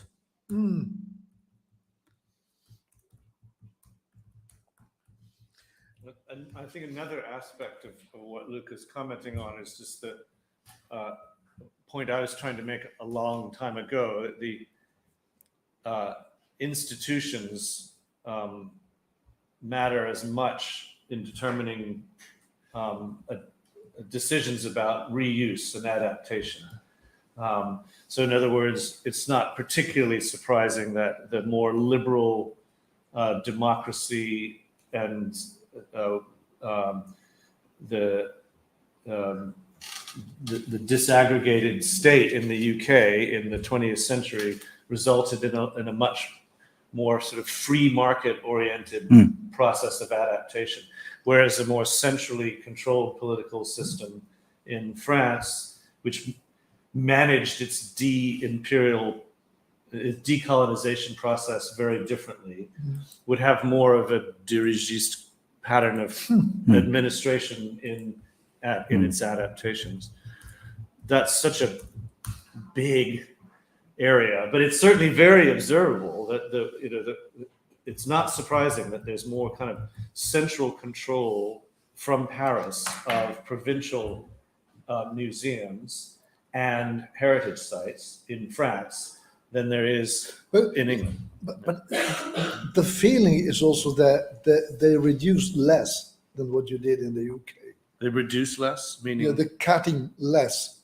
Yeah, working places. I mean, how many working places you cut in Portsmouth and Chatham? I mean, so I'm still really. I mean, it's interesting, to remind us, you have to really understand the national context, the administrative context. But that's something that I don't get clearly between these two previous empire after decades of decolonization. That's there must be cuts of the same size in a sense in France. So, but this is really something we can go on for.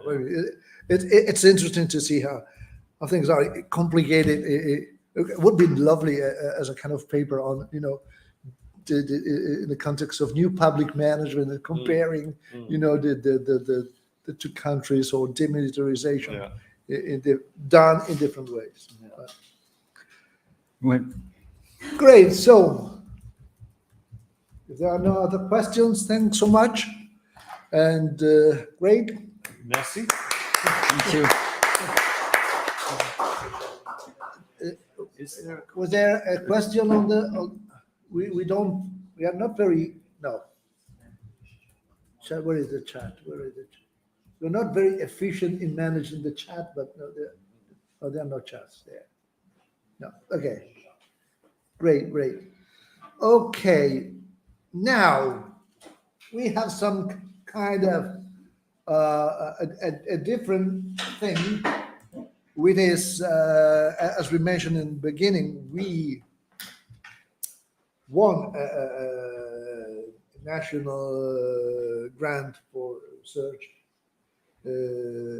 on topics that are related to that. So we would like to talk with you to explain what we are doing here, and this could be a possibility to keep the wheel moving, in a sense, to try to see next steps in this research on historical shipyards. So it's your turn now. Can you did you already put the che cazzo dice così? È un casino perché non lo vedi qua. Attenzione che... Aspetta, devo fare così perché sennò... È da qui, l'ha provata No, prima lei- Angela? Ah sì? Sì. Mi sa di sì, ora vediamo. Adesso se no la vado a chiamare. Bravo. Forse è solo togliere No, quella... però quella- stai vedendo solo qua, credo che non è condivisa. Can you... Non è condivisa. No, infatti non lo vedo. Devi andare Vado a chiamare... Allora, siamo qui.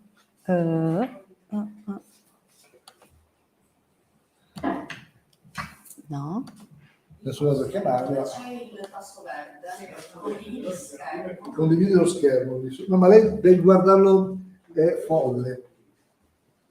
Deve andare fuori di qua.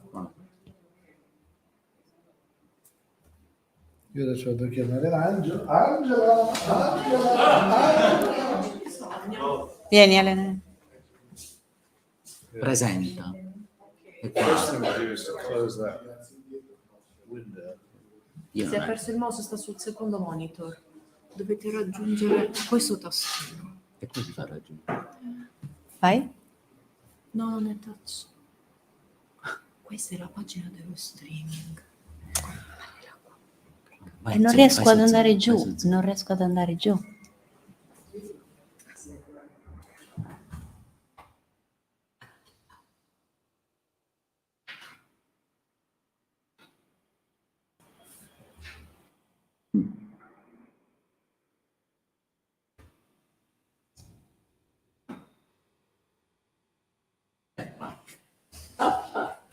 Stanno Sto smanettando, solo non riesco. cercando di capire qual è la...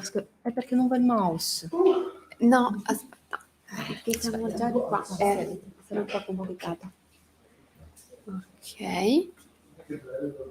Condividi? Un attimo solo. Avete già mandato in presentazione? No, è quello che stavamo facendo. Allora. Trying to solve a technical problem.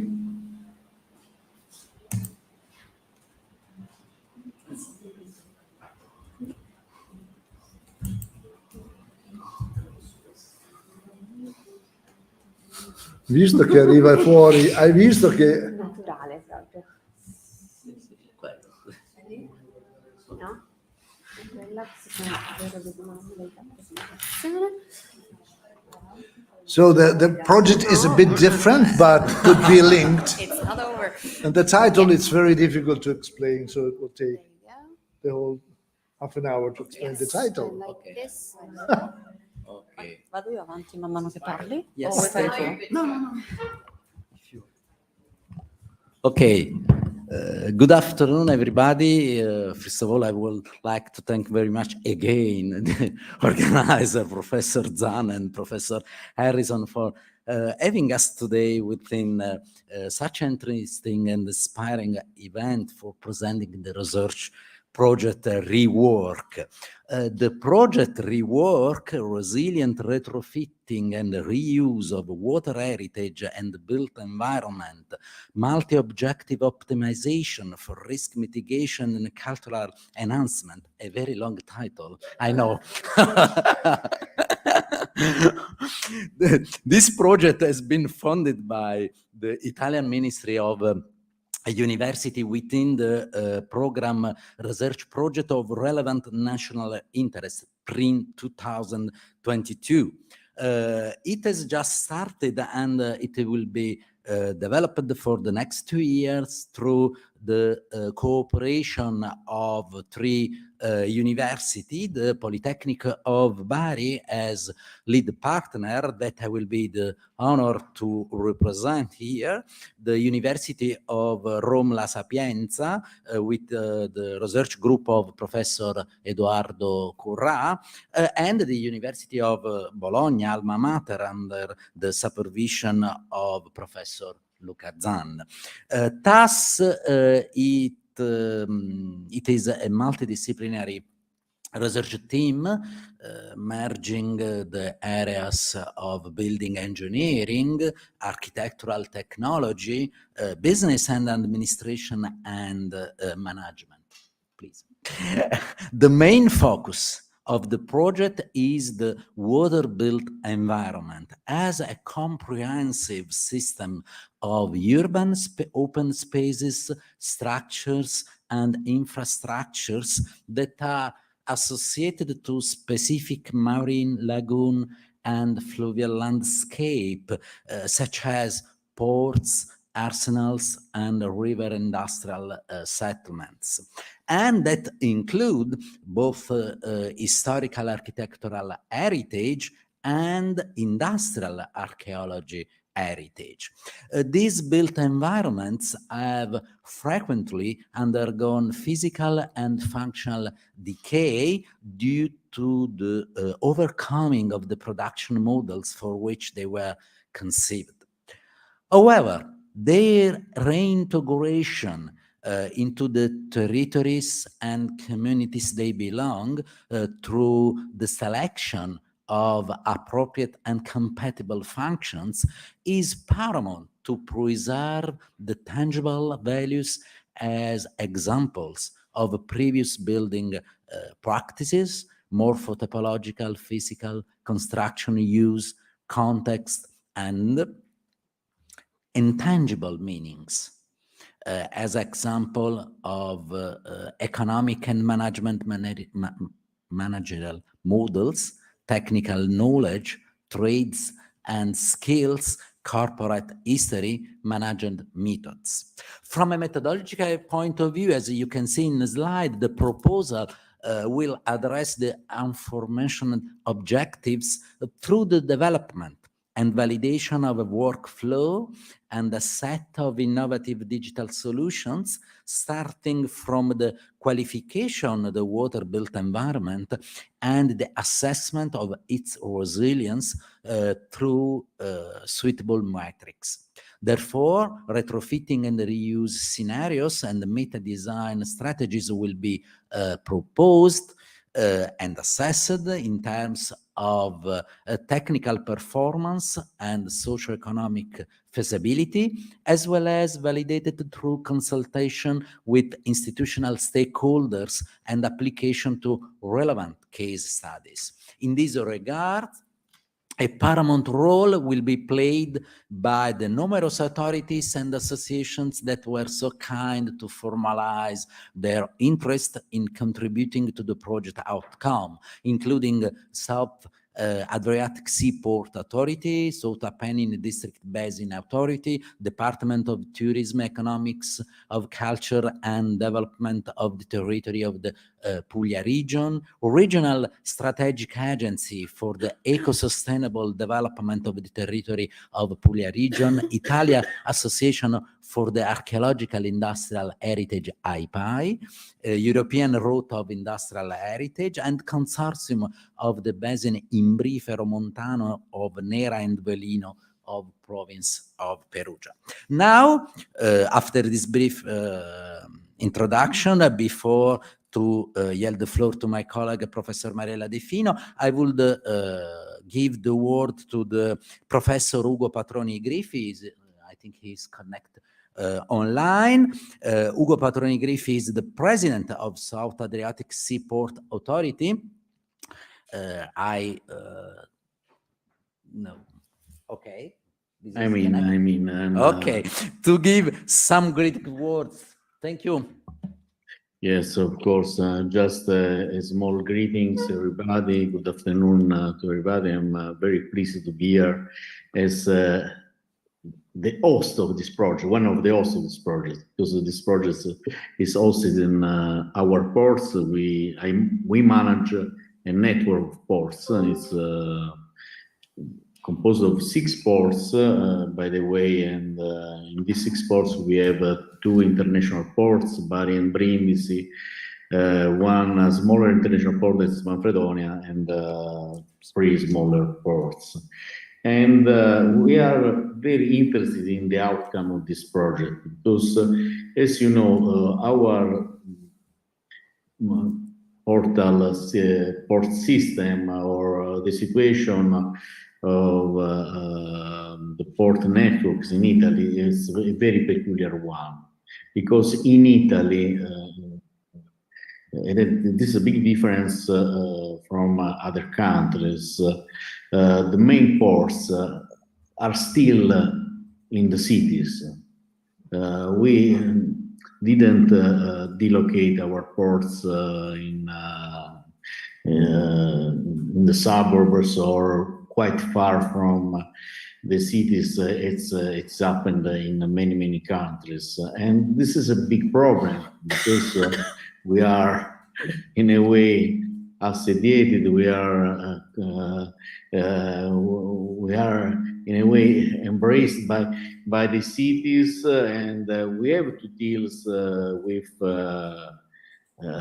the interaction with the cities that host the ports, and it's a very and then we have not much more, I would say, not enough space at our disposition. So we have to be careful in the utilization of the space in our port, and we have to use the space according to the doctrine of circular economy, blue economy, of reuse of and thinking about the resilience of the infrastructure. So that is resilience in face of the climatic change. That is one. So we have to think about or select the infrastructure that they are ready to face in a better way the climate change. So it will be useful even in a few years or in a period, significant period of years, in 10, 15 years, because if not, we will waste our space. And then we should be resilient also according to the use of our facilities by the nearby or confining city, because we have to share the space. We have a lot of problem in the cohabitation of the port and the civic uses and or the expectation of the citizens that live nearby the port. So this project address all these complex problems, and we are here to not just to host the project, but to grab all the byproducts of this project, all the inputs that we can get, because we are facing the planning of our ports, of our port system, and we would like not to make mistakes, and to be sure that it will be a pacific cohabitation between the city and the port, and that will cause the growth of the economy of our region. So I think that for greetings, that's enough. I will get in touch with Professor Faticuso in order to be updated on the development of the project. Thank you, Professor Patroni Griffi, and I think see you soon to work together. Looking forward. Thank you again for your participation to attend with us today. I have to leave, sorry. Thanks very much. Bye-bye. Bye-bye. Thank you. Okay, let's see if I can make this work. Presenta. Ci vuole sempre l'aiuto da casa. L'aiuto da casa? No, ci siamo. Okay, Angela will be so proud of me. I did it all by myself. Okay, so just a few more words about the project and just to give you some main ideas we have been working on. Okay, so the main concept is a little bit wider than the one we have heard so far, because it's about water in general. And I think we are in the right place to talk about water. And of course, Italy is very much featured by water in Italian cities and regions. Of course, water and its built environment play a key role for living, mobility, and production, considering the great share of our territory that is surrounded by seawater and crossed by rivers, lakes, and basins. In particular, as Professor Griffi was mentioning before, there is a great number of historical architecture structures and infrastructures that were built close to seas and rivers, even quite far from built-up areas. But now they've been gradually incorporated into the urban settlements, so that are specially and functionally linked to the city center nowadays. And in most cases, those city centers have also a very high cultural and touristic vocation. Which are what are the water-built environments that we have been thinking of? First of all, port sites with a number of ancient docks, piers, lighthouses, custom buildings and warehouses for storing goods. The second focus of the project will be about the production plants that were built all along the rivers. So we have in mind paper, grain mills with water-based manufacturing activities. And of course, the third focus will be about arsenal and shipyards that we have been heard so much about today as a complex, very complex system of factories and workshops for construction, repair, and maintenance of boats and naval vessels. What do they have in common, especially if we look at the national territory? They have in common that in most cases they were conceived and realized for specific functional and organizational purposes. And along the way, they have undergone a process of abandonment, decay, and disuse due to the outgrowth of the economic and management models they were conceived for. So as a result, they show nowadays evidence of a functional decay, of course, which in turn resulted into physical and technological decay. We mentioned today a case study that we have worked on several years ago, which is the port of Brindisi, which is in the southeast of Italy, which has the evidence of most of the problems and issues that historic water. Lo stai condividendo? No. Not online. No, adesso Angela? Angela. Slide, vai, slide. No, scusa, devi andare di qua, scusa. Devi andare qua. Devi andare fuori qua. Arrivo. Ah, perché c'è estensione schermo. Ma Dio, e no. Come cazzo? Niente, fai che Magari devi cercare il puntatore sullo schermo di dietro. Ecco. Eccolo. Quale sei? Questa? No, sì, io pure. È terribile questo.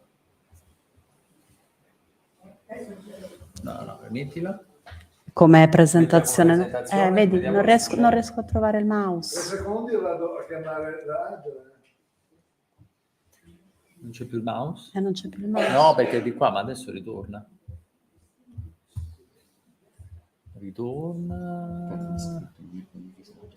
Non ritorna. Esc. Ah, non ce l'hai qua sopra adesso.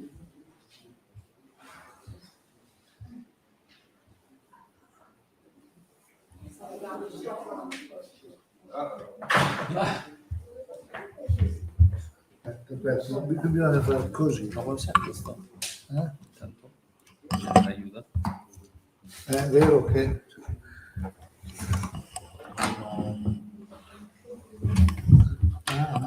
Non ce l'hai un'altra porta. Ah, perché sono- mi sa che non ho mai visto una cosa così. con tutti sti casi.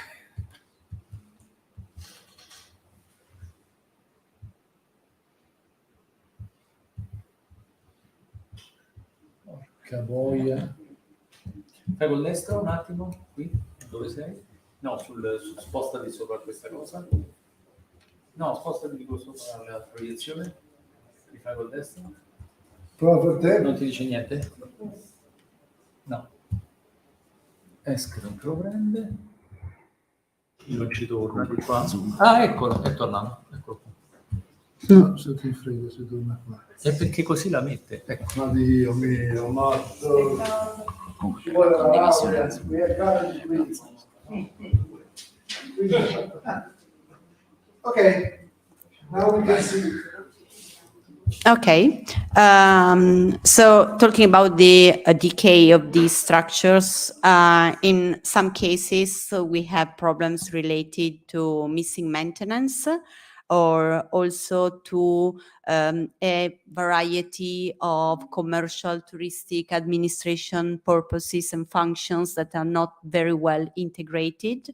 And of course, in most cases, we have even abandonment and disuse.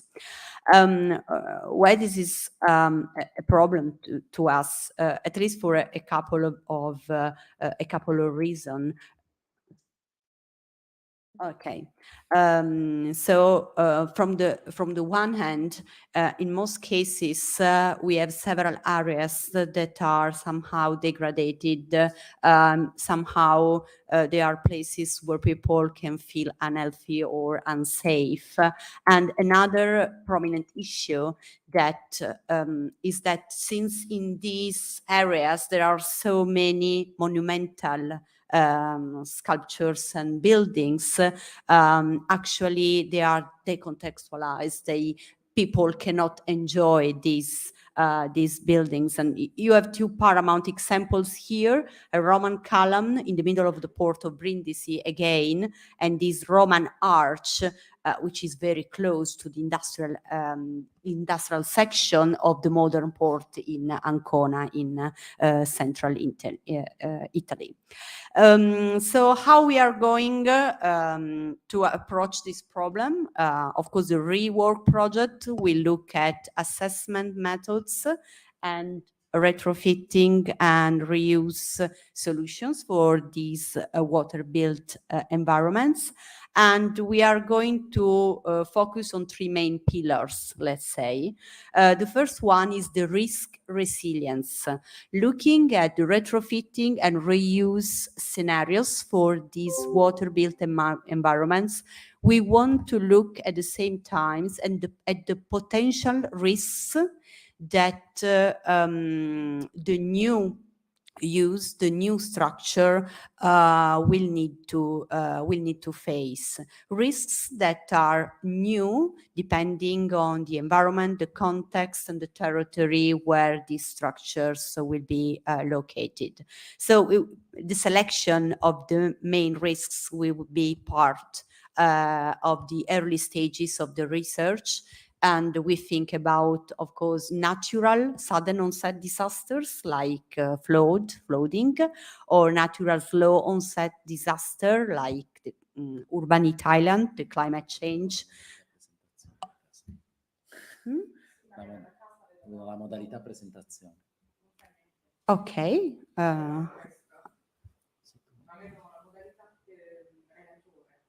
No, è invertito. No, stava dicendo Elena. Sentito la voce. Da casa non vedono questo, vedono la schermata. La tua. Okay, I have to admit there are some notes with the PowerPoint presentations. Now everybody knows that, but it's not a big deal. And other risks, and okay, another risk will be man-made, accidental emergencies, because we are in industrial areas and probably we will have to think about chemicals or explosions.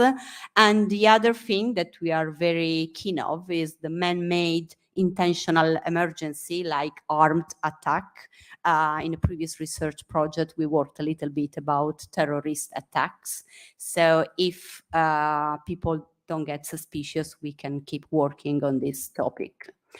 And the second pillar is digital innovation. We really would like to test digital tools throughout the assessment and the retrofitting scenarios at different scales. Of course, we will look at geographical information systems as we are talking about widespread on a territorial base structures. And so GIS and CTGML so far that we have tested. Of course, we got a kind of expert on in the last years, but of course we will go through the territorial scale to the building scale through reality-based survey resulting in photorealistic and parametric modeling. And another aspect will be the virtual reality environments based on 360 degrees panoramas or to 3D environments from computer graphics.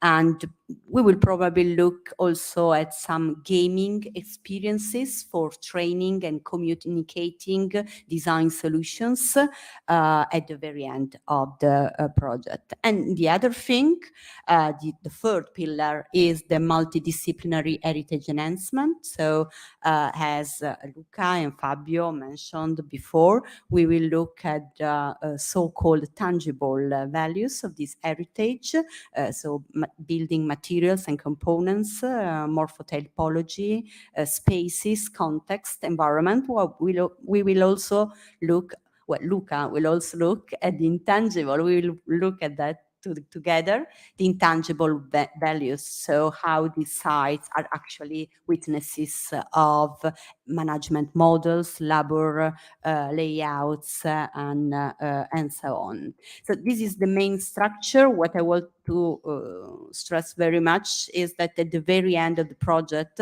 we are going to develop We are going to test all the solutions and the tools with the end users, which are citizens, technicians, and authorities involved in the development of these kind of water-built environments. And we will do it through what we have tested recently in another project, some virtual demo lab, so demonstration sessions, where we will invite people to test, to visualize, to interact with the solutions, and also to test the digital tools, immersive and non-immersive digital tools that we are going to use to develop, test, and communicate these solutions. So I hope that I will see some of you in the future for testing what we are going to develop, and that's pretty much it. Thank you very much for your attention. Thank you. And it's really at the beginning. Tomorrow we have a kickoff meeting. So really, we took the opportunity of being here today. And so we thought that could have been interesting just to show up and say, this is what we are doing. And we'll start talking tomorrow. But for sure, particularly, at least with the reference with arsenals, rather than starting again a completely different kind of research agenda, we, in a sense, could start also from what we have done so far here, and also, at least on this, while it's a national project, at least we can bring in a kind of international comparative perspectives already at the very beginning. So that was the idea, just and then we will start thinking tomorrow on how we are going to move, but it's not that far as a kind of research, or part of it could be really interacting with what we were discussing in these workshops. Don't know if there are comments. I'm excited to hear about all this for a lot of reasons, all the ones that Luca just mentioned, that it dovetails with the Arsenals project, but also separately, I know at Oxford there is a group, a network of interdisciplinary research around water. Are you aware of that? The Oxford Water Network. OWN. Almost as silly an acronym as yours. But I would be so pleased to make any connections that you feel might be useful. And I think you would have a huge amount to offer to that, which is kind of, it's less informed by the public engagement priority that you've clearly paid such attention to. It's a very technical network, and I think they would benefit from seeing the very admirable social perspective that you've modeled into your project. Also at Oxford, there is a heritage research network. So that you seem to represent the intersection of two things that at Oxford have never had any connection to each other at all. And so it would be so nice for me to go back and say, you guys can talk to each other. Look, it happens in Bari. So it's a long way to go. Yeah, from one side of Oxford to Bari to another side of Oxford. Anyway, it's an exciting project, and I hope to stay in close touch with it through Luca and other means. Yeah, it's the bridge that we still have to walk on. I mean, we just set the bridge, and we have to try to see if it resists.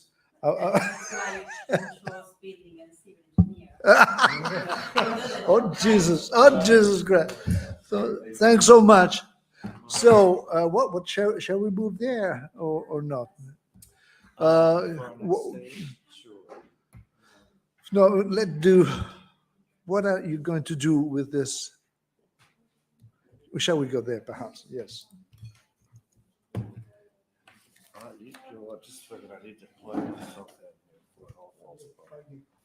That was so difficult to.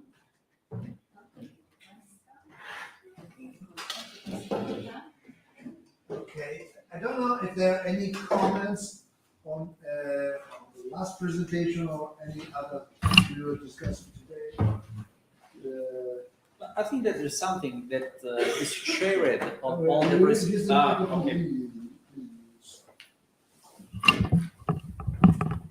I think that it's possible to highlight some aspect that is shared from all the presentation of today, even from the last one, our last one.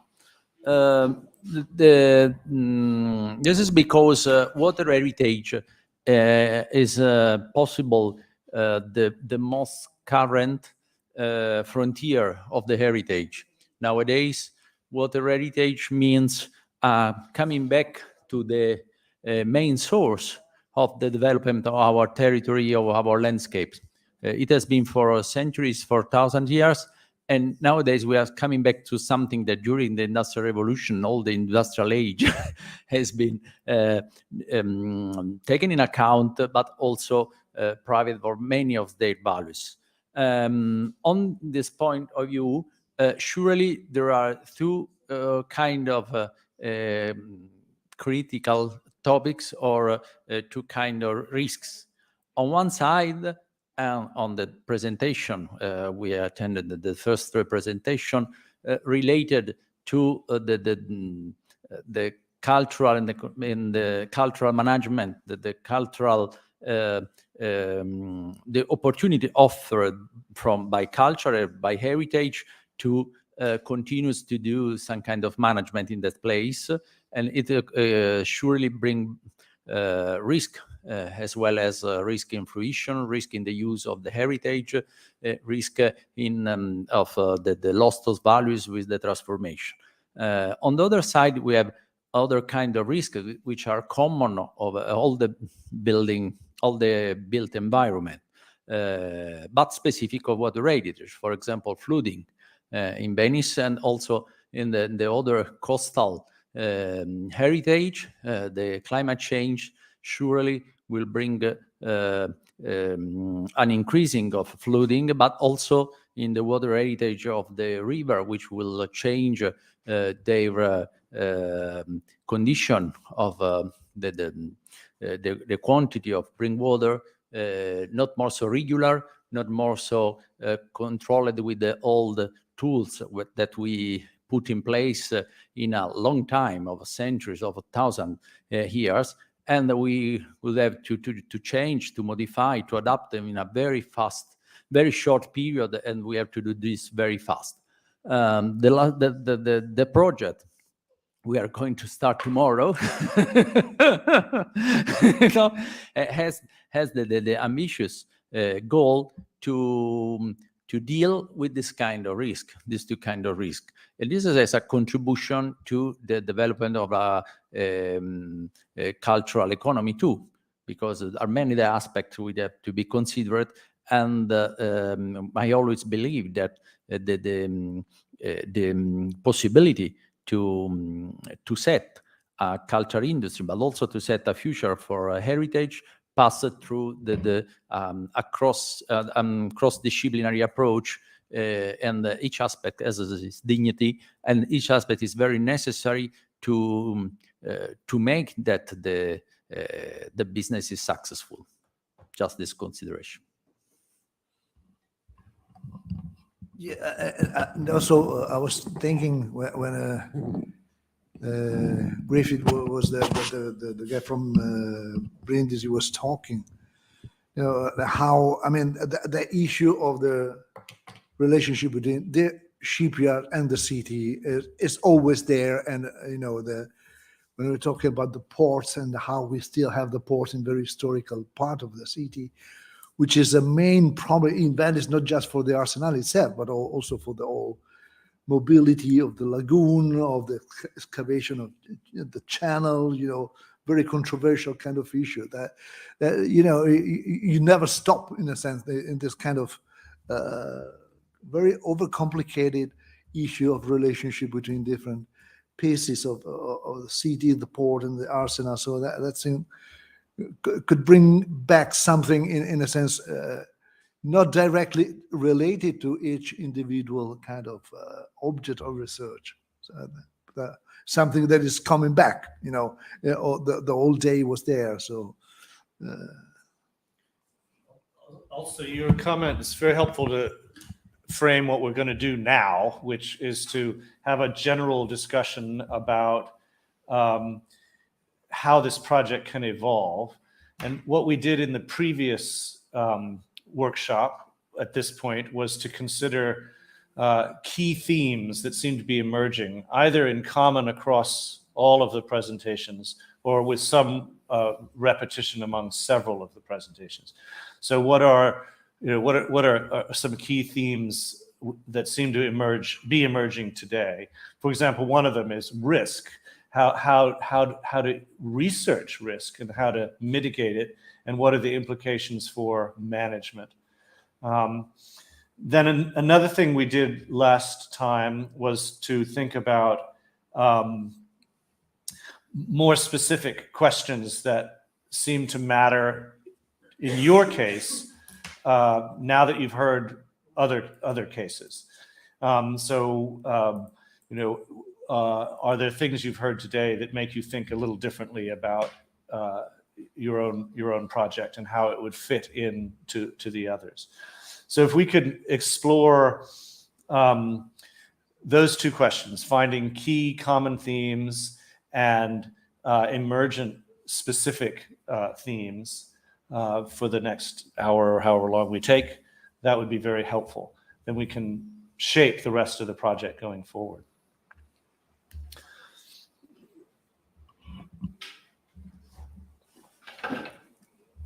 Any ideas about what seems to be a key common theme or some new insights that you've gained today?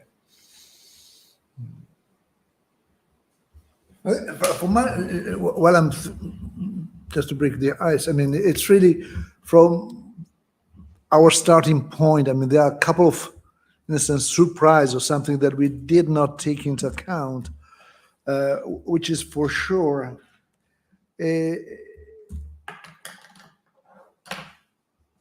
the reconstruction of national patterns or national context seems to be quite crucial. And whatever is happening in Spain and how difficult it is to describe what is happening in Spain, because it's difficult to even to find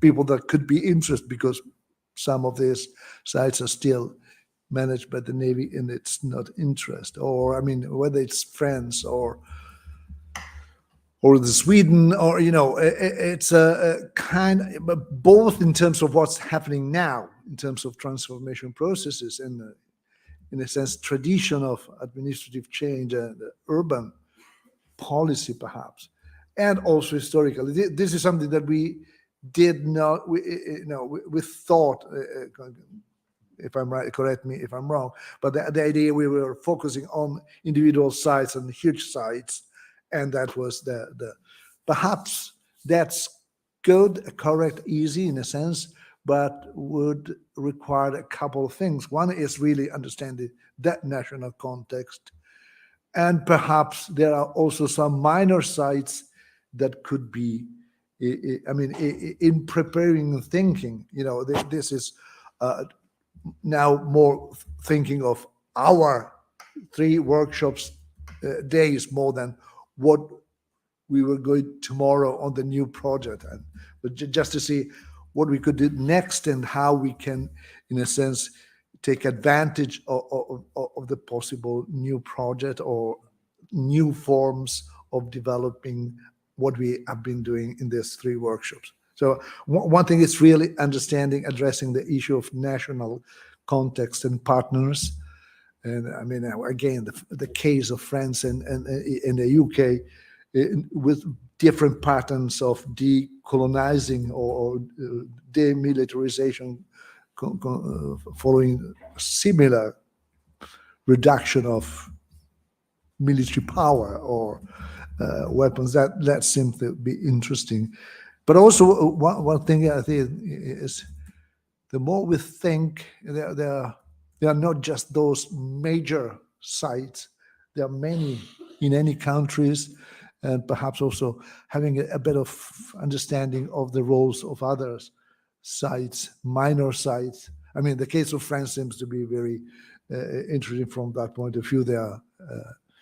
But perhaps also this is true also in other countries, just to have an overview of both what was there and what is changing now. So these are two things that I think we never are, in a sense, it's a surprise, something we did not anticipate. There was a good phrase just earlier in the context of the PRIM project. Maria, I think you said you were looking at digital innovation from regional scale to building scale. And I guess that's what we're talking about. Or you've given us the words that we lacked before. Thank you. It's very kind of you. We hadn't thought that our project should do the same thing, should consider regional scale all the way along to site scale. So it's very helpful to have that form of words, and then we can redesign the project accordingly.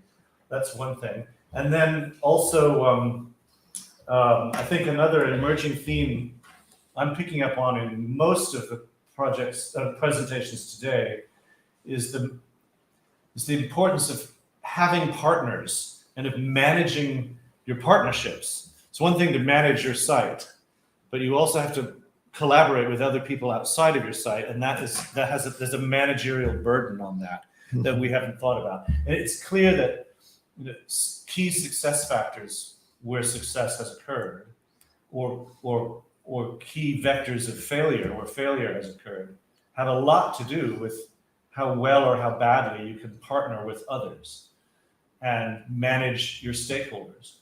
And we hadn't thought about that as an important theme, or I hadn't until you all spoke today. So I'd like to pull that into our design somewhere and return to it. Any other themes or insights that you would like to share? Paul, just one from Joey's talking to the mic. Yeah. So I'll grab that one over there. Sorry. It's one seat. All right. Okay. Actually. So a theme, it's certainly a theme that resonates with us, but listening to the French case as well, and having been to Nantes myself and seen Nantes personally, is that synergy and kind of familiarity between arts and culture and industrial heritage, and how well the two fit together as partners in regeneration of areas. So we see that a lot in Chatham. I know that was a key driver in the Nantes project. Correct me if I'm wrong. It's the elephant that you showed on screen. I've seen the elephant myself, and I think it's a fantastic example of using arts and culture in a way to activate and bring a site to life and engage audiences that are not necessarily there to see the naval history, but actually are there to engage with the culture and the art that's actually being put into those sort of spaces. But you cannot avoid being captivated by what is around there as well, if that makes sense. That's just one that it resonates with me personally, because I know that's particularly pertinent to us in Chatham at the moment. But hearing the example in Nantes, and there were some examples of it in Barcelona as well.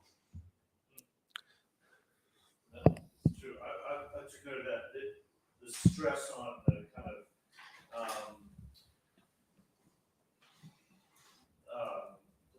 the dynamic of the creative economy as it intersects with the industrial reuse programs. And this also, of course, connects to partnering, and of course connects to the administrative context. It's a lot easier to harness, for example, money for cultural loss-making efforts in France than it is in England. So I think there's quite a lot of ways of putting many things together in that comment, Paul. Thank you.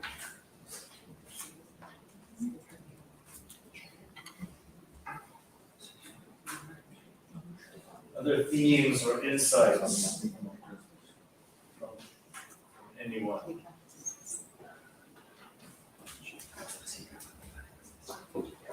one just brainstorming around it's in terms of next steps, with after 3 workshops, we could try to see, is there a potential publication that we can apply, and what's the strength and the weaknesses?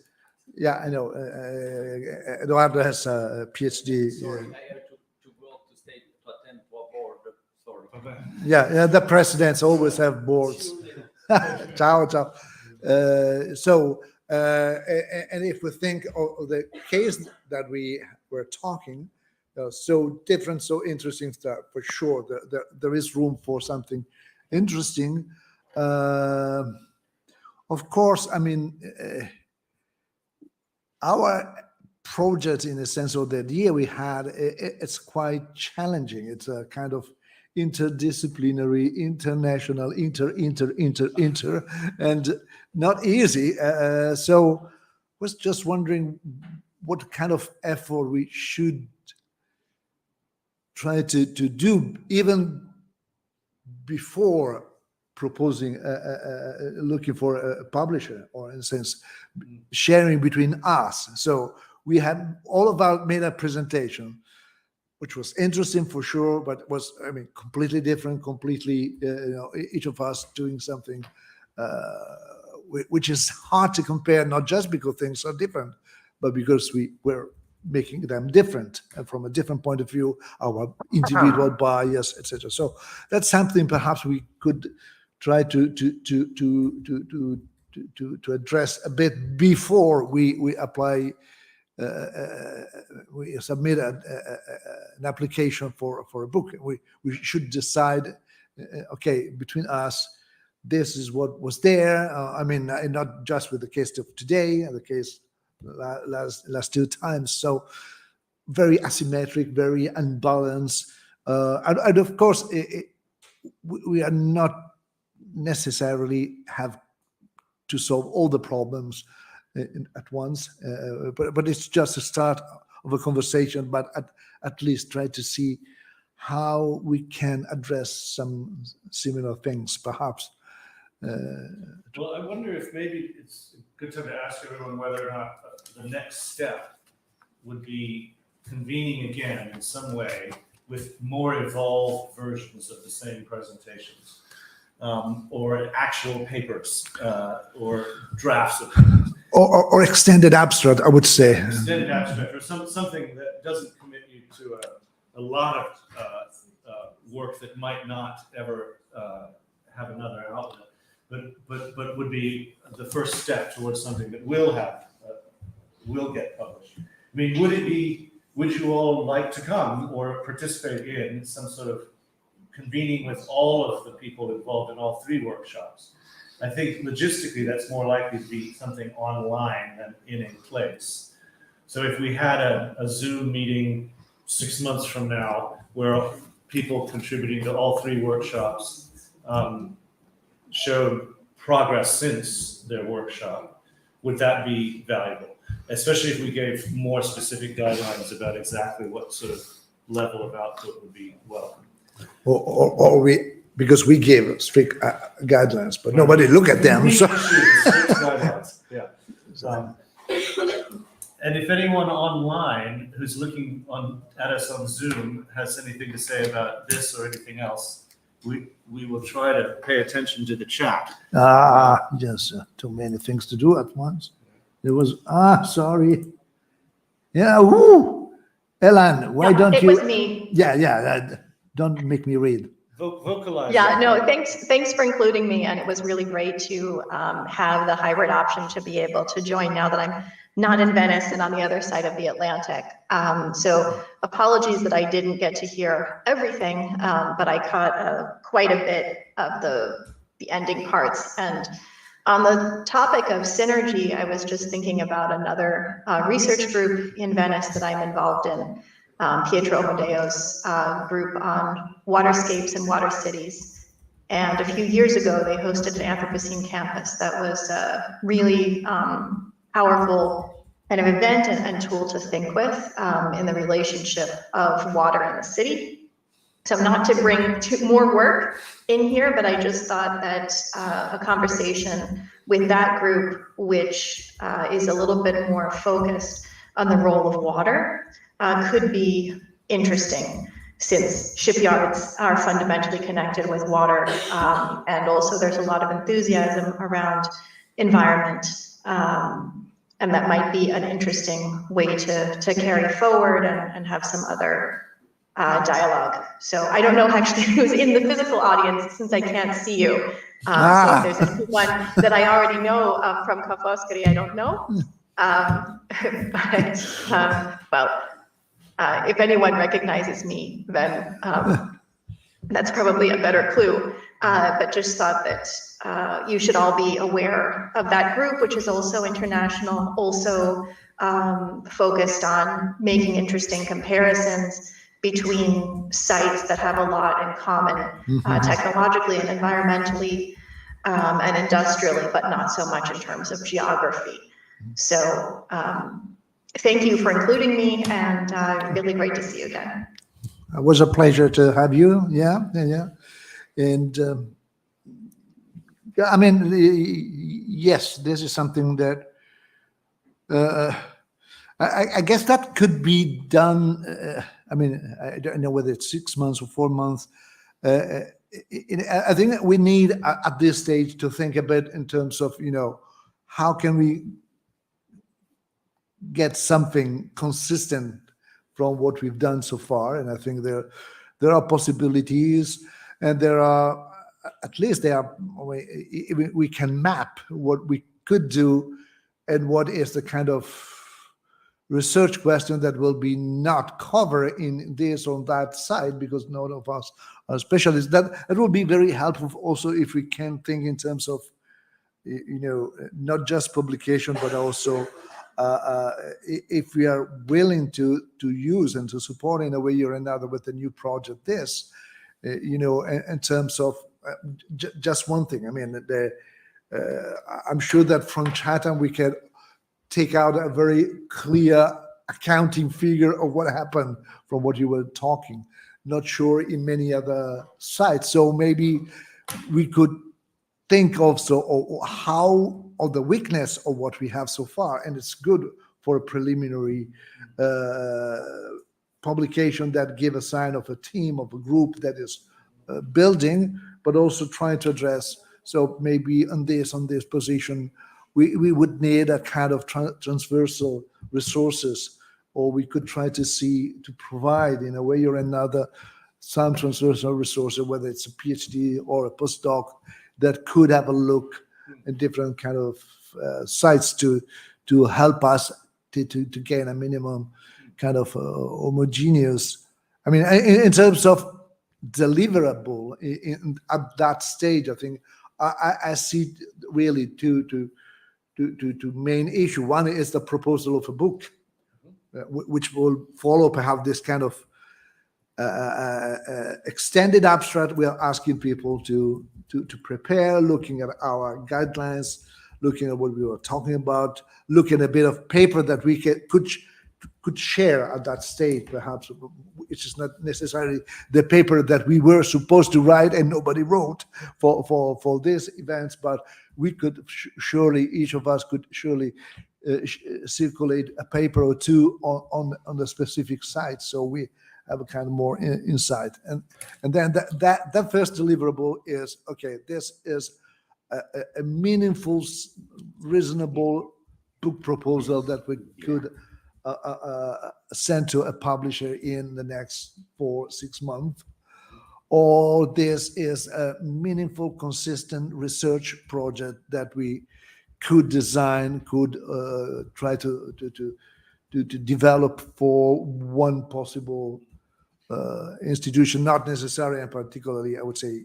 not at all, Horizon 2020, huge European bureaucratical projects, but something more, perhaps even smaller and much more flexible in terms of the kind of things that we want to address. Okay, so I'm taking down these next steps potential next steps in no particular order. Another convening, extended abstracts of the potential contributions, a book proposal, and a project proposal for doctoral level research to help cohere the network and the outputs. Is that a fair summary? As usual. Quasi. Quasi. That's your own translation. Any other things you think that we could do next with this, or observations, emergent patterns, themes, insights? No, you know, this is really this discussion. It's really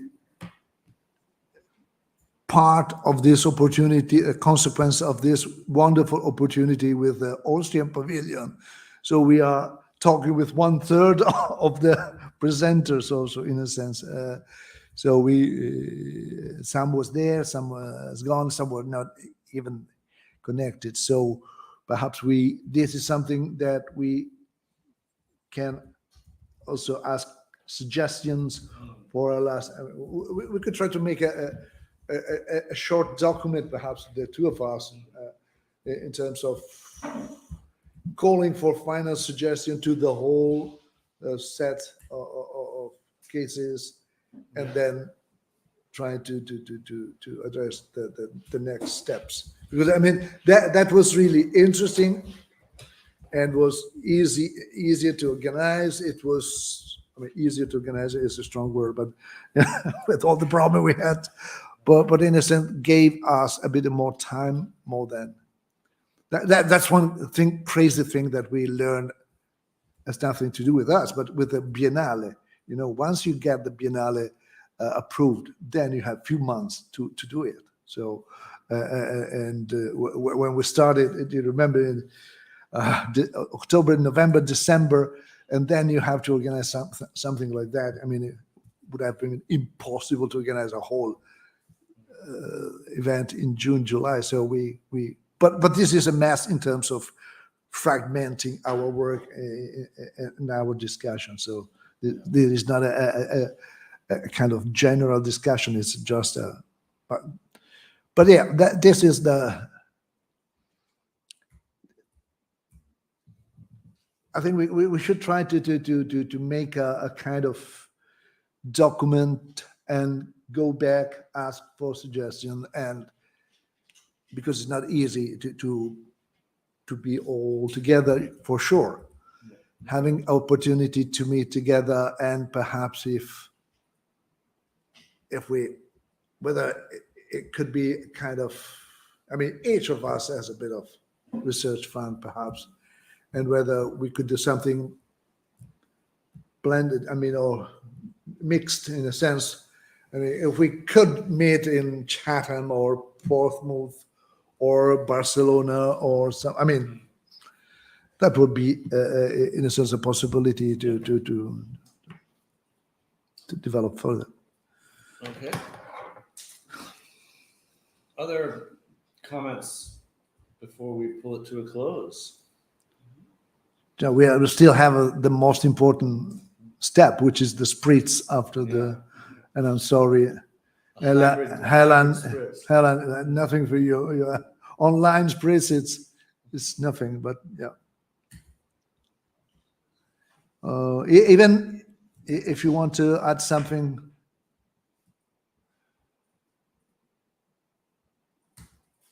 That's it. If not. I think nothing needs stand between us and a spritz now. Yes. So Helen's waving. And ciao, and sorry everybody on the online. We managed very badly because we had a bit of trouble here understanding what the. So sorry, it was not. I think it was totally great to have the inclusivity, and thanks so much. Thank you so much, and see you. We'll keep in touch, and if you're still interested, please let us know, and we will share also next steps with all of you online, and all of you, Bruna, I mean, okay, those that are online. Okay, great. Thanks so much. Ciao, ciao. Bye. See you later. Bye-bye. Ciao. I did not really understand who was online, who was here.